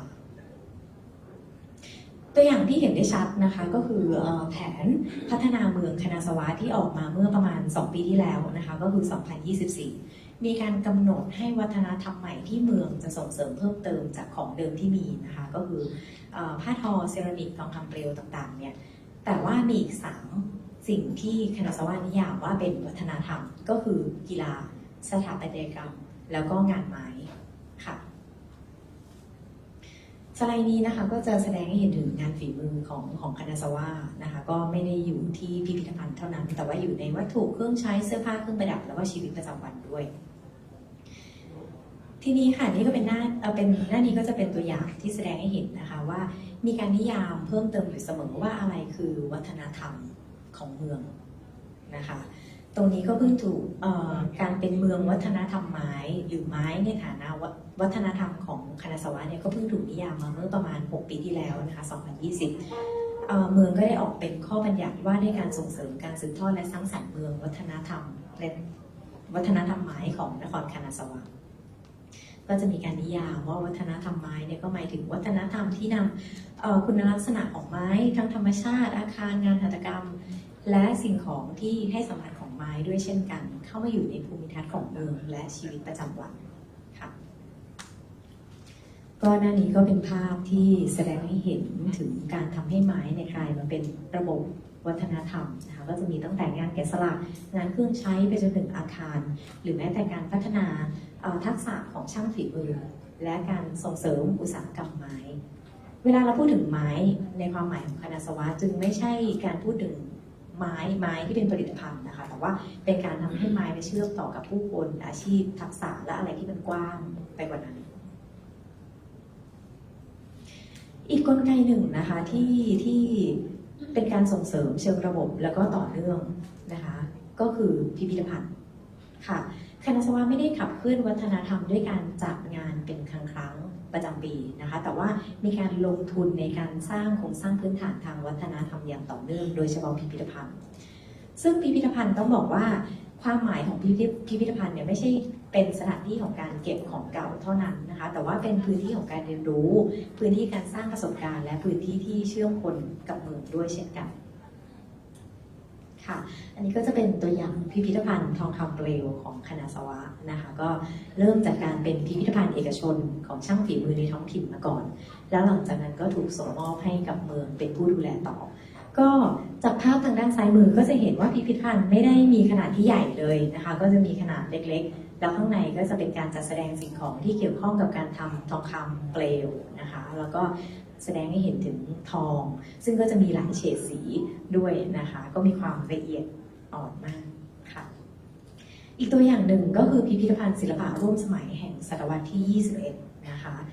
ภารกิจของพิพิธภัณฑ์เนี่ยก็ไม่ได้มีแค่เป็นการจัดแสดงงานศิลปะเท่านั้นแต่ต้องมีการช่วยสร้างวัฒนธรรมใหม่แล้วก็ฟื้นฟูชุมชนเมืองด้วยเช่นกันมาถึงส่วนสุดท้ายของบทเรียนที่2นะคะก็คือคณะสวะไม่ได้ใช้วัฒนธรรมเฉพาะย่านเก่าแล้วก็งานฝีมือคือที่ผ่านมาเราพูดถึงที่เป็นของเก่าเยอะมากใช่ไหมคะแต่ว่าจริงๆแล้วเนี่ยคณะสวะเนี่ยมีการส่งเสริมการออกแบบแล้วก็การสร้างสถาปัตยกรรมสมัยใหม่ด้วยที่ต้องไม่ขัดกับของเดิมคือมีความกลมกลืนแล้วก็แสดงให้เห็นถึงอนาคตที่เมืองต้องการจะเดินไปในทิศทางนั้นเป็นสะพานที่เชื่อมอดีตวิถีชีวิตปัจจุบันแล้วก็ภาพลักษณ์อนาคตของเมืองมีอะไรบ้างถ้าเกิดว่าทุกท่านลองเซิร์ชคณะสวะบน Google แบบเร็วๆนะคะก็จะเห็นสถานีรถไฟเมืองคณะสวะนะคะนี่ก็เป็นตัวอย่างที่ชัดเจนมากของการใช้สถาปัตยกรรมสมัยใหม่มาสร้างภาพจำให้กับเมืองนะคะแล้วก็จะมีด้านบนสีแดงนะคะก็คือประตูซึซึมิโมงนะคะก็เป็นสัญลักษณ์ของความร่วมสมัยของเมืองคณะสวะที่ไม่ว่าใครจะไปใครจะมาก็จะต้องมาถ่ายรูปกับสถานีรถไฟแห่งนี้นะคะต่อมาก็คือห้องสมุดคณะสวะอุมิมิไรค่ะก็เป็นตัวอย่างของพื้นที่สาธารณะที่ถูกออกแบบมาให้กลายเป็นจุดหมายใหม่ของเมืองนะคะเป็นแหล่งพื้นที่ของการเรียนรู้ด้วยนะคะแล้วก็ได้รับการจัดอันดับให้เป็นหนึ่งในห้องสมุดสาธารณะที่สวยที่สุดในโลกด้วยอยู่ที่คณะสวะนี่เองค่ะมาถึงบทเรียนที่3นะคะก็คือการสร้างคณะสวะเพื่อขายชาวโลกด้วยก็จะเห็นว่าตะกี้ทั้งอาจารย์แบงค์นะคะแล้วก็คุณพีรรัตน์ก็ได้พูดถึงการมีเป้าหมายหรือการมีความฝันที่ใหญ่มากกว่าแค่ในประเทศไทยแต่รวมไปถึงการทำให้เมืองลำปางเนี่ยได้ออกสู่สายตาของชาวโลกด้วยซึ่งคณะสวะเองก็เช่นกันคณะสวะค่อนข้างฝันไกลค่ะแล้วก็มีการสั่งสมทุนของตัวเองและในท้ายที่สุดก็คือได้ตรายูเนสโกมาเป็นเครื่องรับรองแต่ตรงนี้ต้องบอกว่าการที่ได้ตรารับรองเนี่ยเป็นไม่ใช่จุดเริ่มต้นของการพัฒนาเมืองแต่มันเกิดจากผลลัพธ์ที่คณะสวะได้พยายามทำมาตั้งแต่ทศวรรษ 1960 นะคะค่ะก็เมืองก็ได้รับการรับรองเป็น UNESCO Creative City of Crafts and Folk Art นะคะในปี 2009 ค่ะ ตรงนี้ก็จะแสดงให้เห็นถึงการออกแบบเชิงนโยบายในด้านการส่งเสริมและสนับสนุนงานหัตถกรรมของคณะสวะนะคะก็จะมีตั้งแต่หนึ่งก็คือจะต้องทำให้วัฒนธรรมและงานฝีมือต่างๆเนี่ยอยู่ในชีวิตประจำวันนะคะแล้วก็จะต้องมีระบบสนับสนุนที่แข็งแรงแล้วก็ต่อเนื่องรวมไปถึงการเชื่อมต่อกับโลกแล้วก็สุดท้ายก็คือเป็นการถ่ายทอดสู่คนรุ่นใหม่ด้วยเพราะอะไรในแง่หนึ่งในญี่ปุ่นอยู่ในยุคของSuper Aging Society แล้วนะคะก็คือจะเต็มไปด้วยผู้สูงอายุดังนั้นการส่งผ่านงานฝีมือการส่งผ่านเป้าหมายการพัฒนาให้กับคนรุ่นใหม่เป็นเรื่องที่สำคัญมากค่ะสไลด์นี้นะคะก็แสดงให้เห็นว่าคณะสวะไม่ได้พยายามขายของเก่าแต่คณะสวะพยายามสนทนากับโลกมีใครชื่นชอบก็ซิล่าไหมคะพอเปิดมาหลายคนน่าจะคุ้นก็ซิล่าเป็นหนึ่งในสัญลักษณ์หรือว่าตัวแทนของเรียกว่าไงดีมังงะหรือว่าการ์ตูนญี่ปุ่นสมัยใหม่หรือภาพยนตร์ญี่ปุ่นสมัยใหม่ใช่ไหมคะซึ่งคณะสวะพยายามจะทำการรวมเอาทั้งสองอย่างเข้าด้วยกันเพื่อทำให้ชาวโลกหรือว่าแม้แต่คนเมืองอื่นๆได้เห็นว่าก็ซิล่าทุกคนจะถูกดึงดูดด้วยก็ซิล่าก่อนแล้วหลังจากนั้นเมื่อเขาเดินทางมาดูเขาก็จะเห็นว่าตัวก็ซิล่าเนี่ยที่ทำเนี่ยถูกทำโดยช่างฝีมือแล้วก็ใช้เทคนิคของช่างฝีมือในเมืองคานาซาวะเองนี่ก็ถือว่าเป็นการเรียกว่าไงเป็นการออกแบบตัวกิจกรรมที่รวมเอาทั้งการสนทนากับโลกและการแสดงฝีมือของท้องถิ่นไว้ด้วยกันอย่างค่อนข้างชาญฉลาดเลยนะคะค่ะมาถึงบทเรียนที่4นะคะบทเรียนที่4คือคณะสวะไม่ได้หยุดนิ่งอยู่กับวัฒนธรรมและอดีตแต่ว่าพยายามอ่านโลกแล้วก็เชื่อมกับอนาคตอยู่ตลอดเวลานะคะซึ่งตรงนี้เราก็ได้พูดกันมาหลายครั้งแล้วก็กับหลายท่านแล้วนะคะก็คืออะไรคือ Imagine คณะสวะ2030นะคะก็คือเป้าหมายการทำให้เมืองคณะสวะเนี่ยเป็นเมืองที่ยั่งยืนภายในปี2030ด้วยกล่าวคือคณะสวะไม่ได้มองว่า SDG หรือว่าการพัฒนาอย่างยั่งยืนเป็นแค่คำขวัญเท่านั้นนะคะแต่ว่ามองว่ามันเป็นกรอบในการเชื่อมเอาทั้งความงามของเมืองความหลากหลายของผู้คนและชีวภาพวัฒนธรรมประชาชนแล้วก็นักท่องเที่ยวเข้าไว้ด้วยกันค่ะตรงนี้ก็เป็นแผนยุทธศาสตร์ของคณะสวะนะคะก็จะเห็นว่าแผนที่นำทางของเขากินเวลามากถึง10 ปีนะคะก็คือตั้งแต่ 2024 จนถึง 2034 เลยคณะสวะมุ่งเป้าที่จะเป็นเมืองที่ครอบคลุม5 ด้านนะคะก็คือเป็นเป็นเมืองวัฒนธรรมระดับโลกก็จะเห็นเลยนะคะว่าวัฒนธรรมยังคงเป็นแกนหลักในการขับเคลื่อนของเมืองอยู่แต่ก็จะมีเป้าหมายอื่นๆเพิ่มเข้ามาก็คือเช่นการเป็นเมืองที่ผู้คนหลากหลายอยู่ร่วมกันและมีชีวิตที่ดีการเป็นเมืองที่บ่มเพาะคนเพื่อสร้างอนาคตนะคะเพราะว่าทุนมนุษย์เป็นสิ่งที่สำคัญแล้วก็ 4. การเป็นเมืองที่เติบโตด้วยการสร้างสรรค์และนวัตกรรมและสุดท้ายการเป็นเมืองที่ปลอดภัยยั่งยืนมีชีวิตชีวาแล้วก็เอกลักษณ์นะคะทั้งหมดก็เป็นเป้าหมายหรือแผนยุทธศาสตร์ของคณะสวะซึ่งจริงๆแล้วเนี่ยแผนยุทธศาสตร์ทั้งการเป็นเมือง5 ด้านเนี่ยค่ะแล้วก็พยายามถอดออกมาแล้วก็พยายามสอดแทรกอยู่ในนิทรรศการแล้วก็คำถามต่างๆนะคะเพราะว่าเรามองว่า5 ด้านเนี่ยเป็น5 ด้านที่ครอบคลุมมากเลยที่ไม่ว่าจะเป็นเมืองไหนก็ตามถ้าเกิดสามารถพัฒนาได้ในกรอบนี้ก็จะเป็นเรื่องที่ดีต่อผู้คนที่อยู่ในเมืองค่ะมาถึงบทเรียนสุดท้ายนะคะบทเรียนที่ 5การขับเคลื่อนเมืองไม่สามารถทำได้ด้วยใครเพียงคนเดียวนะคะเพราะว่าต่อให้หน่วยงานท้องถิ่นจะมีบทบาทที่สำคัญมากเป็นผู้ขับเคลื่อนหลักเป็น facilitator นะคะหรือผู้อำนวยการในการพัฒนาเนี่ยก็ยังมีคนที่จะต้องร่วมขับเคลื่อนเสมอเพราะอะไรเพราะการพัฒนาไม่ใช่เรื่องของใครคนใดคนหนึ่งและโดยเฉพาะการพัฒนาที่ยั่งยืนถ้าเกิดว่าประชาชนหรือว่าคนรุ่นใหม่หรือว่าภาคส่วนธุรกิจต่างๆมหาวิทยาลัยในพื้นที่รู้สึกว่า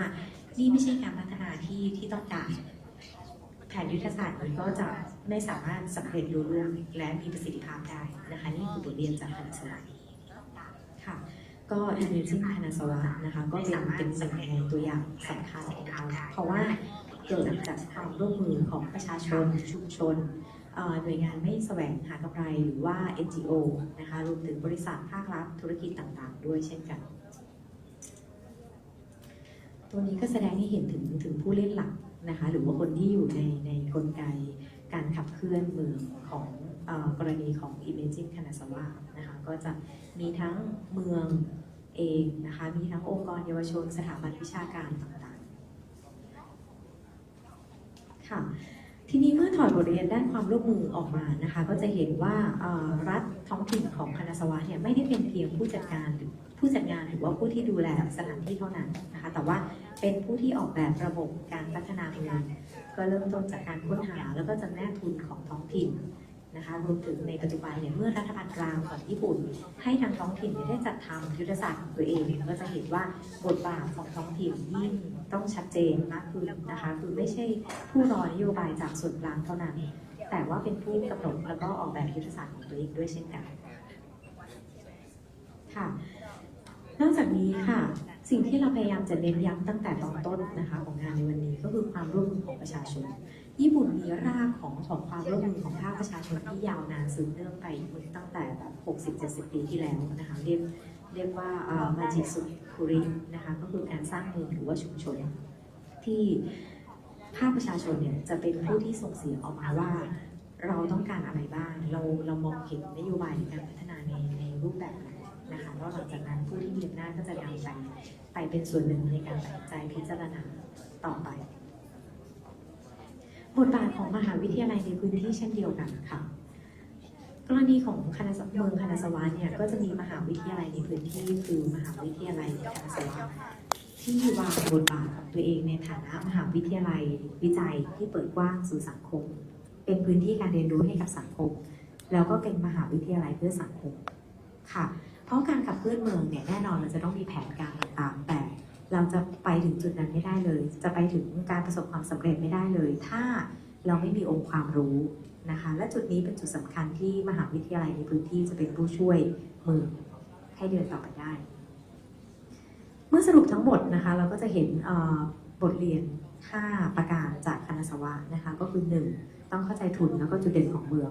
2. ต้องเท่าทันกับความเปลี่ยนแปลงของโลกและ 3. ต้องสร้างและรักษาโครงสร้างเดิมนะคะแล้วก็ 4. ต้องขับเคลื่อนจากทุกภาคส่วนและ 5. ต้องตั้งเป้าและดำเนินการในระยะยาวบทเรียนนี้ไม่ใช่สูตรสำเร็จค่ะแต่ว่าเป็นเหมือนกรอบคิดกว้างๆให้ลำปางเองเนี่ยได้กลับไปอ่านเมืองของตัวเองอีกรอบนะคะอย่างเป็นระบบมากขึ้นค่ะเมื่อเชื่อมเข้าสู่ลำปางนะคะสิ่งที่ต้องคิดต่อจึงไม่ใช่แค่ว่าเราอยากจะทำอะไรแต่ว่าจะต้องเป็นการตั้งคำถามด้วยว่าเราจะตั้งเป้าหมายกับมันอย่างไรจะมีการประเมินอนาคตร่วมกันอย่างไรจะลงทุนในโครงสร้างพื้นฐานด้านวัฒนธรรมงานฝีมือและสิ่งแวดล้อมได้อย่างไร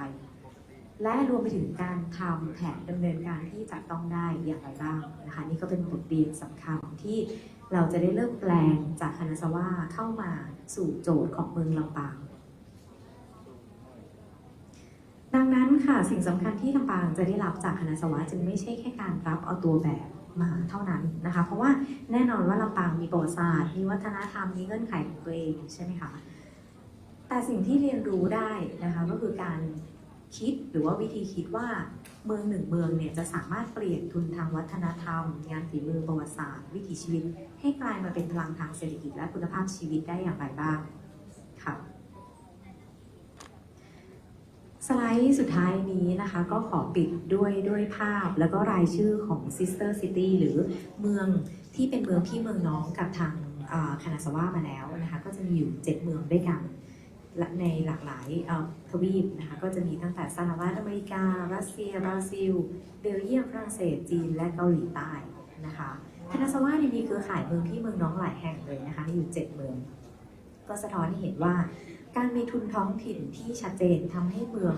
พร้อมสนทนากับโลกนะคะและสำหรับลำปางเองการเชื่อมกับคณะสวาเนี่ยจึงไม่ใช่แค่การที่เราจะไปดูงานแต่มันคือโอกาสที่เราจะเริ่มวางตำแหน่งของลำปางในฐานะเมืองวัฒนธรรมและเมืองสร้างสรรค์ที่มีอนาคตร่วมกับตัวเองด้วยเช่นกันและจะเป็นการจับมือและเรียนรู้ไปพร้อมกับคณะสวานะคะค่ะและจริงๆส่วนตัวก็มองเห็นลำปางเป็นรายชื่อที่8ของ Sister City กับคณะสวานะคะก็วันนี้ก็น่าจะประมาณนี้สำหรับการบรรยายให้เห็นภาพรวมภาพกว้างของเส้นทางการพัฒนาของเมืองคณะสวาที่ เริ่มจากปัญหาหรือความท้าทายก็ได้ค่ะ คือการพัฒนามันไม่ใช่เส้นตรงที่ทุกคนจะเดินไปสู่ความสำเร็จได้ง่าย ๆนะคะ มันจะต้องมีอุปสรรค มันจะต้องมีการตัดสินใจ ซึ่งตัวนี้ก็จะเป็นโจทย์สำคัญที่อยากจะชวนทุกท่านร่วมกันคิดในวันนี้ค่ะ ประมาณนี้ค่ะ ขอบคุณมากค่ะ ค่ะขอบคุณนะคะท่านดร.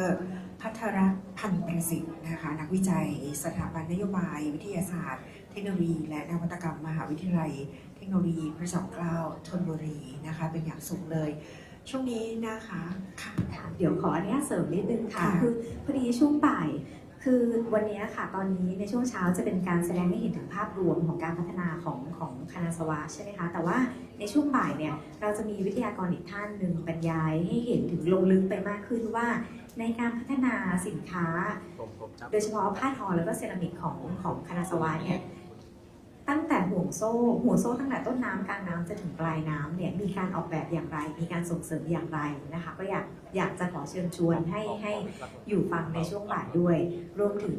เราจะมีการเปิดเวทีแลกเปลี่ยนสั้นๆของผู้เข้าร่วมด้วยค่ะ ก็ขอเรียนเชิญในภาคบ่ายด้วยนะคะค่ะขอบคุณค่ะ ค่ะขอบคุณมากๆค่ะภาคบ่ายอย่าลืมนะคะต้องบอกว่าเป็นอะไรที่เข้มข้นและน่าสนใจนะคะบ้านเราจะพัฒนาไปแบบไหนเมืองรองของเขาและเมืองรองของลำปางจะเป็นอย่างไรขึ้นอยู่กับทุกท่านในช่วงบ่ายนะคะ ทุกท่านคะแบบประเมินความพึงพอใจค่ะอย่าลืมกรอกให้ด้วยนะคะอยู่ในกระเป๋าค่ะน้องๆเอามากรอกนะลูกเสร็จแล้วก็จะมี QR code แบบสอบถามนะคะอนาคตลำปางเราอยากเห็นเมืองนี้เดินไปทางไหนนะคะทุกท่านสแกน QR code นะคะเดี๋ยวเราจะรับประทานอาหารกลางวันด้วยกันนะคะโต๊ะละ8ท่านนะคะเสร็จแล้วช่วงบ่าย 13 นาฬิกาตรงนะคะอย่าลืมมาในห้องนี้เราจะพูดคุยกันแล้วก็ดูเรื่องราวนะคะที่พลาดไม่ได้จริงๆในช่วงบ่ายนี้ค่ะ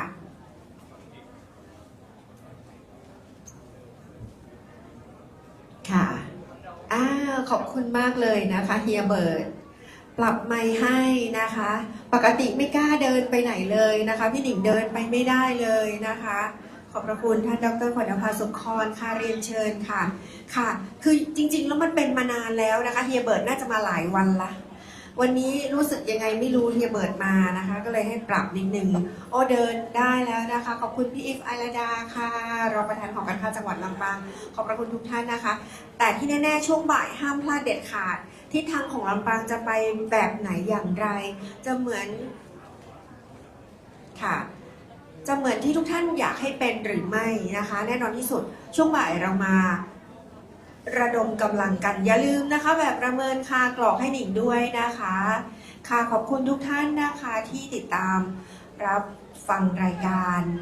ร่วมคิดร่วมใจก้าวไปกับอบจ.ลำปางนะคะช่วงนี้ต้องนำเรียนเลยว่ากับบรรยากาศดีๆสบายๆและที่สำคัญค่ะกับเรื่องราวที่จังหวัดลำปางของเราไม่เคยมีนะคะเรื่องราวที่จังหวัดลำปางของเราไม่หยุดนิ่งอยู่กับที่วันนี้เรามาพัฒนาด้วยกันนะคะกับโครงการเวทีนโยบายสาธารณะจังหวัดลำปางจากประชาคมสู่นโยบายท้องถิ่นกิจกรรมแลกเปลี่ยนเรียนรู้แนวทางการพัฒนาเมืองกรณีศึกษา